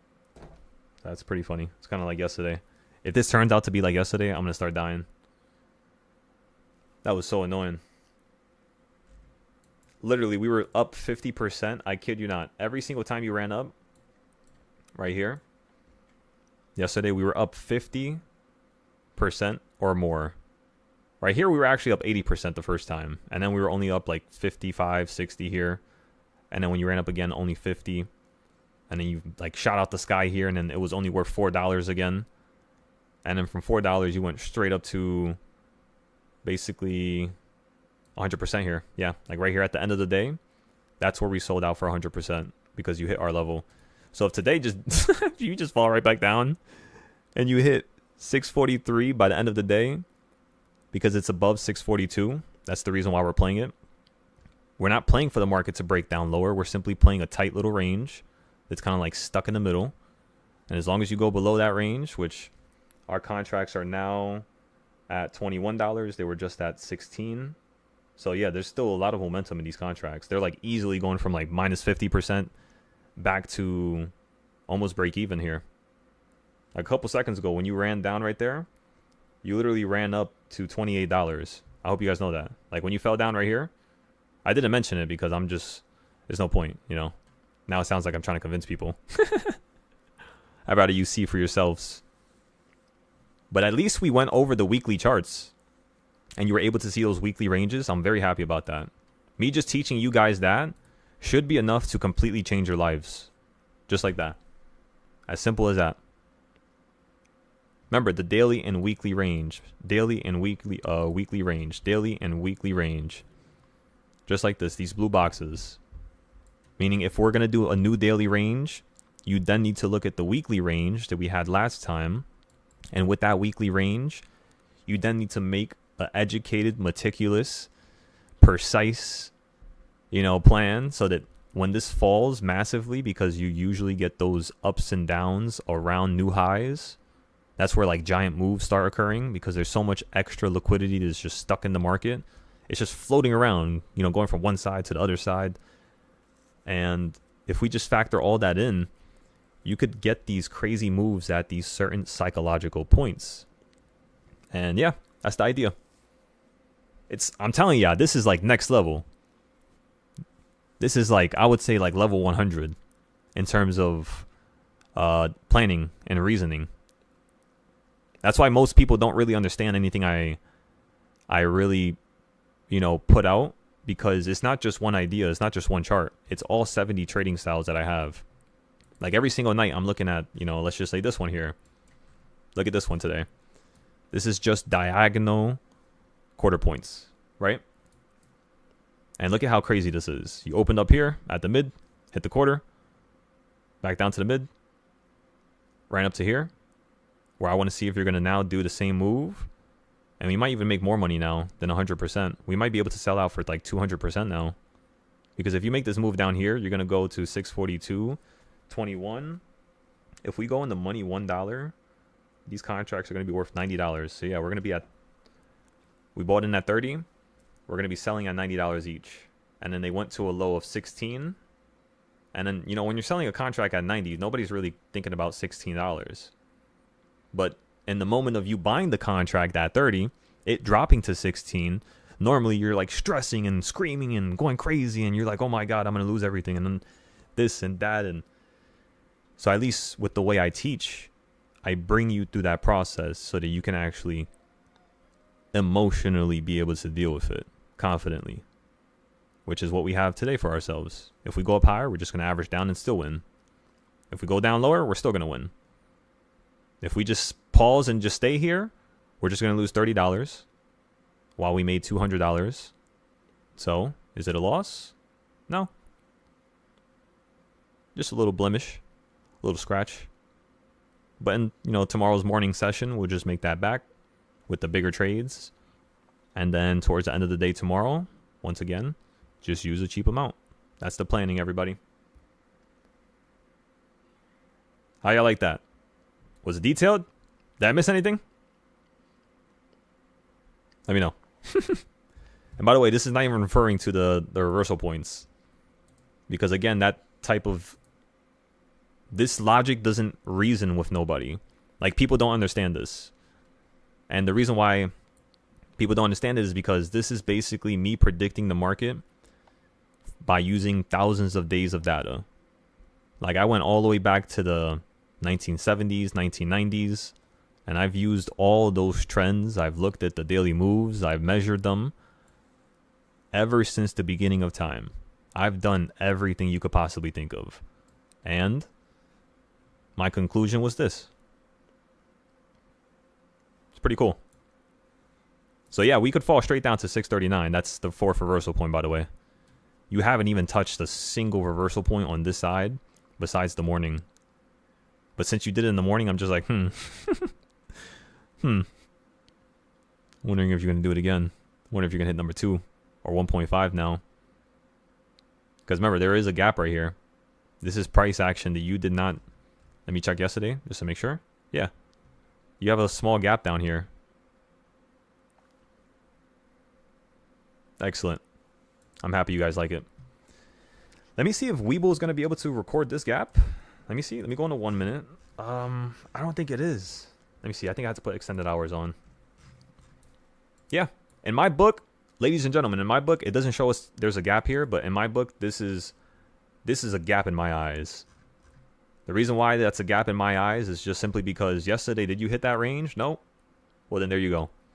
You literally touched something we did not touch yesterday or today. It was only down here, which was before the market opened up. Yeah, you're getting a really nice hold on the 200 moving average right here.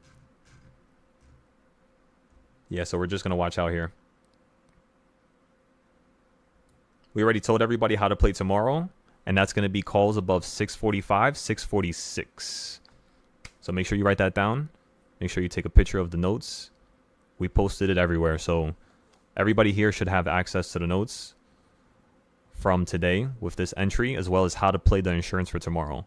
I don't just give you an entry and tell you what to do. I tell you how to play against it, as well as how to play against it the next days, as well as what levels to buy, what strikes to buy, as well as how much money to put in. So I'm guiding you throughout the whole A to Z process. This is truly what I feel like is a true like A to Z, just like school, you could say, because it takes you to the whole entire process of everything. So yeah, be ready to get stressed out. I'm going to stress you out with more entries. I'm making the trades tomorrow even harder. And it's a Friday. Hopefully it's harder. If it's easier, of course, we're going to make, the same amount, if not more. But, which is good, of course. It's not a bad thing, right? It's not bad to make money. However, if you're making money and you haven't started taking notes sufficiently, what's going to occur is your growth is going to be impeded by your own emotion. Eventually, you will break at one point. It happens to us at different levels, of course. My level was 100K. That was my first level.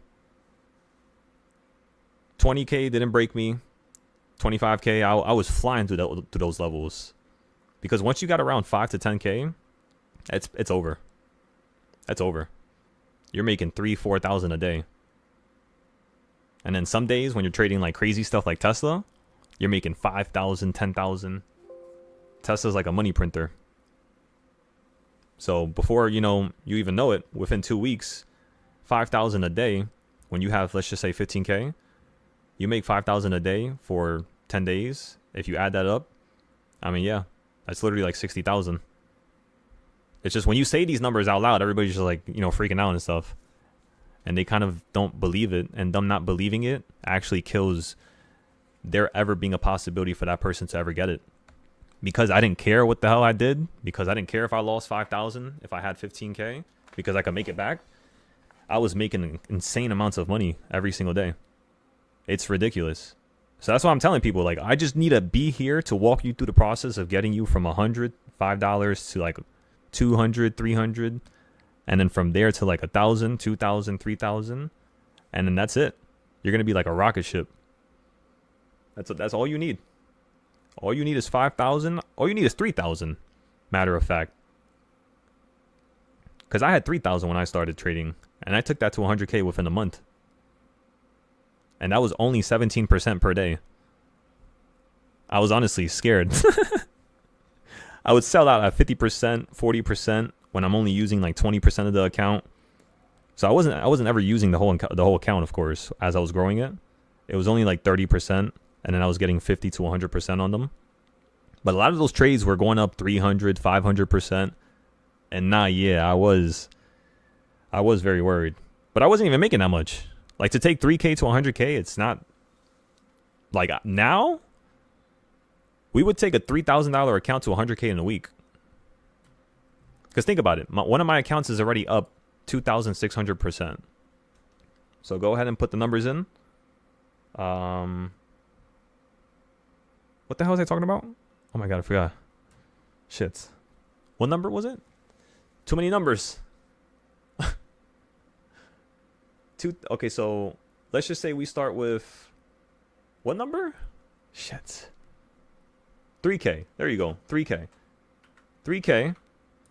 And if you get the same gain that we got the last couple days, again, most of it was actually the 5-day play, honestly. Think about that. We were only up like 1,700%, but that's like with 6 like 0-day plays. And then one 5-day play literally just almost doubled that, So think about this. You do this for one day, and you already have $80,000. You guys understand that, right? Obviously, you're not going to do it in a day. Let's just say you take 4 days to do it. So 4 days to do 100%. How would I actually do this? 4 days to make 260%. Give me 1 second. It's breaking my brain. Contracts are dropping a little bit lower, so now they're at 15. We might even be able to buy it at 5. So we'll give it a second. Okay, so I'm talking about $3,000. Oh yeah, so I could just look at the number. What am I doing? I'm sorry. No wonder. So if you just look at 81,000, that's how much you would make in 4 days. I know it says 1 day right here, but that's because I'm just using the whole entire percent. If you just divide this by 4 days, I guess you could do it that way as well. I think that's what my brain was trying to do. My brain was trying to do that first, and I was just like, there is no point. It's already here somewhere. Okay, so yes, you would make 80,000 within a week. And if you doubled it, let's just say 2 days, which is 3,000 to 80K. And then you basically get the same percentage per day for 8 days. So this is 8 days in a row. This is not, I know it says 2 days, but again, I'm using the same calculation as earlier. So I doubled it from 1 day to 2 days because 1 meant 4. And in this context, 2 means 8, right? Because it's double. So yeah, within just 8 days, you would take $3,000 to $2 million. So yeah, me making 100,000 in 25 to 30 days was actually nothing. It was actually very small. And people didn't understand that. I was telling people like my family and cousins and friends and people from different discords, and they were just like saying like, nah, yeah, like, bro, what are you talking about? Like, you made like a crazy amount. You probably did like 100% per day, and they weren't understanding that I did terrible. When I took 3K to 100K, yes, I did it my first month ever options trading. Yes, cool. But I was barely making anything. I was always cutting myself short. I actually was cutting myself short all the time. Every single step of the way. And I'm like, bro, just do it. Just stop cutting yourself short. Just go crazy. Just go wild. Why is the money? And it was because I started making so much that I started, you know what I mean? Like my brain was, I don't know. It hit like a wall around that number. As well as, you know, personal stuff that was going on with me. It wasn't that great. So, yeah, it was very hard to explain this to people. When I tell them you could turn 3,000 to 100K in a month, it's just like, I'm not too sure why they think it's such a hurdle. It's not. It's a lot of work. Trust me, it's a lot of work. You're going to have to be charting for 4 or 5 hours a day, probably, yeah. Especially if you're newer. Yeah, no, most definitely. Obviously, if you have me here, you don't really need to chart 4 or 5 hours a day. We'll have a 30-minute meeting on the phone while we share our screens. I'll show you how to draw the boxes, how to do stuff, just like I did with everybody yesterday. We spoke to 4 to 5 people yesterday. And yeah, we're probably going to speak to maybe 4 to 5 people today as well. So if you guys need help building this stuff, I'm here. But this is how much you should be making, realistically. Even if we cut it in half, right? Which basically means 1,300% over the course of 8 days, you would make $500,000. That's me cutting every single one of my daily trades that I did. Remember, today we've got 50%, so next time we would just sell that at 25%. Basically is how much I would have made. But that's still not bad. That's actually easier, if you really think about it. So yeah, even if I cut this to 1/4, let's just put 600%, just so you can see this. You're still making 100,000 within 8 days.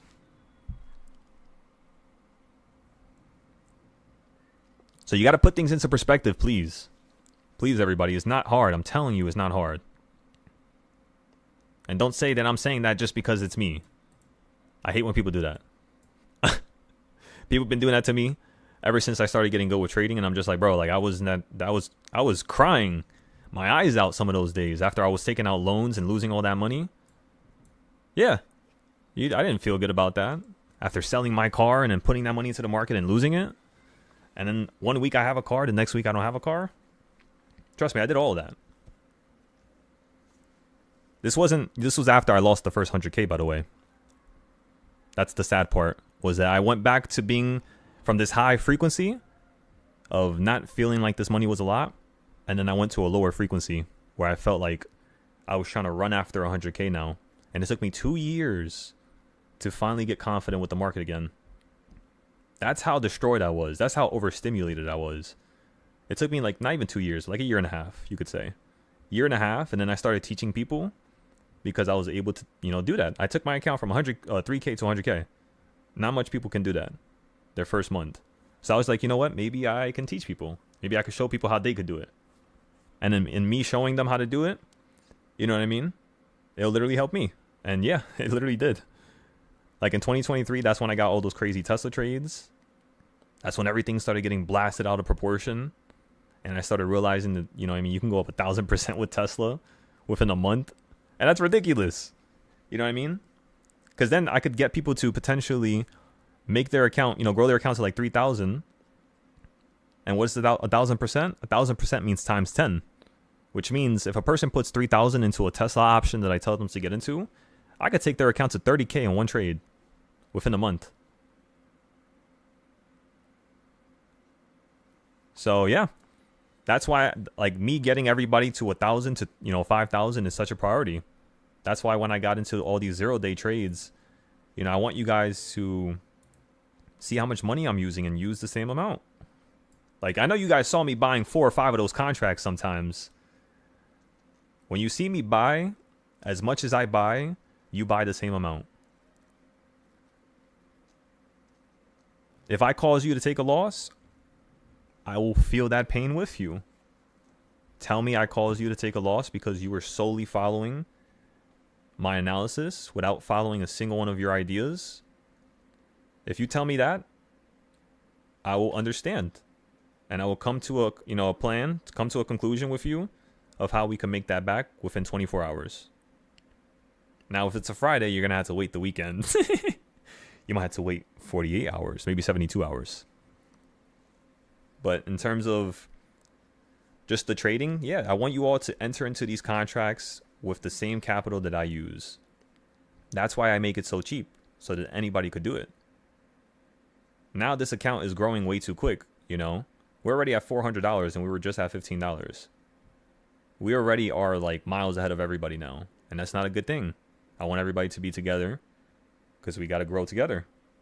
If I just keep shooting out the sky like a rocket ship, blasting out the damn atmosphere, I can't pull a ladder down to help people get up here with me, So again, everybody, use the capital, because then when you see your account at $1,000 when it was just only at $15 in a week, you're going to be like, what in the world did I just do? And that's when your life is really going to change. That's when the realization of what we do here will strike you. Until then, it's going to sound like a bunch of blah, blah, blah. And I completely agree with you. That's how it would sound to me, honestly. If I'm being straight up with you guys, if I was just learning this, and even if I was watching myself, I would still be a little confused, of course, until I do my notes, until I copy how he does the reversal points, until I copy the supply and demand zones, the weekly ranges that he showed us, right? That's how I would literally look at myself. I would be like, all right, I could take that. And with that alone, I would be able to work backwards and build the same stuff that he does. So that's what I want every single one of you guys doing here. Like when I first started teaching, I had a couple lunatics that they would build backwards. So I wouldn't tell people certain things because I do that on purpose. As a teacher, you need to, make sure that part of the journey is still, a range. You can't just control people's, profits, you could say. But at the same time, you want to be able to like guard them, like a safe, like a safe guardrail. Like you're on the highway, right? Guardrails, right? You want to be able to be guardrails for a person, but not cage them down. So that's the thing that I make sure that I don't do, because sometimes people do it. And as long as you don't do that, you tend to have a situation where a person's growth is so starstruck, like they get so starstruck because of their growth that it changes their life so quickly and so drastically that you could feel their frequency picking up in the moment. You could feel it over the mic. You could feel the words and the gravity that comes with them. And all of a sudden, you weren't thinking about spirituality. You weren't thinking about frequency. But yet, there's this weird thing that exists that actually makes you feel like you're floating on the cloud. Like right now, I got goosebumps all over my body as I'm talking about this. Do I know why? No, I don't know why. But it's definitely, you know, with that frequency stuff. So I'm telling you, that's the true way to level up a person, is when they change their frequency and they can change that knob and they can start operating at a higher level, want more, wish for more, act for more, become more hungry. That's what the universe wants. That's why people that are also bad, that's why they get good things to happen to them. Because point blank, they want something. The universe wants to help people that want something, good or bad, because it's balanced. So as long as you want it that deeply, you start breaking that scale and flipping, you know, that frequency knob, and everything starts changing. Life literally feels like a dream. And honestly, like it's always felt like that for me the last 2 years. Like ever since I was able to not need to get a job because of my, you know, my teaching as well as my own trading, when that became a fact, like first you have the trading and then you go a little bit deeper, then you have the teaching, which is awesome, right? To be able to teach people and have them make money, and then they're just simply paying you a small amount. And then over the course of having like 1,000 people, 2,000 people, it adds up to such a large amount. But in hindsight, they're still making 5 to 10 times that amount per month, even when you factor in the greater scale of things. So like, let's just say you have one person that has 200 people in the Discord, and let's just do the math right now. 200 people in the Discord, because people don't think about this. Like most people just sign up for Discords and just sign up for stuff, but they don't think about the numbers behind it. And if you actually factor in the numbers, let's say 200 people, so 200 people times 200, because that's how much my Discord costs, $200 a month. That would be 40,000 a month. Okay, so now that's one number. Now let's say these 200 people, let's just say this is in the future, right?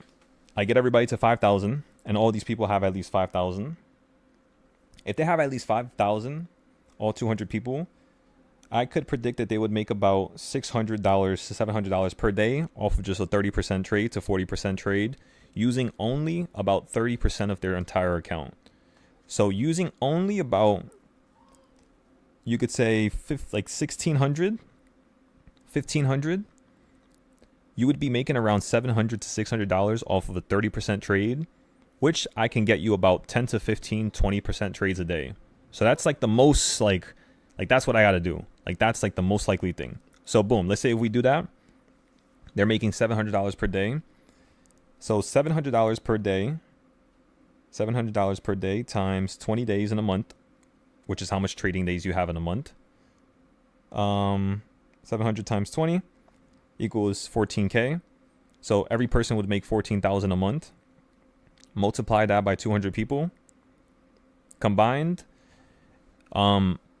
they would be making 2.8 million.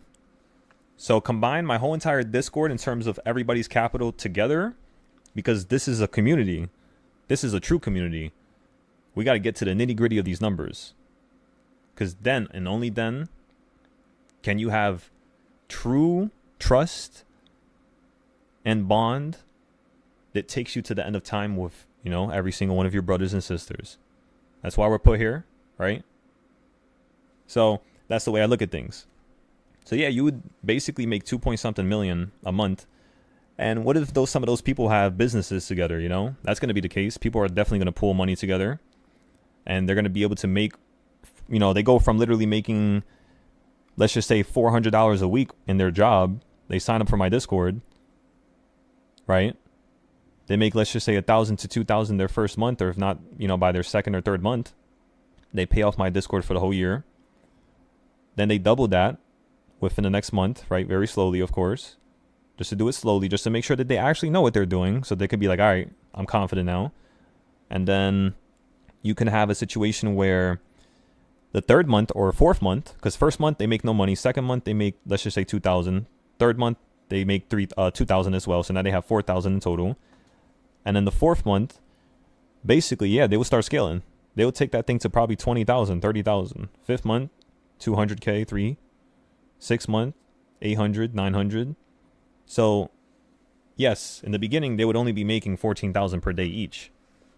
But let's just say I have those same 200 students and they start making 3,000 per day. $3,000 times 20 is $60,000 per person, which is already, way more than how much money my Discord would be making at that time. Minus taxes, my Discord out of 40K and fees, my Discord would probably only be making out of 40K, I think 35? 32? Like 32 to 35K? So I would lose the other 1,000 because of fees and taxes, right? And then, of course, everybody's going to have to pay half the taxes on their money. So technically, they're only making 30,000. Because if you make 60K, you're technically going to have to pay around like 25,000 in taxes. If you know what you're doing, you probably don't need to pay that much in taxes. You probably could offset it a crazy amount if you're traveling, as well as if you're actually going to seminars. Trust me, that's the reason why I'm going to be holding those things, is because it's free business trips for all of us. If we turn this into an LLC and we're traveling for free while making this money that's this easy to make, literally everybody's life is transformed within a year. So that person that was just making $400 a week is now making, within a year, $20,000 a week, $15,000 a week. That's insane to me, everybody. That's beauty right there, you know? So that's the goal here. That's the goal across the board, everybody. Make sure you can get to 3 to 5K. And I think about it, I didn't even give you the numbers when people start growing their accounts to 50K. When people have 25, like if every person here had 25K per month with 25K, oh my goodness. Per month with 25K, let's say if we do half the trades, so we only trade for 10 days, I'm going to try to impede it as much as possible to make it as conservative as possible. That's the only way that makes this logical. So I'm going to cut it in half. So basically, with 25,000, people would only make, let's think, per day, people would probably be making 7,000, 8,000 per day. So if we do the math now, 7,000 times 10 days, 70,000. Yeah. Even if I cut it in half, that's still ridiculous. Let me see. Did I do the math wrong? Let's do it again. So if you have 25,000 out of 25K, to make 7,000 is not that hard. It's literally a 25% trade, not even a 50% trade. So yeah, it's like 25. Yeah, literally 25, 30, like 26, 27, something like that. So if that happens across the board times 200 people, that's about 3.4 million, 3.2 million. So you guys go from making 2.8 million collectively to now you're making 3 point something million collectively. While at the same time, per month, I'm only making 40,000. So collectively, you guys are making 2.8 million to 3 million, while I'm only making 40,000. Just so you can understand. That's why I have the prices the way I do. I literally went through this thought experiment before I started first teaching, when I was making the prices for everything. I went through this thought experiment, and at first, I was going to leave it at $50, but then I started noticing people would get very lazy.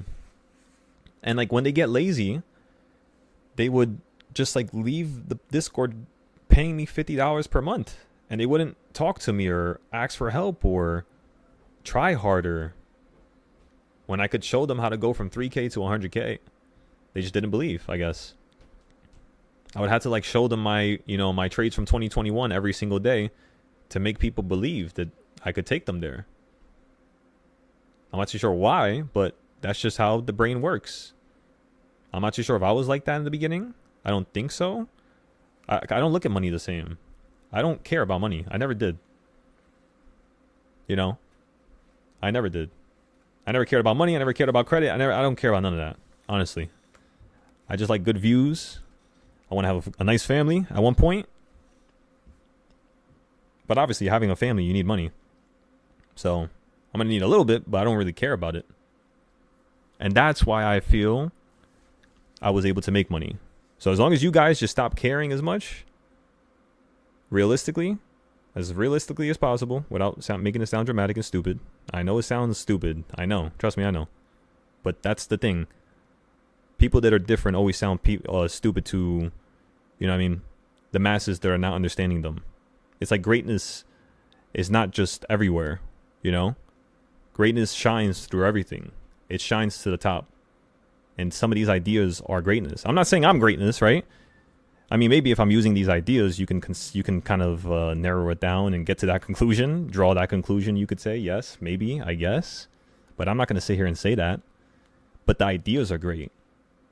And the ideas are something the universe gives me. That's how I see it.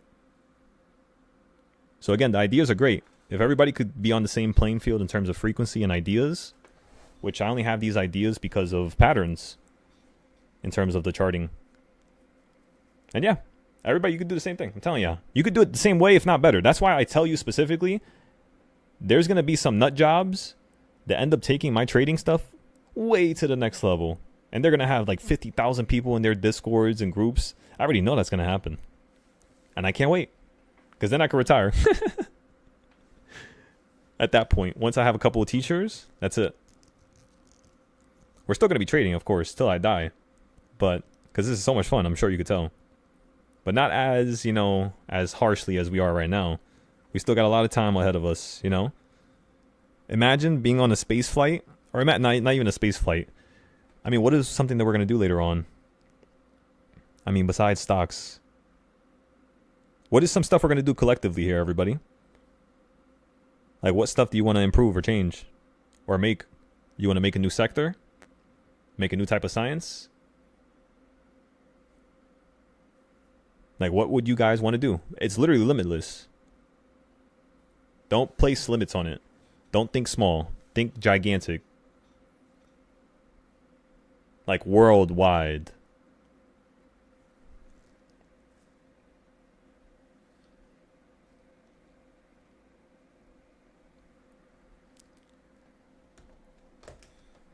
We're definitely going to make a charity, by the way, John. 100%. That's mainly one of the reasons why I want to get to $1 million by my birthday. Because if I could hit $1 million by my birthday, you could say by...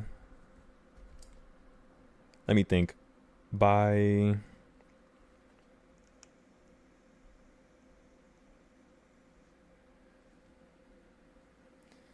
November, I could probably take that 1 million if I don't spend it, because I'm definitely going to buy a car. I'm definitely going to get a crazy ass car. I'm just letting you know. I don't like materialistic stuff, but I love driving. I don't care how people see that. I love driving. And unfortunately, these damn cars cost a lot. And unfortunately, I don't have the time to build a car, which obviously you can build a crazy fast car pretty cheap, but right now I don't have the time to build stuff. That's later on. So if I want to drive something nice, something sleek, something clean, something that makes my heart just like, goddamn, you know what I mean? You need something like that. You need that crazy little spark every single time you go in the garage or you go in the... I'll be parking down the street. I don't care. I'll be parking that right next to the sidewalk in New York, because that's how it is. Until I get a house or an apartment. But again, I'm not going to get a house or apartment until I see people progressing. Why would I make my life better, right, when people's lives are not getting better? What sense does that make? Doesn't make much sense to me, honestly. That's just not how I roll. What's good? Is that Cammy?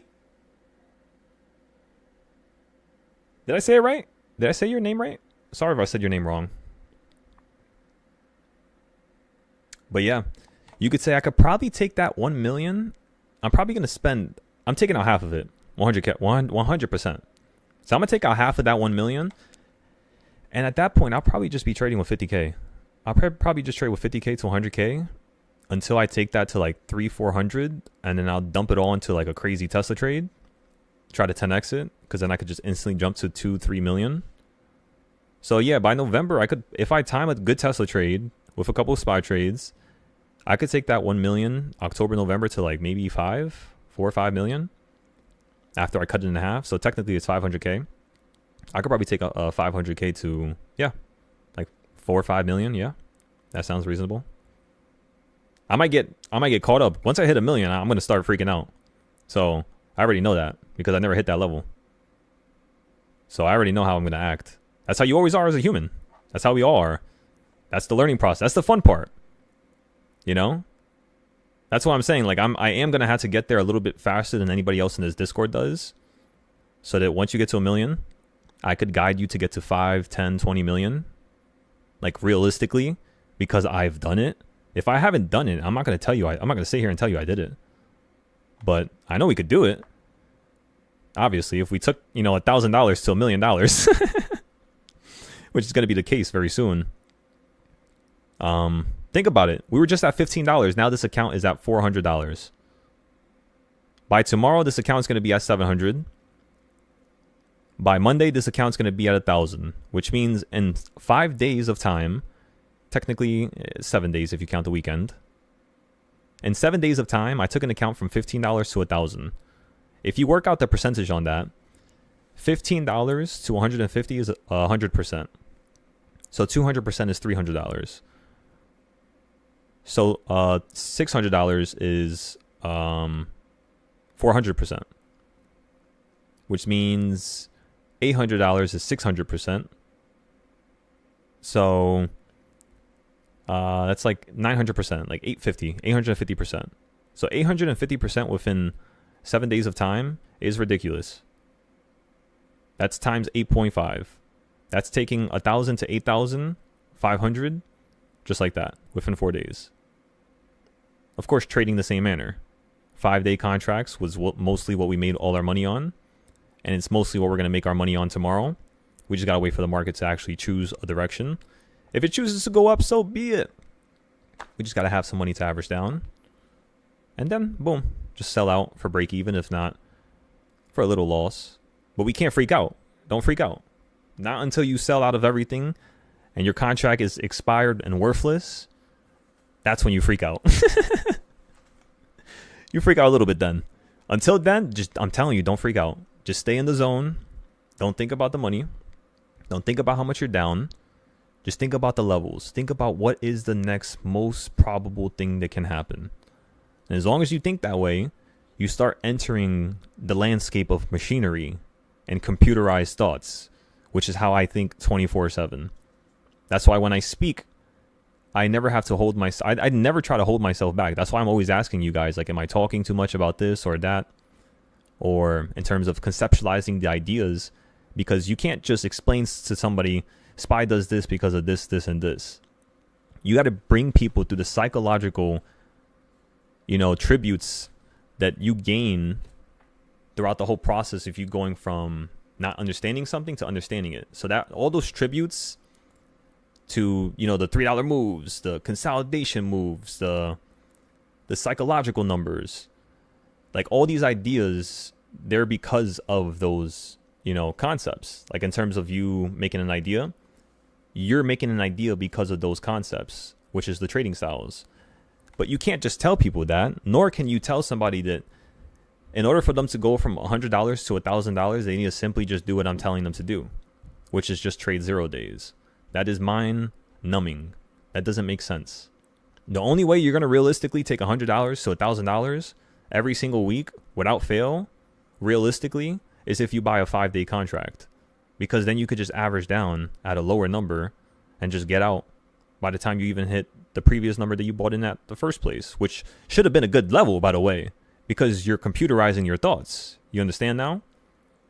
If it was an emotional entry, I'm just warning you right now, you better be straight up with yourselves, and you better tell yourselves, all right, I'm just not even going to deal with this. I'm just going to watch from the sidelines. I'm tapping out right now. My brain is about to blow up, because that's what we don't want to do here. If you enter into a situation like that, that's just going to breed nothing but failure. That's what happened to me when I hit 100K. I just kept hitting failure points, failure points, failure points. I just kept being weak-minded, you know? But yeah. It's crazy because when I actually made that 100,000, remember how I told you guys, like, I sold out at 50% for some of those trades, and I'm like, it was good percentages. Like, it was actually good money. You know what's the one thing I didn't tell you? The one thing I didn't tell you was the only reason why that even happened was because it was with the skin of my teeth. I survived by a hair every day. How? I just kept averaging down. So I would consistently buy a 5-day contract, and I would average down so much that if it costs $200, within 2 days, if it's at $20, my average is at $30. That's how much money I would put into these contracts. And it worked out every single time. It would go from like $20 to then $30 to then $60, and then boom. Now I just doubled 5,000, and now I just sold everything for 10K. It's crazy, I'm telling y'all. The averaging process, like, that's truly the one skill that nobody in the world talks about in terms of trading, especially day traders. The good ones, like the top percentage, like Matt Trades, Warrior Trading, whatever the hell that Forex guy's name is that we talked about the other day. Like, all these people, they're really good with reversals, like really good with seeing these patterns that exist in this market. And they can computerize their thoughts and computerize their entries. That's why they're number 5 in the world, number 4 in the world, right? It's just because of their computerization. So if everybody could do that, you could literally catch up to these people within a month. I swear to God. Think about it. Most people, they take 10,000 hours for them to become a pro. But that's not everybody. The people who have formalized and structured a meticulous plan for success can actually go through only maybe 100 hours. Of that same 10,000 hours of work, all it takes is 100 hours. How do I know? Because remember how I told you I've been doing this for over 25,000 hours? If you really calculate how much I've been teaching every day. Literally last night, we fell asleep at... What time did I fall asleep? Let me see. Let's go to the voice chat here. Let me see. 12 p.m. No, that's p.m. That was yesterday. Oh, we didn't join the voice chat last night. That's why. Because I was having those meetings. So let me see my one-on-ones. My last call was around 10:50. But I was on the phone. Let me check my phone. I'm going to give you guys the actual 100% answer. I was on my phone to what time last night? Let me see. Who was the last person I called? I was up till 1 a.m. So last night, I was up till 1 a.m. before I fell asleep. And remember, I've been up since 8 a.m. tonight.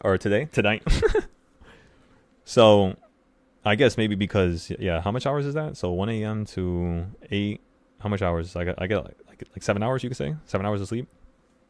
Let's just say 7.5 hours. So about 7.5 hours of sleep. That's 24 hours minus 7.5 hours. And that's how much I've been doing this per day, basically. That's usually how much I do this every single day. Some days I do fall asleep at 10 o'clock, though. Like, if I eat a lot, for some reason I get into, like, these weird-ass food comas. I'm just, like, passing out and shit. That's why I try to not eat in the morning no more. Like, the last couple of days, I've been eating at, like, 4 p.m. the first time. Or, like, 5 p.m. or 6 p.m. I just eat a lot around that time, though. Yesterday, I should have ate more, though. Not gonna lie. I keep losing the weight that I'm gaining. Let me tell y'all, this shit is stressful. Let me tell y'all. Spy, can you choose a damn direction? What is your problem? It's 230. You're below the 200.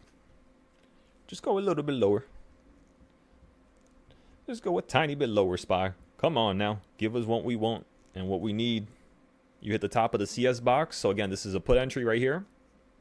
This is a put entry right here, right here, right here. Put entry, put entry, put entry.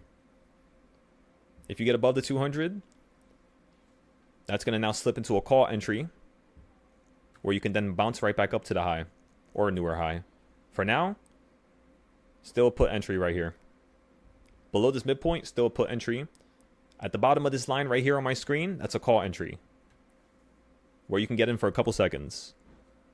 You literally buy in instantly, market fill, let it bounce up 5-10%, instantly market fill and sell out. That's how you would also trade the futures. Because with futures, you let that thing sit for an hour and you forget about it, you're going to come back to no money. They're going to margin call you and take everything. You know how much times that's happened to me? Oh my God. That's futures is stressful. Futures is unforgiving. It's more unforgiving than, SPX. And you already know that thing already stresses me out enough. Because it truly is just momentum. It's something you actually can't calculate. It's something that randomly has to occur with big money putting their money in. So what you have to do is buy at the right time, with SPX. That's the one thing that's mad annoying with it. I hate that part. But as long as you're getting off like the 4 reversal points, like my reversal points in the morning, it tends to magnet to them and reverse from them very drastically. As long as you do it before certain times. Like today we hit number 4 at 10:50, which is still insanely early. Usually you hit it around 11:40, 12 o'clock, 1 o'clock you hit number 4. And then from there you start consolidating the other direction. You go very slow. So you would get like a 5-day play. And then you would sell out or get like a 5-day play, 1 strike out, just like how I did today. And then you would literally just sell out for the same thing I did.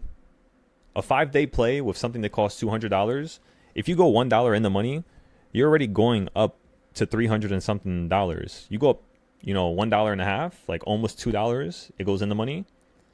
You're now up double, basically, which is insanity. So remember that. Remember that, ladies and gentlemen. The power of averaging down is real. It exists. Our contracts are still swirling around $25 to $15. This is just like yesterday. This is going to be annoying. I swear, if it happens at 4 o'clock, that's going to be so funny. It's literally just doing the same thing as yesterday, but opposite.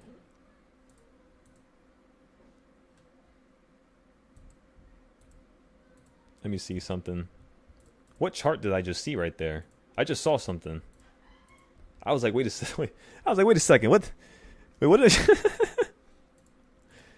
What just happened? That was a really good idea. I think it was this chart, but zoomed in. Was it this chart? Oh, don't do that to me. I think like my brain just made like a connection to something. I don't know what the hell that was. But it feels like I just saw something that could potentially happen right now. I didn't go to these charts though. I just looked at those. I don't know. All right, anyways, who cares? I'm tripping.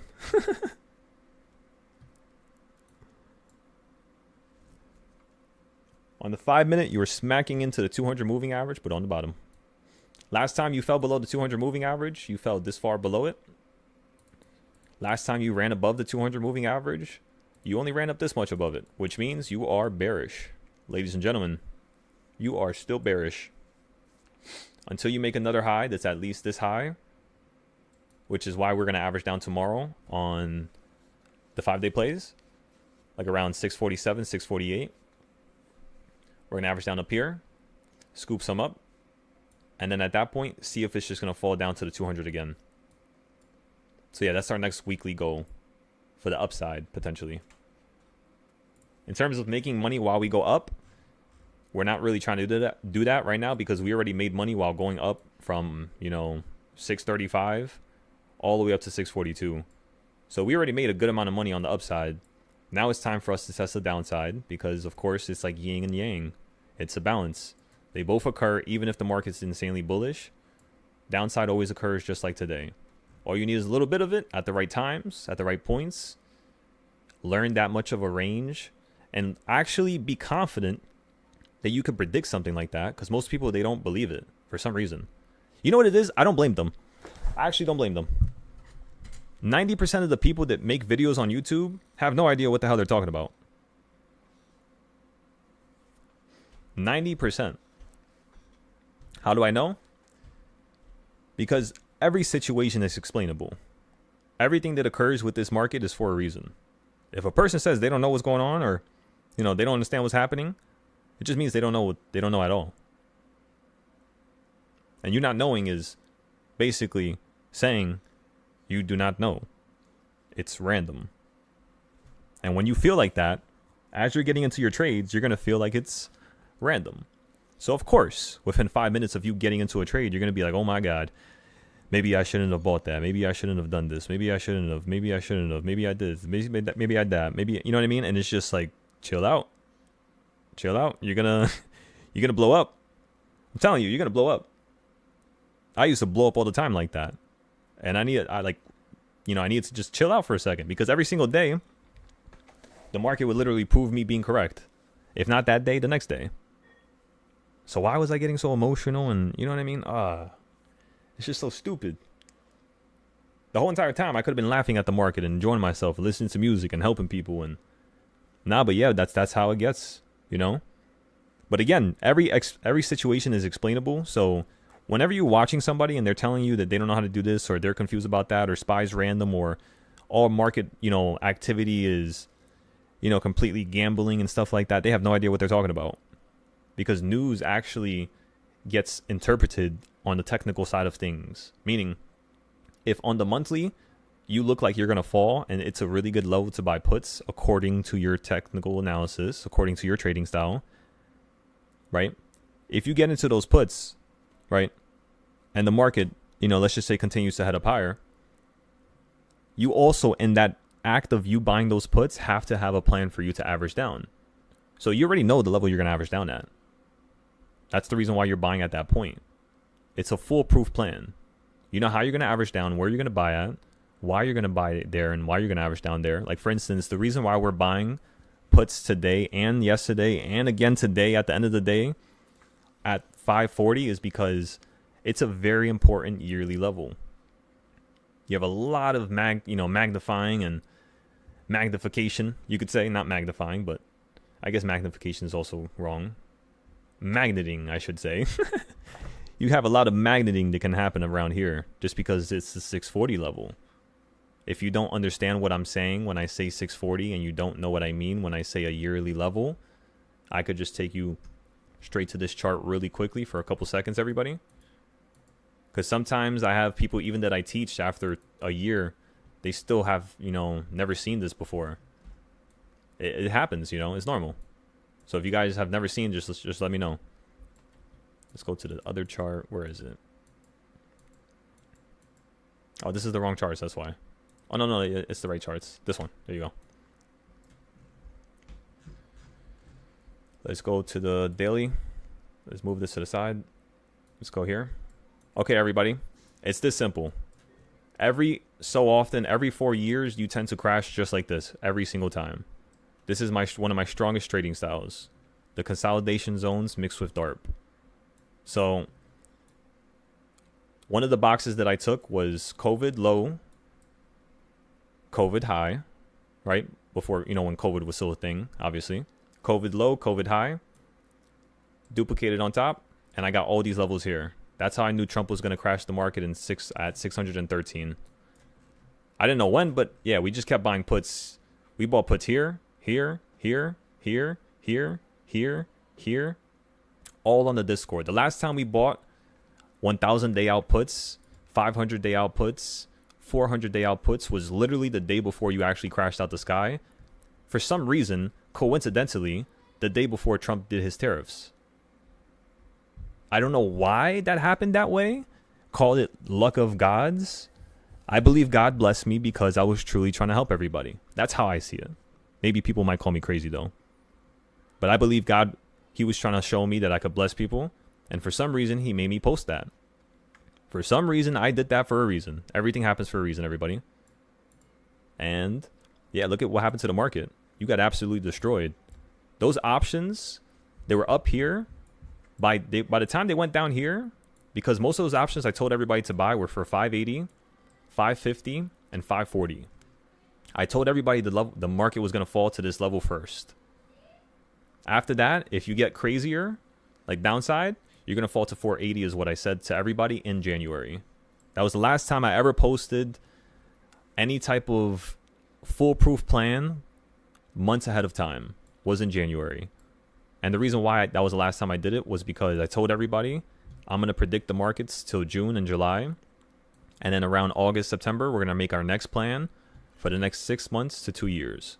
So that's what we're going to do very soon here. That's why I'm very happy that somehow the Discord and the community is actually, for some reason, the Moomoo app is, I guess, putting me on the spotlight more for more people to see my account. And the community is slowly growing. And now I have more people to teach. And it's really hard because you have to make sure everybody's on the same page. I can't just have people get stupid entries without any explanations to them. Nor me actually teaching them how they could do it themselves. You can't do that to people. So, yeah, as this is growing, it's going to be more stressful for me, of course. But as long as I keep making these charts simpler, which is obviously what I'm doing here, I just got to clean it up. I know it looks very obnoxious right now. Like, just look at this. All these colors and... But yeah, I'll clean it up, make it more visually appealing. I just got to play with the colors just a little bit. I mean, it doesn't need that much work. Let's be honest here. If anything, I could just move these prices. Actually, yeah, let's do that right now. No, it's going to take me a little while to do that. I have to select all of them. All right, everybody, just chill out for a second. I want to do it right now.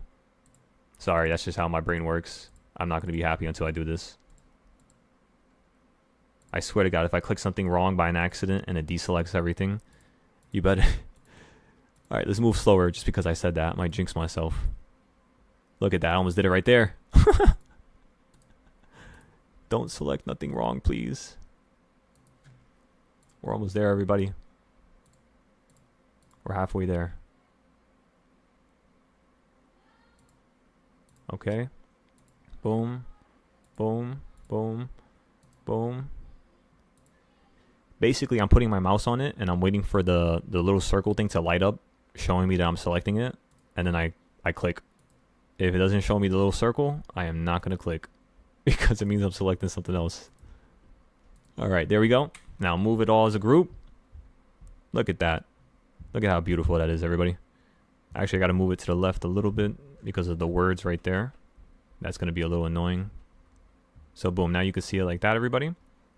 So these are all the levels that the market is going to magnitude. That's why you see me buy puts at certain levels. The 640s, as you can see, is all puts. So you could literally run up to the midpoint, 639, 641, fall, which is what you did. And then again, as you can see, this is specifically red. 643, which is literally the point that you're just hugging it right now. On the grand scheme of things, when you look at this over here, the market was supposed to fall at 610 to 609. You ended up going to 613, which was $4 higher than the level I told everybody the market was going to crash at. So you only went $4 above it, which means, think about it. If you're just going $3 above it, I mean, you tell me, everybody. You know what I mean? And the grand scheme of things, if we're trying to be forward thinking, if we're trying to be in the future so that we can actually predict this stuff, you have to understand that this is still a slight move above the high. We should be gapping up right now. This market should be running up crazy. Like, extremely crazy. So the simple fact that we're not right now just tells me one thing and one thing only. This might be another point where we crash from because the momentum might be tilting here. So it's 249. Let's see how much these contracts cost. They cost $8 and $9, so it's about time for us to average down here. So get ready, ladies and gentlemen.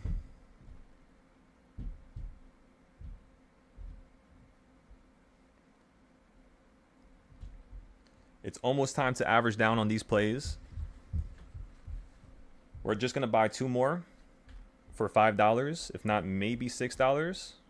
We're going to wait for it to drop from $8 here because it's at like $8, $9 right now. And then we're going to see if this market is going to fall from number 4 on the reversal points.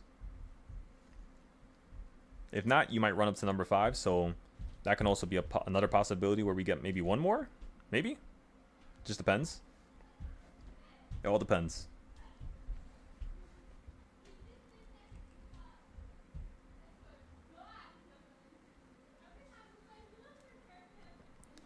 By the way, I didn't finish my other idea from earlier. Or what I was saying, my statement. Remember how I told you all that I have about 20,000 hours of experience with this over the last 4 years? doing it 12 to 16 hours a day, not counting vacations, of course, or days where I wasn't, I was at like appointments and stuff. So not counting that, but counting the amount of time that I put into this. Out of 20,000 hours, remember, out of 20,000 hours, I could truthfully tell you all that because I was just being stupid and I wasn't taking notes effectively, and I literally was not trying. That's it. That's the only thing I can tell you. For some reason, my dumbass wasn't trying. I don't know why. I don't say dumbass to talk down upon myself because trust me, I'm the last person I would talk down upon ever, let alone talk down to a person at all in the beginning in the first place. That's just not in my character. So I don't say that to talk bad about myself. I say that to be blunt so that everybody can understand that, yeah, I just didn't trust myself. I didn't really try. That's why it took me so long. Last year was the year I really started to put the pedal to the metal, like never, before seen. Like that was like me operating as if I was a multi-millionaire. Like that was the level of operation at that point. It was that crazy. So right now, I would say the level of operation in terms of what we could potentially grow our wealth to is maybe 150, 200, maybe 500 million. I don't think I would consider myself a billionaire yet in terms of the capability. Not yet. Not until we start probably developing the school. Once we actually make like an actual standing building, then I could say I'll probably, consider myself a billionaire because just the idea, the concept of it, laying the groundwork, getting state approval, and being able to have a school for this where you can actually teach people, because of course the government's going to want something back. But that's no problem with me. Even if the government wants to take 70% of any capital that the school makes, the way I'm going to create stuff, honestly, it doesn't matter. Wealth is created out of just an idea. All you need is a structured idea and a plan, and that's it. Unlimited wealth is achievable. It's kind of the same reason as Elon creating Tesla, SpaceX, the Boring Company, Neuralink, buying Twitter, right? It's very, very structured because one of them pays for the other. He only paid for Twitter because he had 50 billion from Tesla. He only had 50 billion from Tesla because his production lines were becoming so extremely revolutionary in terms of how he was producing these cars and the speed that he was producing them. And, that was in part due to SpaceX. So one company helps another. Not just that, but if you actually factor in the Boring Company is to create highways that are underground, under the road. So like underground. If that's the case, and the Boring Company is to create, highways that are underground, where is he getting this money from? From Tesla. Tesla's also paying for SpaceX. However, what did he do recently? He created a subscription service for SpaceX. The first thing he did was create two plans. One plan was to send satellites so that people could pay a subscription for his internet, because he was paying $20,000 a month for maritime internet. So Elon was getting violated by internet companies, and most people don't know this. But Elon was getting violated by internet companies, and he was just like, you know what? I'm just going to make my own internet, and I'm going to make it cheaper. And I'm going to make it, on boats, on land, everywhere. And he did it. I'm telling you, he's a madman. It's just recently, the last couple years, he hasn't really been, he hasn't been operating at that level. And I know. I've seen him operate at a crazy level before. In terms of paying attention to all the characteristics of his planning. Why? Because he's an engineer. You want to learn how to go far in life? You want to learn how to turn dreams into reality? You follow the structure of an engineer. That's how you turn dreams into reality. Everything that's around you is created by an engineer. Of course, you need a couple of the roles that, are partly due or partly needed to create something great. I agree with you. But, again, everybody, engineer is the person who actually brings it to life and makes it so that you can put it in your hands. So if you follow their structure and the way they think, because how the hell do you make something? How do you make a phone that's never been created before? How do you make FaceTime and, you know, do all the stuff Steve Jobs did without there ever being something like that before? How do you bring something that doesn't exist into the world? It's hard. It's the same thing with trading. That's why I don't want to disrespect nobody, but no, yeah, I do consider myself like a market engineer, because I've basically took all the ways that engineers think and structured their, you know, their plans and breeding new creations and new stuff into existence. And I basically injected that into the SPY and markets. And I created such a structured way of looking at things that was so simple. And I kept just simplifying it. Simplification, simplification, simplification. Making it so that anybody could truly understand this. I would show some friends. I would try to teach them. It wouldn't work out. All right, more simplifying, more simplifying. Don't give up. Don't give up. Literally, that's all I was thinking ever since I was 21 years old. Was just don't give up. Don't give up. Just keep getting better. Keep simplifying. Keep posting notes on the Discord. And yeah, 4 years later.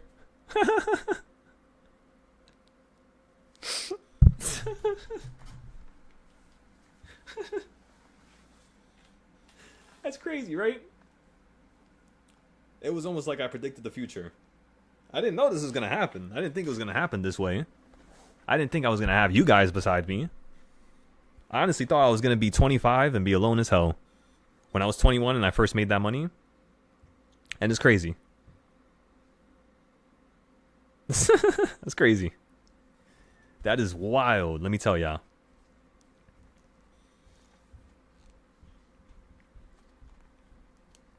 That's why this means so much to me, as you can see. It means this all means so much to me. So much. I can't even describe it in a proper fashion. I don't know what words to use. My vocabulary is not that big yet. I gotta study. There's more I gotta do. You know, I'm still very young, like I said. I've been prioritizing and, you know, focusing every single ounce of power into specific things. And not focus on working out, not focus on eating, not focus on, you know, achieving a certain amount of wealth. Just focus on teaching and teaching and teaching and teaching and teaching and getting better. And eventually you get so quick with it and so fast with it, it literally feels like you're levitating. Does that make sense? It feels like you're literally moving like light speed, but you could still feel like you're getting faster. I could still get faster is what you tell yourself. That's what I tell myself. We could still get more trades. We could still make these ideas better. We could still improve these charts. We could still do it. You know what I mean? That's what this is all about. So in order for you guys to actually achieve this same level of market understanding and market awareness that I have, you need to go through those psychological challenges as well as those psychological, you know, barriers. It's just not only just challenges, it's just full-on barriers. It's like, how do you get over a wall you can't see? Where do you climb? What tool do you use to climb it, you know, to break through it? You can't see it. It's an invisible wall. That's what I prioritized, is finding those invisible walls and finding ways for you to put a pair of glasses on. And yeah, now you see every wall in front of you. You see every hurdle. You see everything that's going to challenge you in terms of market structure, market awareness, market notes, you know, market manipulation. How did these people manipulate the market consistently every single day? We trade so well that doesn't matter no more. If you haven't noticed, that's why we don't really care if it's CPI or PPI, or it just helps. Think about that. When do you ever hear me worry about FOMC or PPI or any news or Trump tariffs? Even when we fell out the sky, it was full on confidence. It was a little annoying because of how fast you fell. We could have played more 0 days if I was more knowledgeable about tariffs, but I wasn't at the time. Honestly, that was my fault. If I was more aware about tariffs, I would have had us play more aggressively. I would have known what it meant, but I didn't at the time. I've never dealt with tariffs before, because when I first started trading, it was after Biden was elected. It was literally in November of 2020. Yeah, 2020. November of 2020 is when I first started trading ever. I bought a stock. I think I bought NEO. Was it NEO? It was either I bought Neo or I bought some energy company. And the reason why was because Biden was signing executive bills for,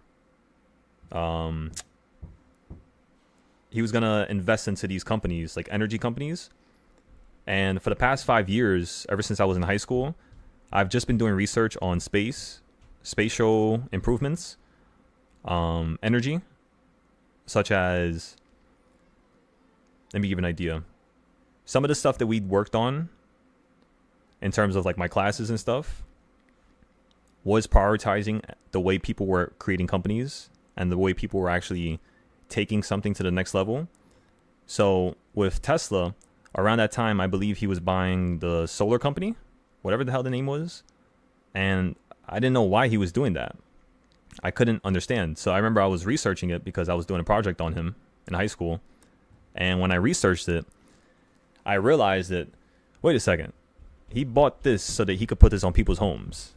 The cars are electric. He's getting solar panels for his cars that are electric. That sounds crazy. So I was like, how is he able to do that? How much do, solar panels cost? I randomly researched it this one day. I kid you not. And the price was so stupid, drastic, like in terms of how much it changed. Let me show you. This is how much the cost of solar panels have changed.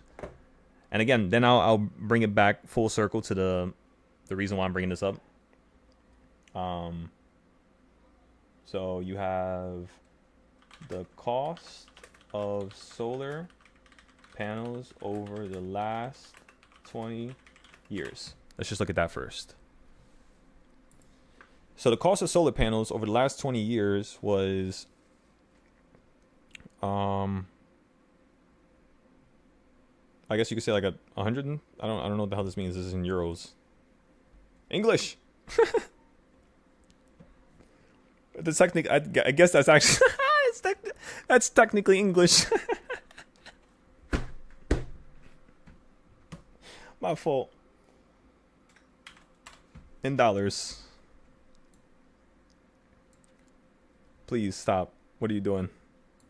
AI, help me. The cost of solar panels over the last 20 years. $10 per watt. Thank you. So $10 per watt. And then right now it's $3 per watt. So over the last 20 years, you pretty much, you got cut by like 3/4 or a quarter. Like 3/4 of a quarter. That's how much you drop right now in terms of its price. And it's just going to drop down more and more and more and more. So I was thinking about it. I was like, why the hell could he be wanting to do that? So because I did, my research during school, because we were looking at these companies, I found out some information about him a couple years prior, about the solar stuff, about the declining cost of batteries. He was making a factory because he was literally, he's such a weird guy. Like the way he thinks is, I don't know how. I have no idea how the hell he got to that level of frequency where he was operating at that high level. Imagine the first company you make is to drastically kill the price of batteries around the world so that the cost of making your cars is cheaper. Who thinks like that? Literally destroying a whole entire sector. He destroyed the price of batteries. The cost of batteries, let me show you that. How about the cost of batteries as well as Elon's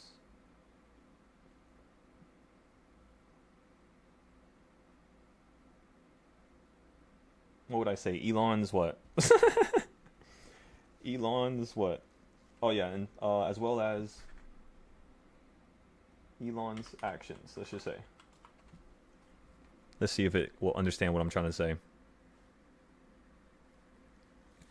So the cost of electric vehicle batteries, EVs, has seen a dramatic decrease over the past 15 years. The estimated cost of an EV battery pack was $1,300 per kilowatt. In 2023, the price dropped to $139. Look at that. Look at that. So that's the reason why he was making so much money from those cars in 2023 and in 2022. He was making a ridiculous amount. Like the margins were insane. The margins for Tesla compared to Ford or, Volkswagen Volkswagen or any of these other companies was absolutely ridiculous. It was like everybody was barely making money, and Tesla was making like 40% margins while everybody else is making only 10 to 15%. They were making like almost triple. So yeah, that's what's happened recently. It's absolutely insane. Let's go back to the SPY though. Let's see what's going on here. Let's see if we could buy some more of these contracts. Let's see if we missed our opportunity. Let's walk everybody through it. All right, so these contracts only cost $8. Come on. What's wrong with you? What price did they drop to? Oh, only $6. We technically said $5 to $6, so we could have entered there, but still, I don't see it at $5, so I probably wouldn't have got filled at $6. You're never going to get filled for the cheapest price. That's only for big money. Meaning you're not going to get filled at $6. If you get lucky, you will. But you're probably not. You're probably going to get filled at $7.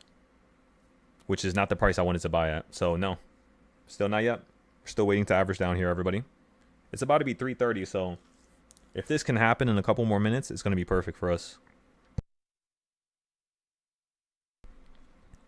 As long as it happens before 3:30. But yeah, the reason that I was talking about all that stuff was that's how deep I was getting.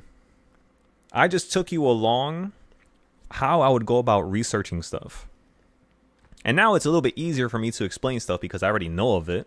So I could just literally specifically refer to the cost of certain things dropping or the reasoning behind it just due to the fact of how I research stuff. And a lot of people, they don't think like that. Trust me, a lot of people, they read something online, they look at a YouTube video, and they do what they say.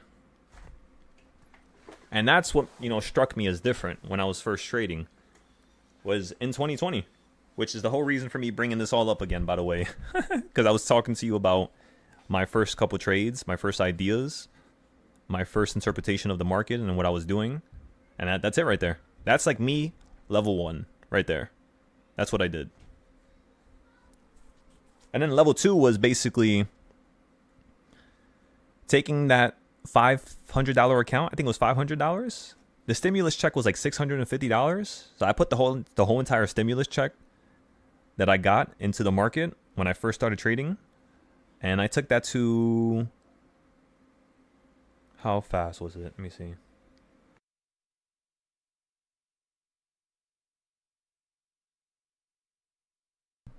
I think it was, I know I had over 3,000.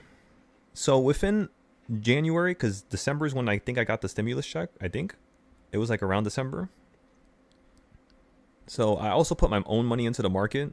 That's what it also probably was. So I had 600 from the stimulus check, and then I think I had about 800. $400 was my own money. $200 was my cousin's money, and we bought a Tesla share together in the beginning. And then, because it was around like $800, you could say, before they split. And then with the other $600, $700, I threw it into a bunch of EV plays, like cheap dollar stuff. I threw it into FRSX, and within 2 weeks, I was already at 3,000, almost 4,000. And because they gave me margin, I was able to grow it a little bit faster. So then I went from, and remember, I'm just trading stocks at this time. That was the only thing I traded, no options. Why? Because my friend told me that I'm going to lose all my money if I trade options. Why did he say that? I honestly feel like he didn't know what he was talking about. And then when he saw me making money with options, by the way, a couple months later, tell me how he got like mad weird. Like he got mad weird.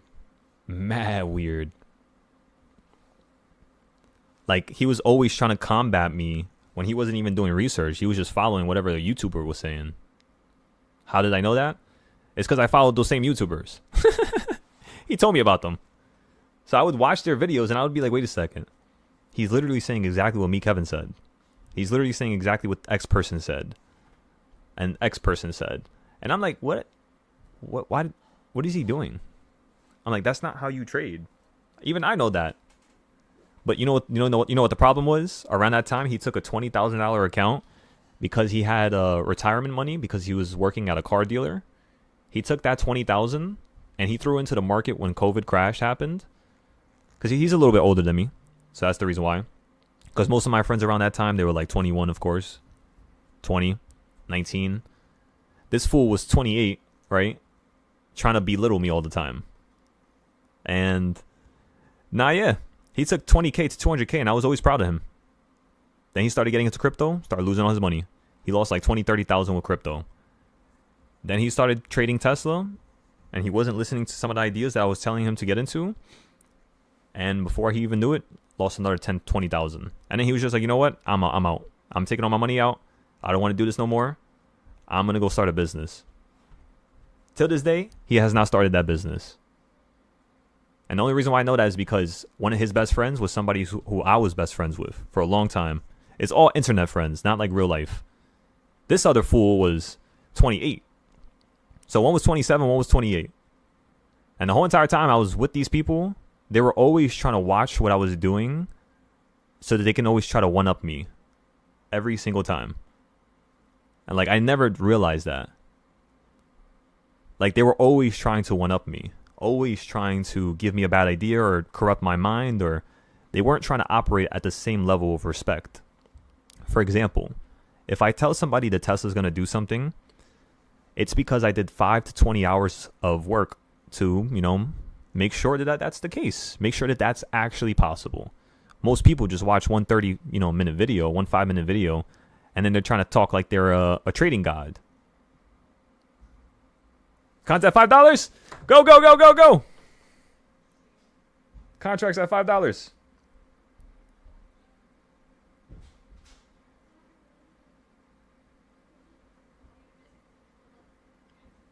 Thanks for the call out. There we go. Excellent.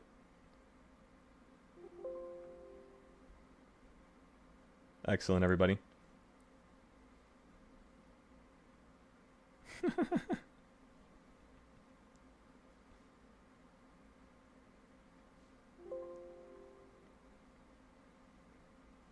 Our average is now at $13. That's way lower than I thought. So that means if we got 3 of them, our average would now be at like $8 right now. That's mind-boggling. Wait a second. You know why? I couldn't. Yeah, it's because I'm not normally buying $30 contracts and averaging down at 5. Normally, I'm doing that with the $15 contracts. So yeah, no wonder. When you average down, because when you buy something at 15 and you average down, it goes to 7 very quickly. But I would have thought that you would have been at 20, if not 17, 18. That's basically nothing right now. All we got to do is just wait for a nice little flip. If this thing drops below the 200 for whatever reason, this thing will actually be worth around like $20 each. So we'll take that $30 plus $5, actually $10, so it's $40. So $40 in total is currently in the current trade. Let me make sure I tell everybody to average down everywhere.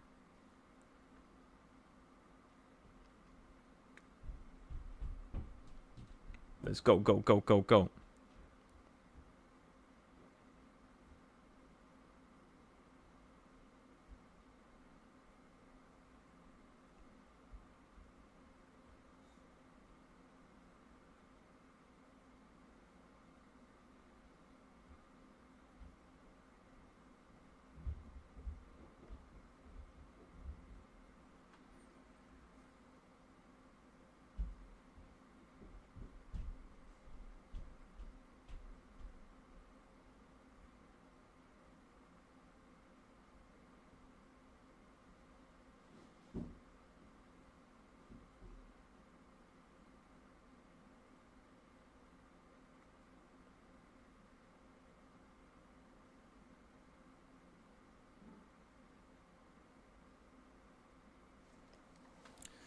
Let's go, go, go, go, go.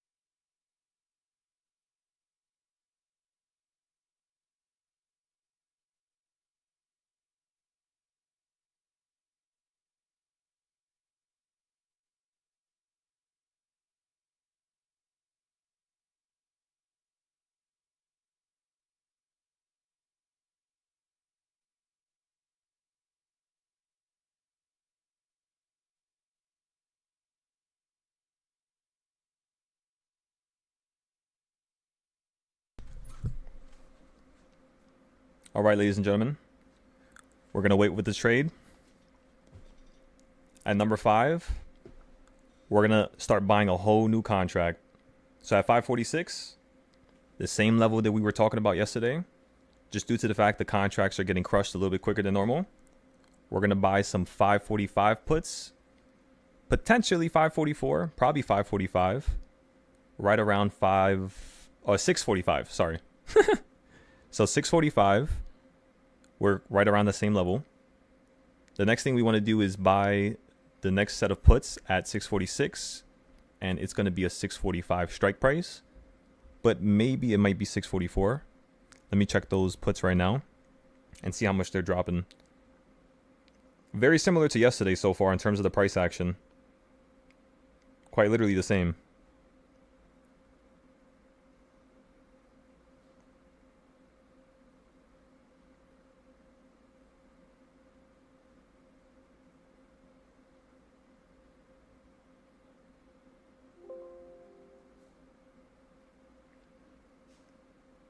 We bought one more contract right here. It's still at $5. And you're at the perfect put location. So again, when we bought these puts earlier, you were right at 200. You ran above it, held on top of it, still had some bullishness, still wanting to go up a little bit higher. But again, you still didn't make a newer high compared to yesterday's high. So in terms of us playing for 551, we're not going to play calls to 551 until we get above 547. So that's why we're just going to keep playing back and forth, back and forth, back and forth. And then tomorrow we're going to average down on any of the puts for 5 days out that we're still holding. And that's pretty much how we're going to progress. Average down on those puts. We should be able to pay maybe another $100 for it. Maybe $80. We'll buy 2 of them. So that would be another $200 into the trade. And then we're going to be looking for a 30%, 50% gain. If not, just a drop to break even. Because again, the idea was to play the puts from 646 yesterday straight down to 638. It's the same pattern as last year pretty much when you were breaking out into new highs. We're just copying and pasting the same thing. Prepare yourselves, ladies and gentlemen. Prepare for a nice show. You got your popcorn? Make sure you got some popcorn.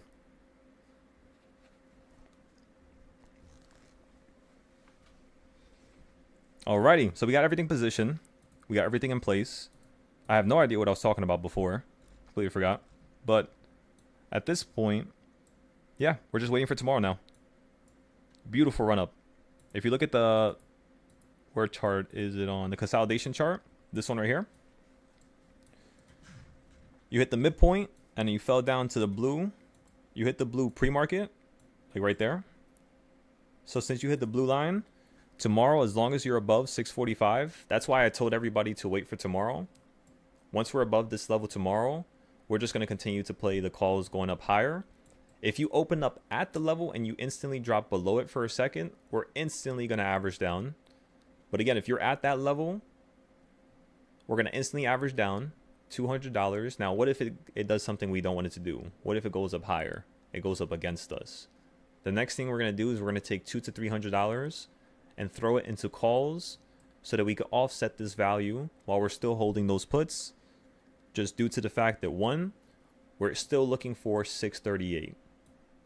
So remember, you never, ever switch up on your trading plan that you created a couple days prior. Meaning whatever I said I was going to do a couple days ago, that is still what I am following now. You understand? I'm just following it with a more, at a more risky degree.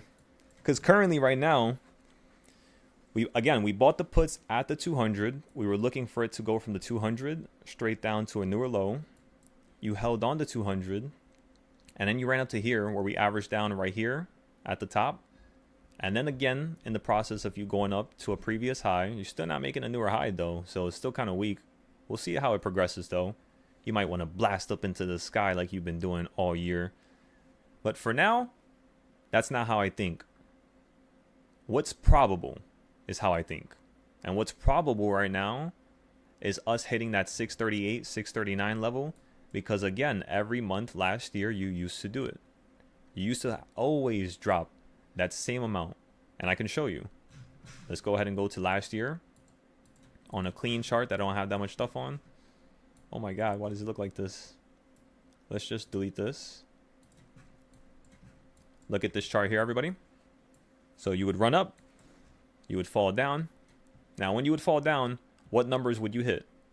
Right here, you're at the 70s, right? 570. What number are you here? 565, 566, right next to 568. You're just looking for a $6 to $8 pullback. Look up here. What number are you at? 580s. Where do you fall down to? Over here? 576. That's literally almost $8 perfectly, right? Look at that. Look over here. Where did you fall to? 568, everybody. Okay, let's go to the next time. Look up here. You fall from 601. What do you hit, everybody? 584. So you go a little bit. Oh, you go a little bit under. We actually were buying calls around 585 to 588. So we bought the calls around here. Same for the same reason. What about over here? You fell down. 586, 585. We told everybody wait because over here, before you made that newer high, you fell out the sky, ran up, fell down again to make a newer low, then ran up higher. Ran into the sky, fell down, ran up again, fell down to here. We bought calls, ran up into the sky. So over here, I was like, you know what? Fall down, run up, fall down a little bit lower, buy back into it, and it runs up into the sky. And it worked out, pretty much. We were all up 1,000% here because you ran up over $15 just in one day, and in over 4 or 5 days, it was around $20, I think, something like that. What do you do over here? 576. So you get the point that I'm trying to make right now. Every single month you fall down. For some reason, when you fall from a very important point, which is the area that we're at right now, you tend to get dramatic ups and downs. And that's all I want to see right now. I just want to see something crazy and wild. So yeah, that's why we're in this trade right now. And it's a very cheap contract. We paid 30 at first. And then we put 554. Actually, no, I think we got filled at 5 again the third time. So now we're in it for $45 in total. $45, everybody. In total.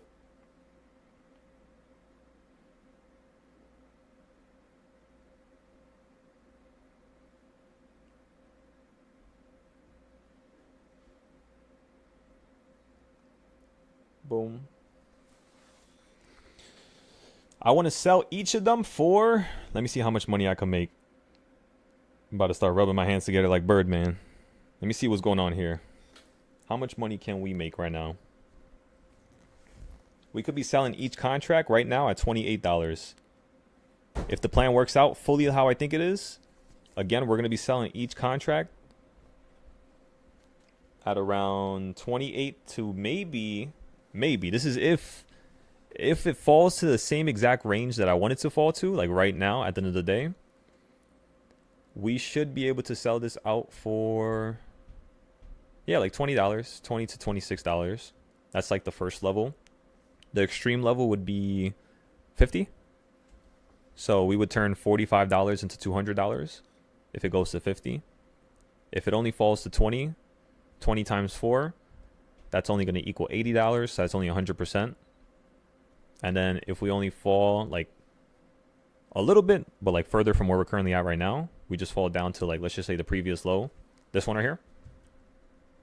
So we fall to this one or this one, you might only be up to like 13 break even, maybe 13 to 20.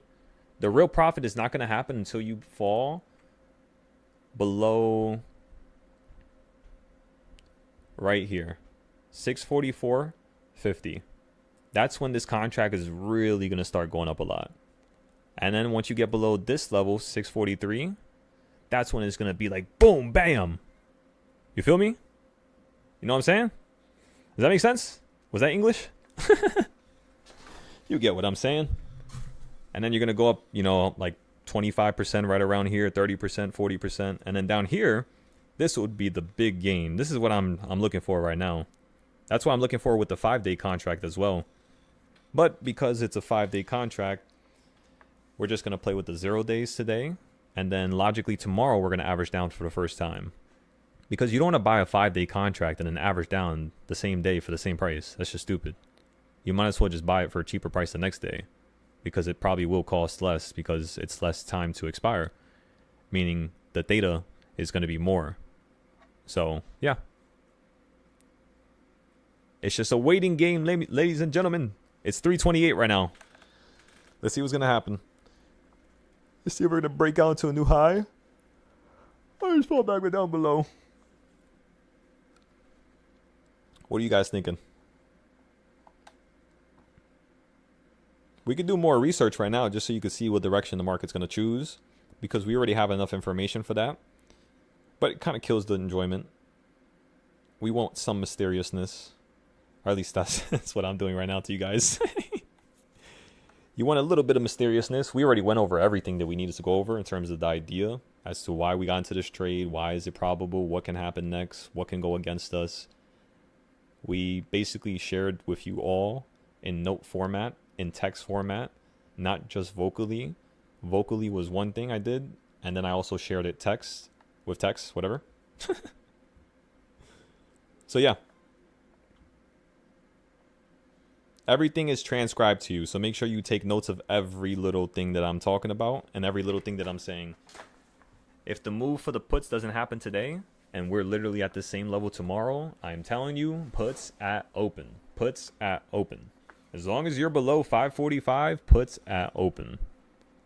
If you're above 545, 546, 1,000,000% calls. Because it means we're going up to next high, excuse me. So yeah.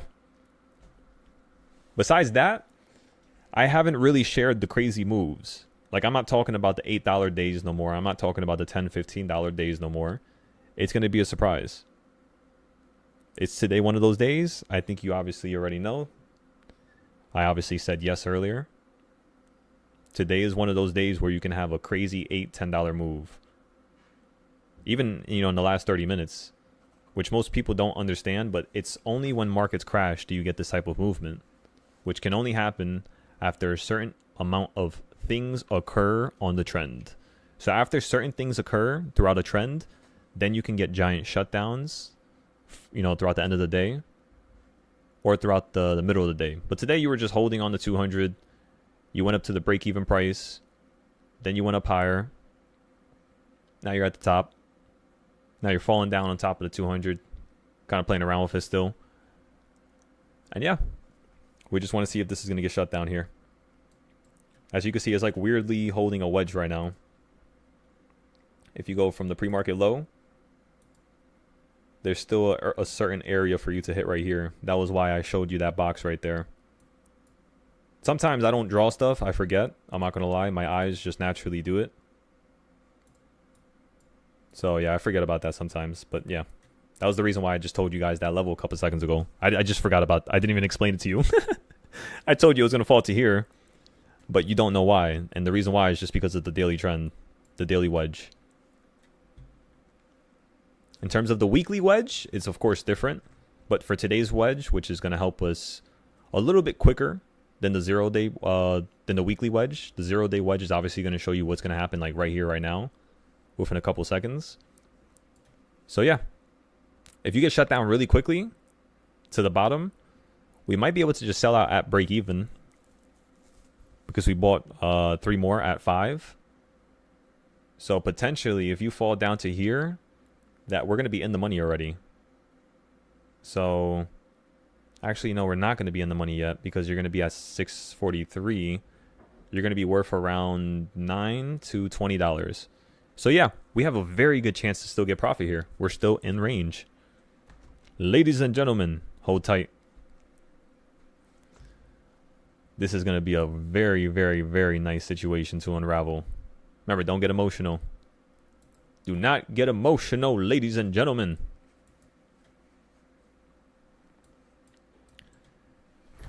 Almost just dropped my phone. Yo, yesterday I dropped the whole iPad without a case. Yo, I was so scared to look at the screen. I was tripping. I was like, I hope I didn't just crack it. So yeah, today you just did an equal reaction, everybody. Look at the pre-market. Look at the day move. Actually, you did not do an equal reaction.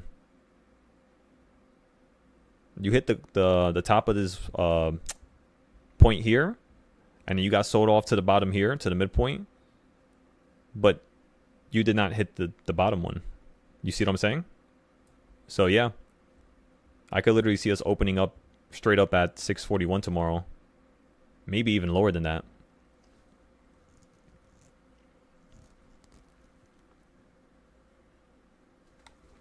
Maybe even lower.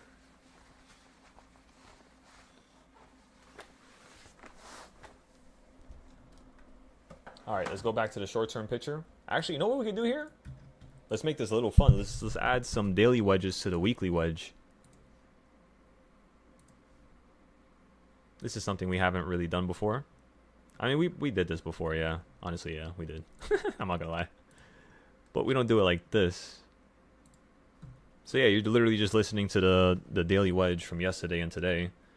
Which means if you get shut down here, yeah, this is still insanely good. It looks even better than earlier, potentially. We're running out of time, though. But it's all good. Just like yesterday, we were running out of time as well. And it happened at 4 p.m. where we sold our contracts, ladies and gentlemen. It's not over until the market closes. Especially when you get into trades in the afternoon, you obviously know that this is most likely going to be a situation where you're going to have to average down. Because the market's just going to consolidate. Wait for sometimes 1:30 to fall, 2 o'clock to fall, 3:30 to fall. Sometimes it waits for 3:55 to fall. I kid you not. It will be 3:55 and the market will fall $2 to $3. And with us staying stuck in the same middle range, the simple fact that you did not hit 646 today, that tells me market is weak. Simple. So yeah, this is just point blank downside. We're going to average down with the 5-day play tomorrow. We're going to get another 0-day trade tomorrow, potentially, depending on where we're at. And then if we get above 546, we're just going to play the upside going to the next new high. It's a simple idea, everybody. Not complex at all, so don't act like when it happens, it's amazing or it's crazy. Don't act like that. Or don't, talk basically ahead of a moment when you shouldn't. You know what I mean? Like, do you know how much people have went into my comments on my social media whenever I post trades, and they always tell me, RIP, your contracts are dead, your contracts are gone, you lost money, you finally lost. And every single one of those times, the more people that talk shit, it ends up working out every single time. I'll respond after the trade is done, and they give me no response. You know how many times that's happened to me? Like 90% of the time. 95% of the time. Probably even 100%. I'm just trying to, make it, so that I'm not trying to make myself seem so good. I'm not. Sometimes it does happen. But again, I don't talk to people like, oh my God, just watch. Watch what happens. Because that's saying that I know something is going to happen, like I could tell the future. To a certain degree I can, but I'm not going to talk to people like that because it's disrespectful. But that's how people talk to me all the time for some reason. I don't know why. But it doesn't really matter because I'm not going to talk to people like that no matter how much they try to say that stuff. But it's just wild. Yep, we have another one today. So we're just waiting. We'll see. We'll see if we can rub it in their face. But there's no point, because what's the point of that? Just like the guy from yesterday. You think he's going to watch my YouTube videos? You think he's going to try to learn and try to grow? You know what I mean? Probably not, unfortunately. So I got to be as nice as possible. I can't be rude because I really want to help people. I'm not trying to make enemies out of people. So yeah.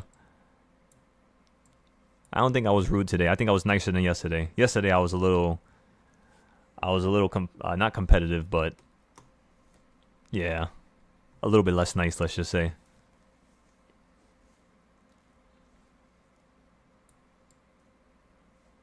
And then remember, for tomorrow, we're going to play the continuation of upside.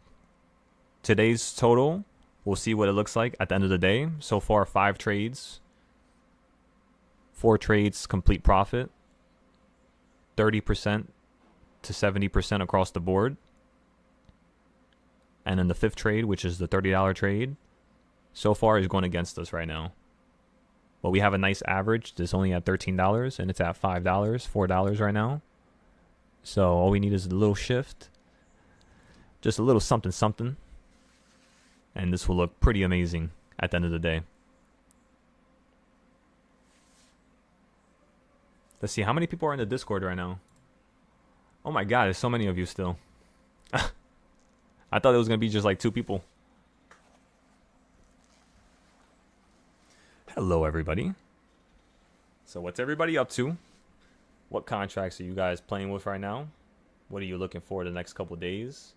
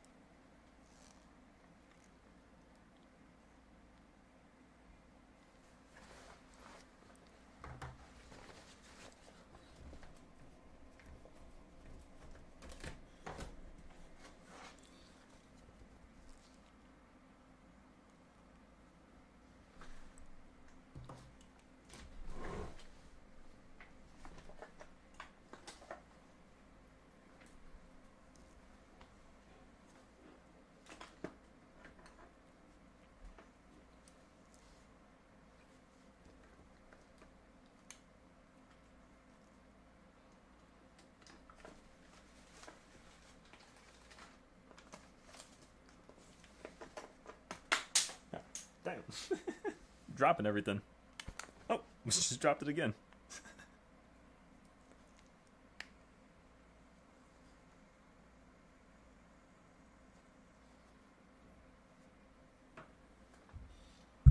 My fault. I just felt like I was like rummaging through stuff right there. That's so funny. Let's see where the market's at. This is a very serious situation right now.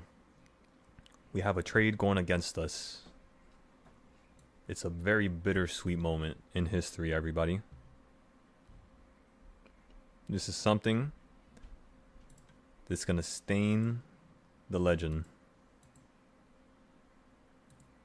I'm just playing. Remember, we're going to play the upside tomorrow above 646. Don't forget that. I'm talking about a lot of numbers.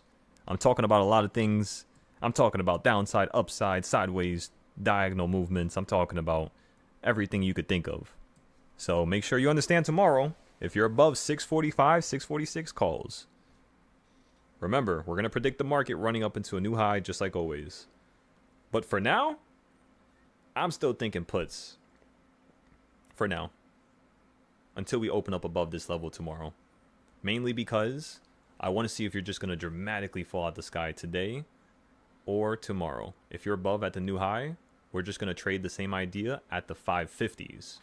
Which is what most people don't understand. You know? If an idea doesn't work at a certain level, there was a reason why. Which means it's going to still work at another level. We just got to know what level it's going to work at. And to be able to predict that, the first way you can do that is by looking at the historical examples of price action on the monthly scale.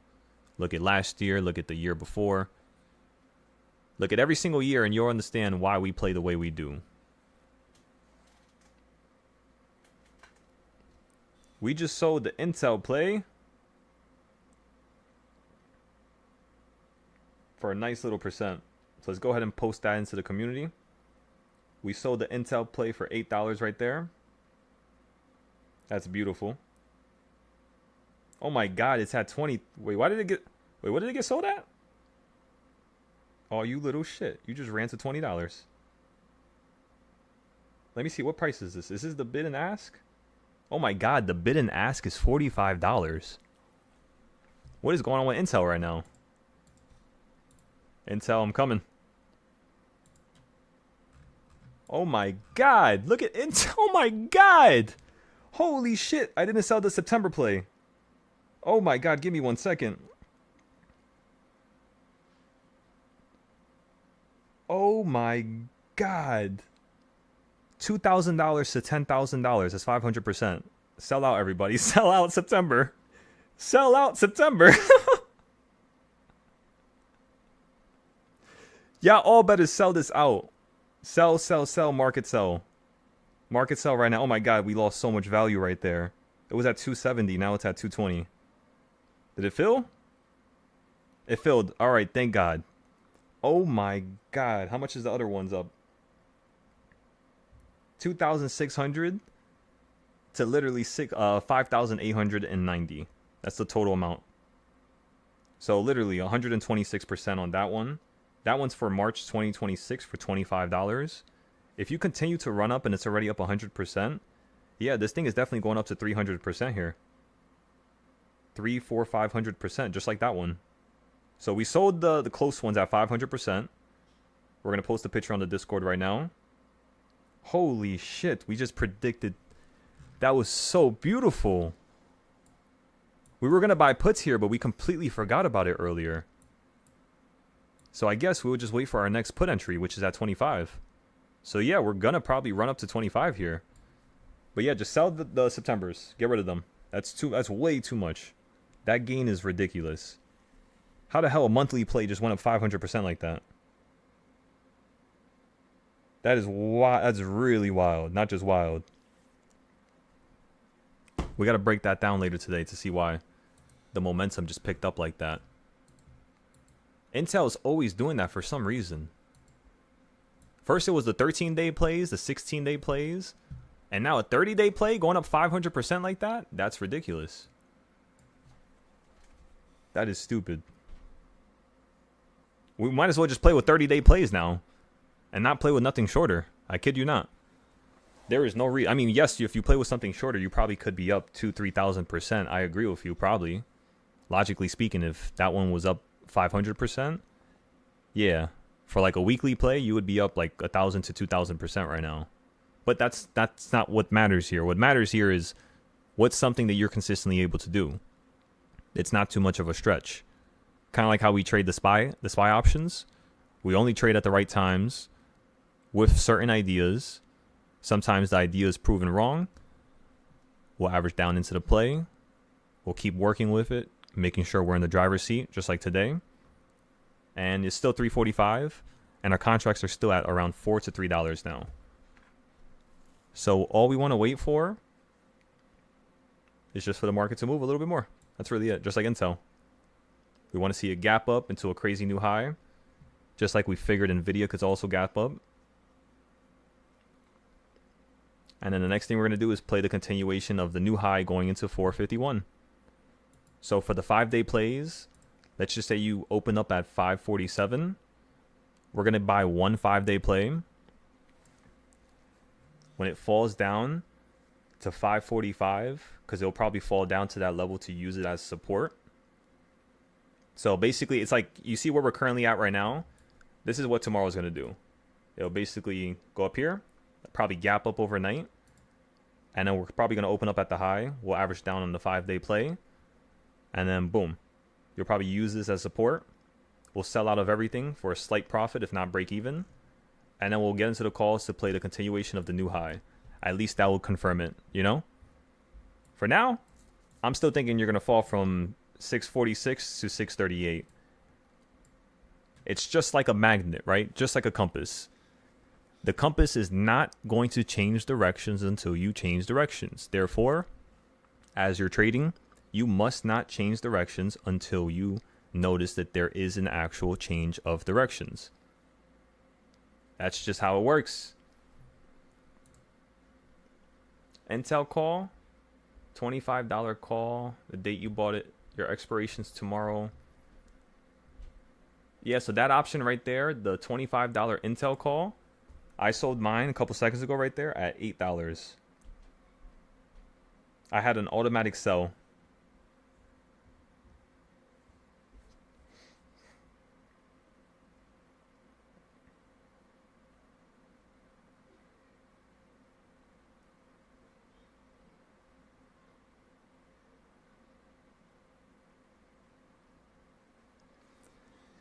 There we go, Meech.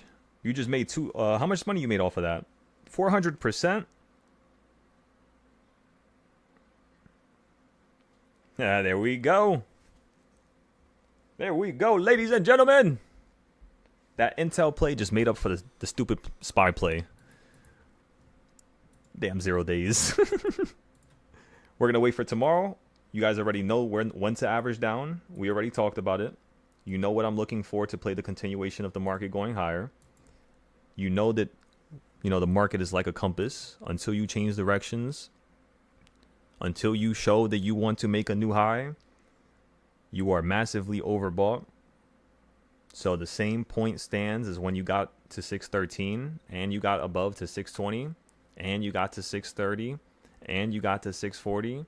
Every time you go up $10 to $15 into a new high and you hit specific psychological numbers like 1489, it tends to be able to direct you in terms of what will happen on the weekly range.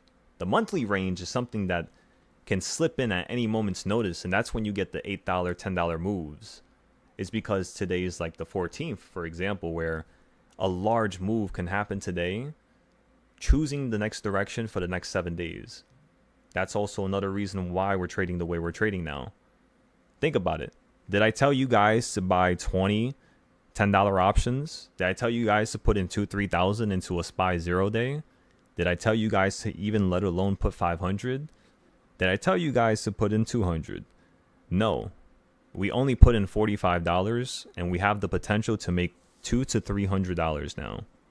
Even while we only have 10 minutes left, just due to the fact that these options are so close for their expiration, the value is just not understandable. But because their strike price is basically smack dab perfect with the weekly range, everything just looks perfect.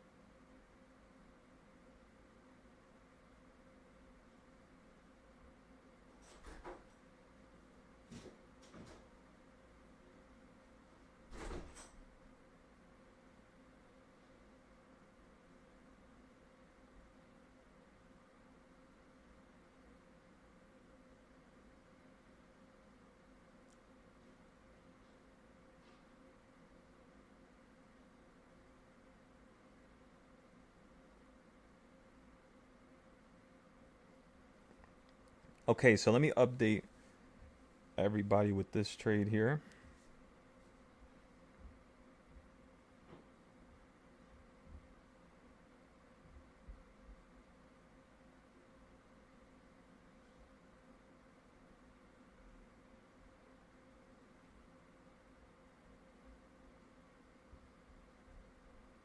Did anybody else make money with Intel?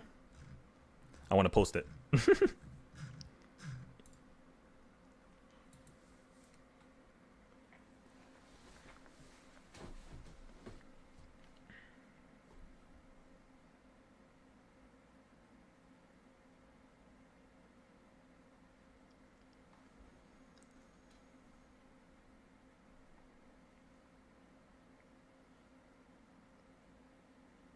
There we go, Meech.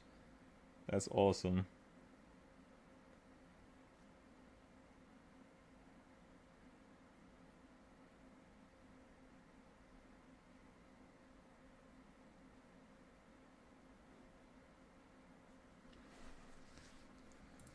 Just get a nice little snapshot of this. Awesome, everybody. Anybody else before I take a picture?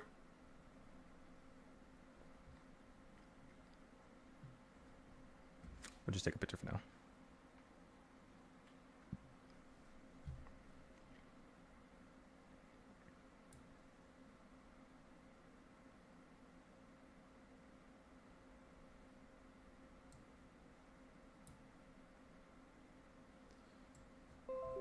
Immaculate.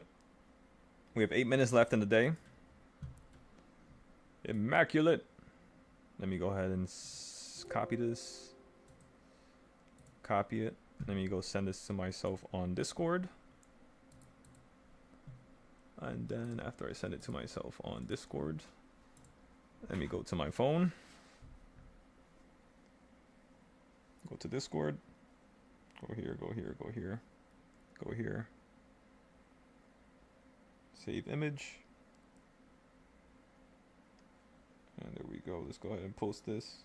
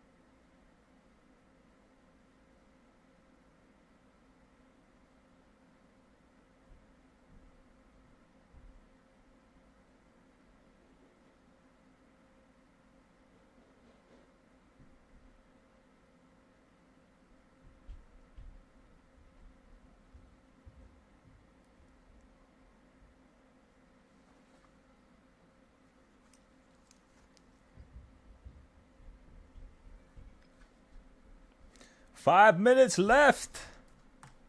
It's like a Royal Rumble now. Let's see what's going to happen here. Last 5 minutes of the day. What's going to happen? What's going to occur?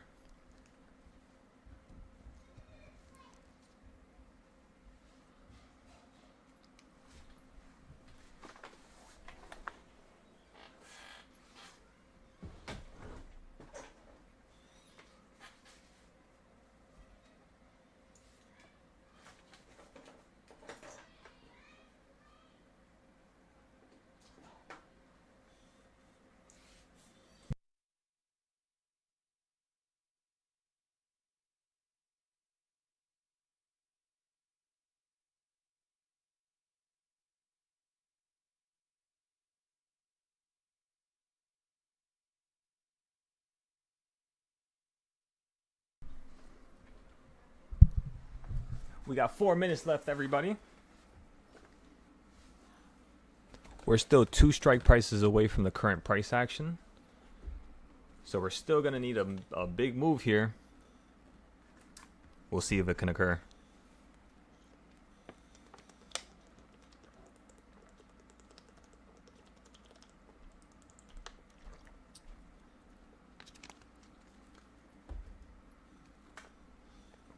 I'm not going to lie to y'all.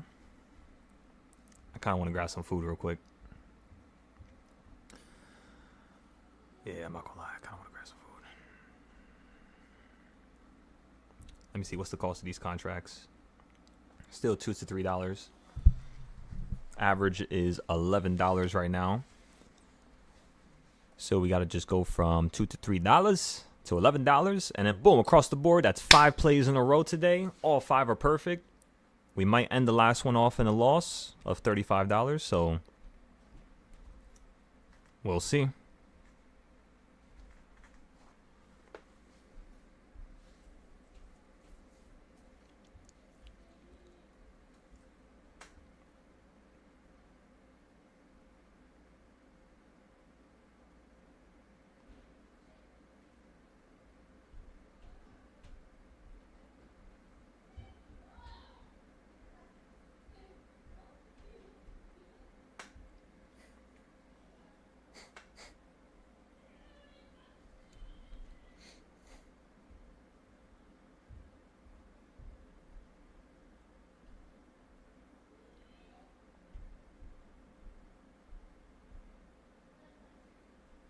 Yeah, that's mind-boggling. That's mind-boggling.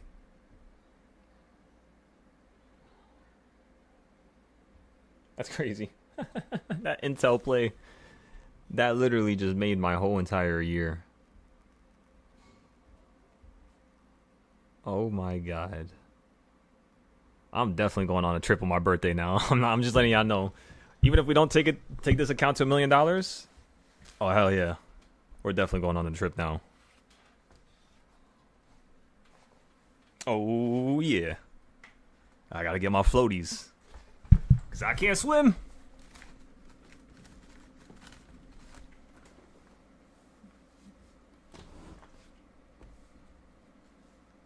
Two minutes left. 2 minutes left, and you have another 15 minutes towards the end of the day. Contracts a couple of days out and a couple of weeks now are now starting to drop down a little bit more. So this is excellent. This is perfect.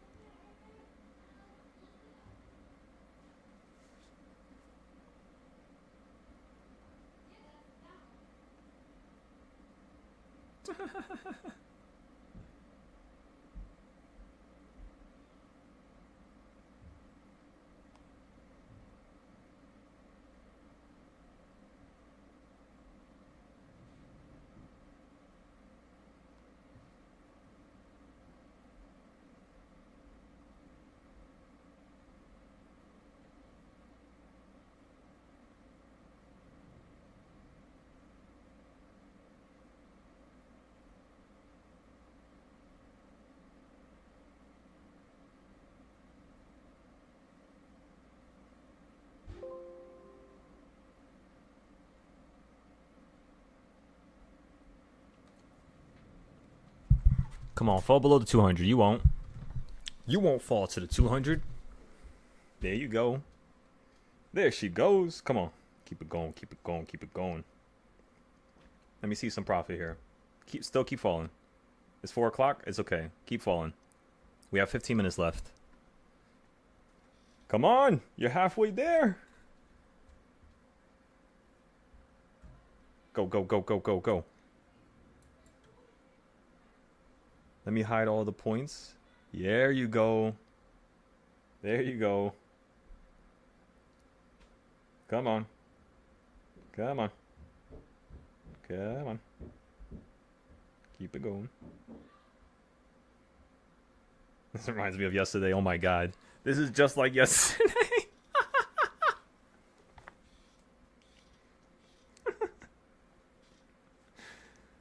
This market's ridiculous. I love it.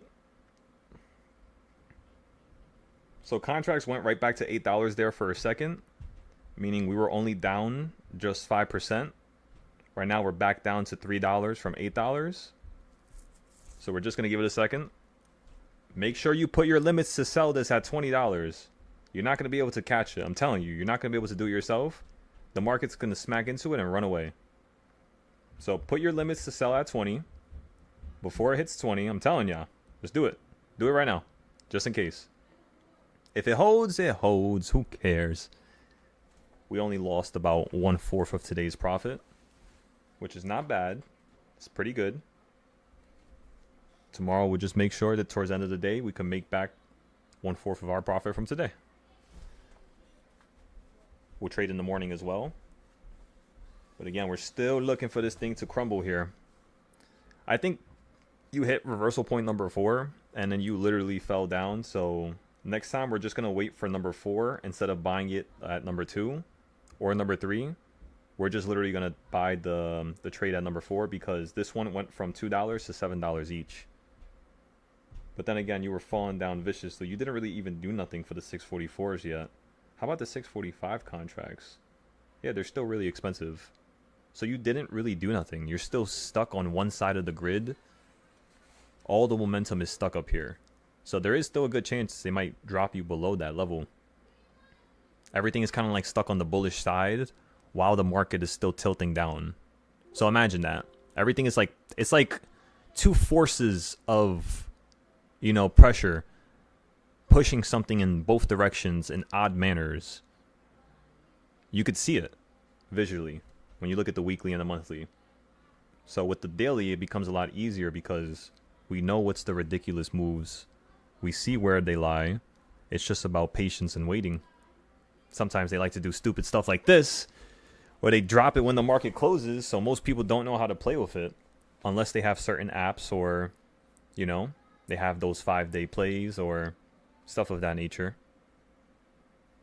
That's why the 5-day plays, they shine.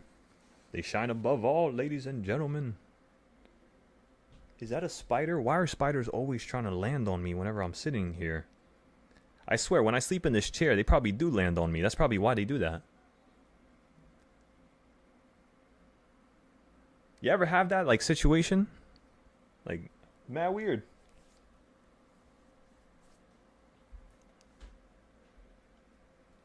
Yeah, the whole room. Just go in the corner.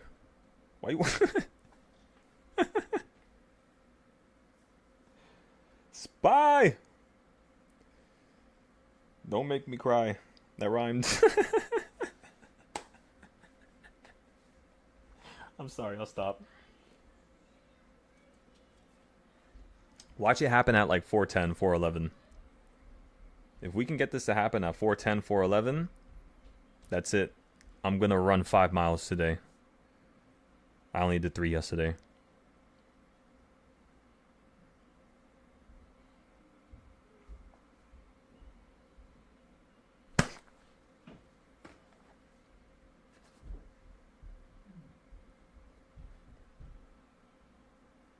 I'm using this as an excuse so I don't have to walk. Imagine. I can see people doing that. I'm still gonna do it anyways. I'm just playing with you. That's why I didn't say like 10 or 20 miles or something crazy. I ain't doing that. I'll tell you that much. I do not have the shoes for that. I gotta get some shoes actually, some like running shoes or athletic shoes. Spy. Don't you do it. Get us one we want. So if your first contract was a contract towards the end of the day, just always recognize this is exactly how it's going to play out if you ever trade towards the end of the day. It's always going to be a little bit more annoying, a little bit more stressful. So that's why we only put a certain amount of money compared to the first hour and a half, first 2 hours. We always put in a certain amount, and then after 11 to 12, the only thing I will allow anybody to trade with in terms of a 0 day is just $10 to $5. We traded with 31st. We were looking for a gigantic move. We were positioned for a gigantic move. We're still positioned for... You're literally at the same location we bought the puts at in the first place.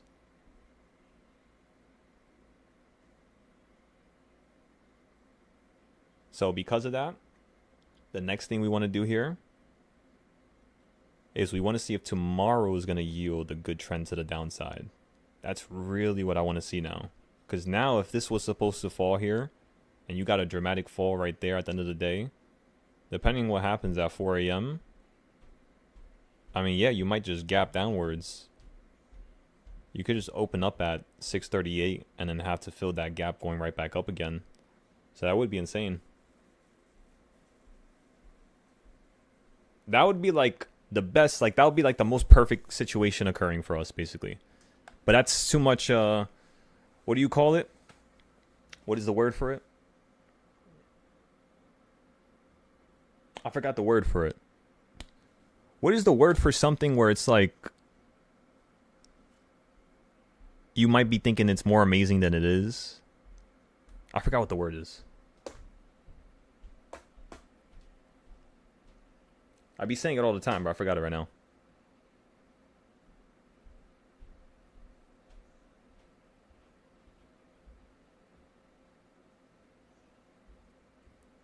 Wishful thinking. There you go.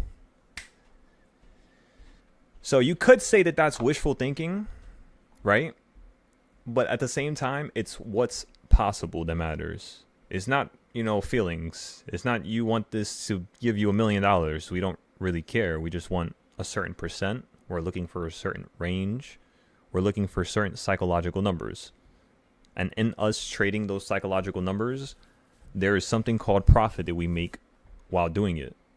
That's literally all you're doing right now. It's like playing Tetris, and then you get paid once you connect all the dots. You know what I mean? It's like a gambling game of Tetris. Pretty much. That's what most people would call it. But do I consider it gambling? No. I would never consider this market gambling. Besides what the Fed is doing and what the government is doing. But at the same time, it's just like not even they can control the technicals of stuff. Because even if a market is truly stimulated and you got a lot of momentum and volatility that's added to it, you still have, you know, the opportunity for a large shift. And that's all you're looking for. That's where people make the most money. Things crashing, things running up to crazy highs. Most people don't want to play with the everyday price action because they don't know how to. So, yeah, the one thing I want you all to just be aware of is that drop at the end of the day was for a reason. You know, you running up towards the end of yesterday and me telling you that today looked like yesterday since 1 o'clock tells you something massive. Because at the end of the day, that's when you did the move. Today we did the move, but that was kind of a garbage move. Not even the 644 contracts went up that much. You only went up from $2 to $7, and that's not really what I look for. If I buy something at $2, I'm selling it at $20. Otherwise, I'm wasting my time here. That's how I think, at least. I don't try to take an account from like $4 or $5 to like $8, $9. That's just, if it happens, it happens. But no, I'll just let it go worthless.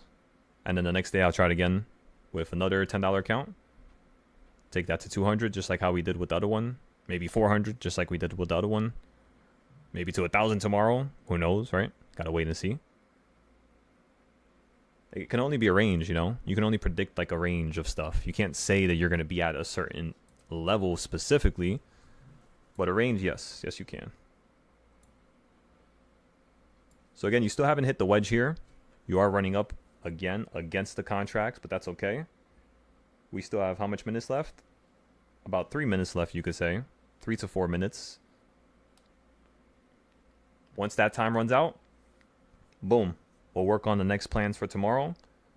We'll write down some and take note of some of our losses for today. And then we'll talk about the Intel play we sold out. We'll talk about the next time you're going to buy an Intel play, of course. Because if we sell something out, there is basically now another entry for you to get into, right? Like puts or something like that. Other than that, everybody, I will see you tomorrow. We're going to wait for this, though. I might as well just, you know, finish this up. But yeah, after we're done with all that, I'm just going to go for a nice little jog outside. I haven't ate nothing yet. I haven't seen the outside air yet. I think you all should do the same thing, by the way, if you haven't already. This is going to be so good. I can't wait. Because you hit the top, then you fell down to the 1/8 point. Then you hit the 1/4 point.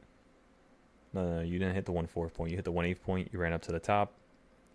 So you could still open up here tomorrow, just like you did over here.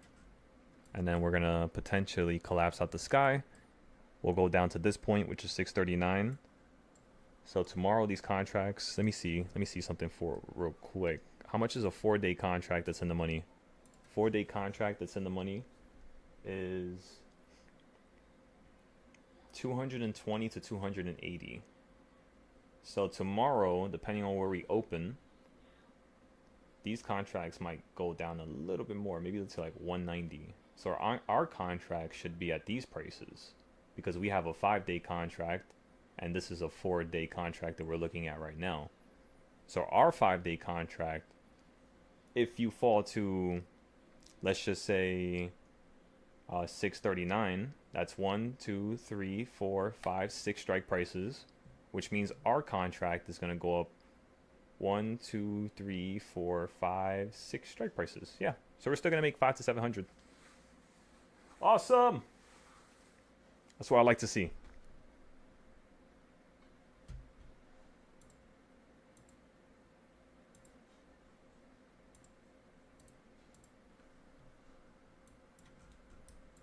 Again, there's still a lot of potential on the board, ladies and gentlemen. Still a lot of potential.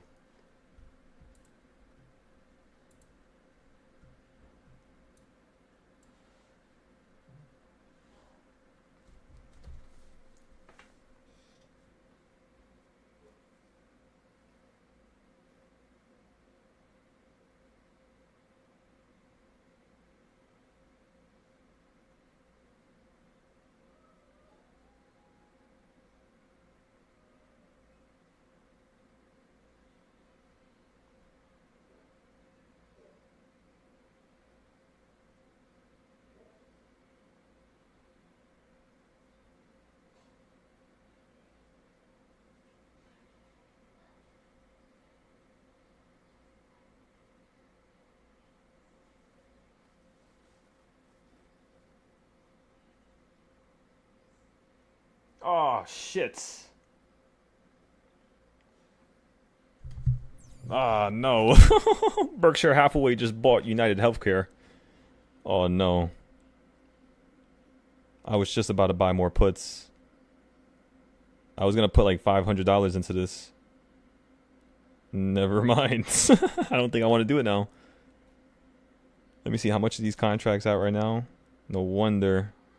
I wonder when he bought. I got to see his filing. Yeah, down 74%. It's pretty much stuck at the same level all day. Yeah, this thing was just at $200 each. Ah! We got to mess around with this thing now.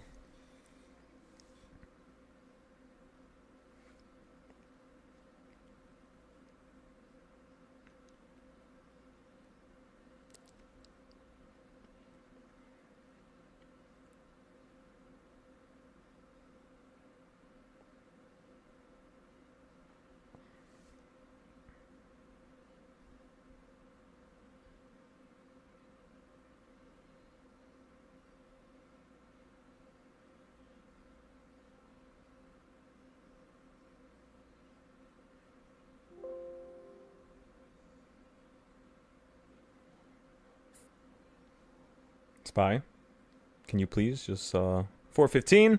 All right, everybody. Last trade ended in a loss. Loss of $45. But that is all good. That's okay. We made over $200 today. So that's a loss of 1/4 of our capital. Is it 1/4 or am I doing the math wrong? It's a little bit under 1/4 actually. Wait, is it 1/4?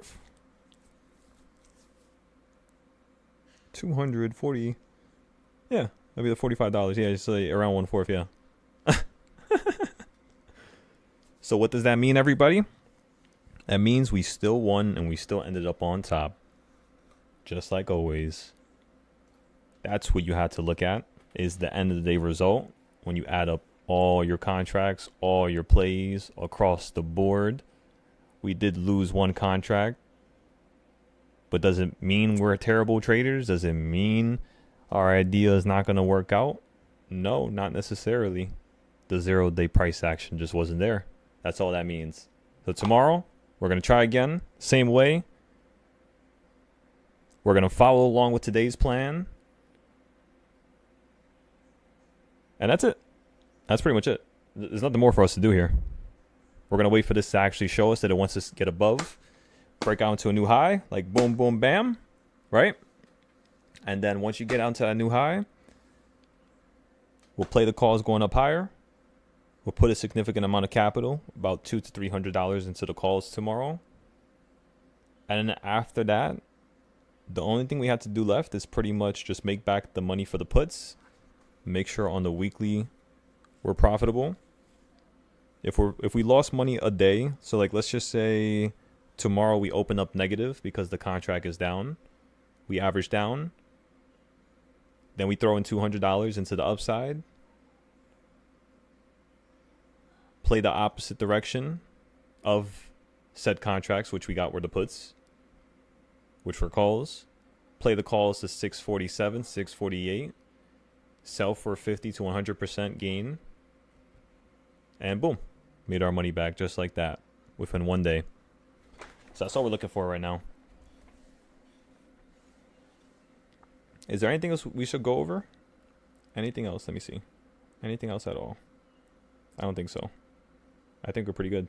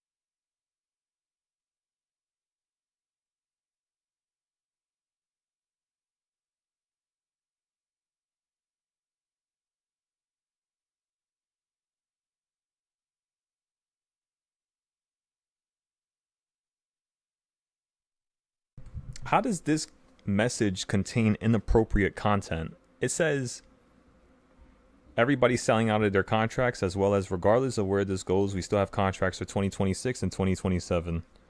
How is that inappropriate? What the hell?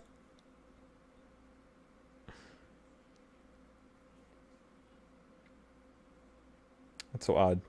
It's all good though.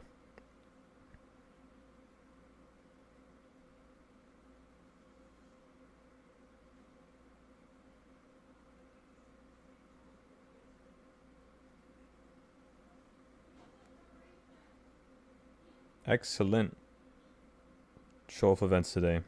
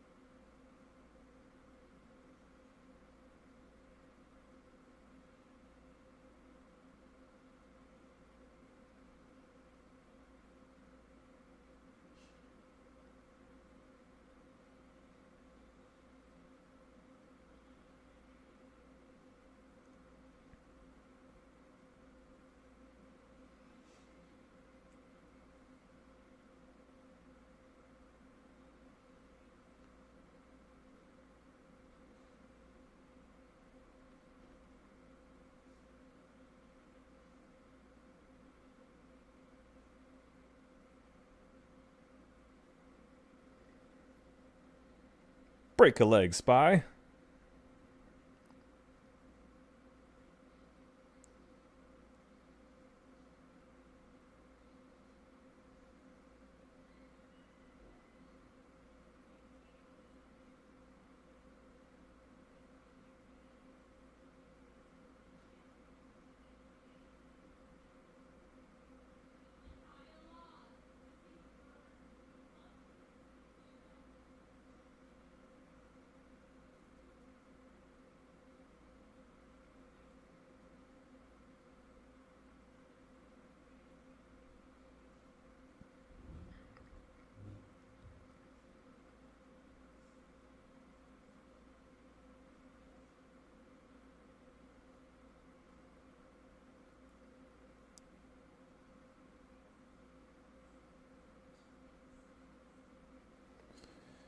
Give me 1 second, everybody. Getting a phone call.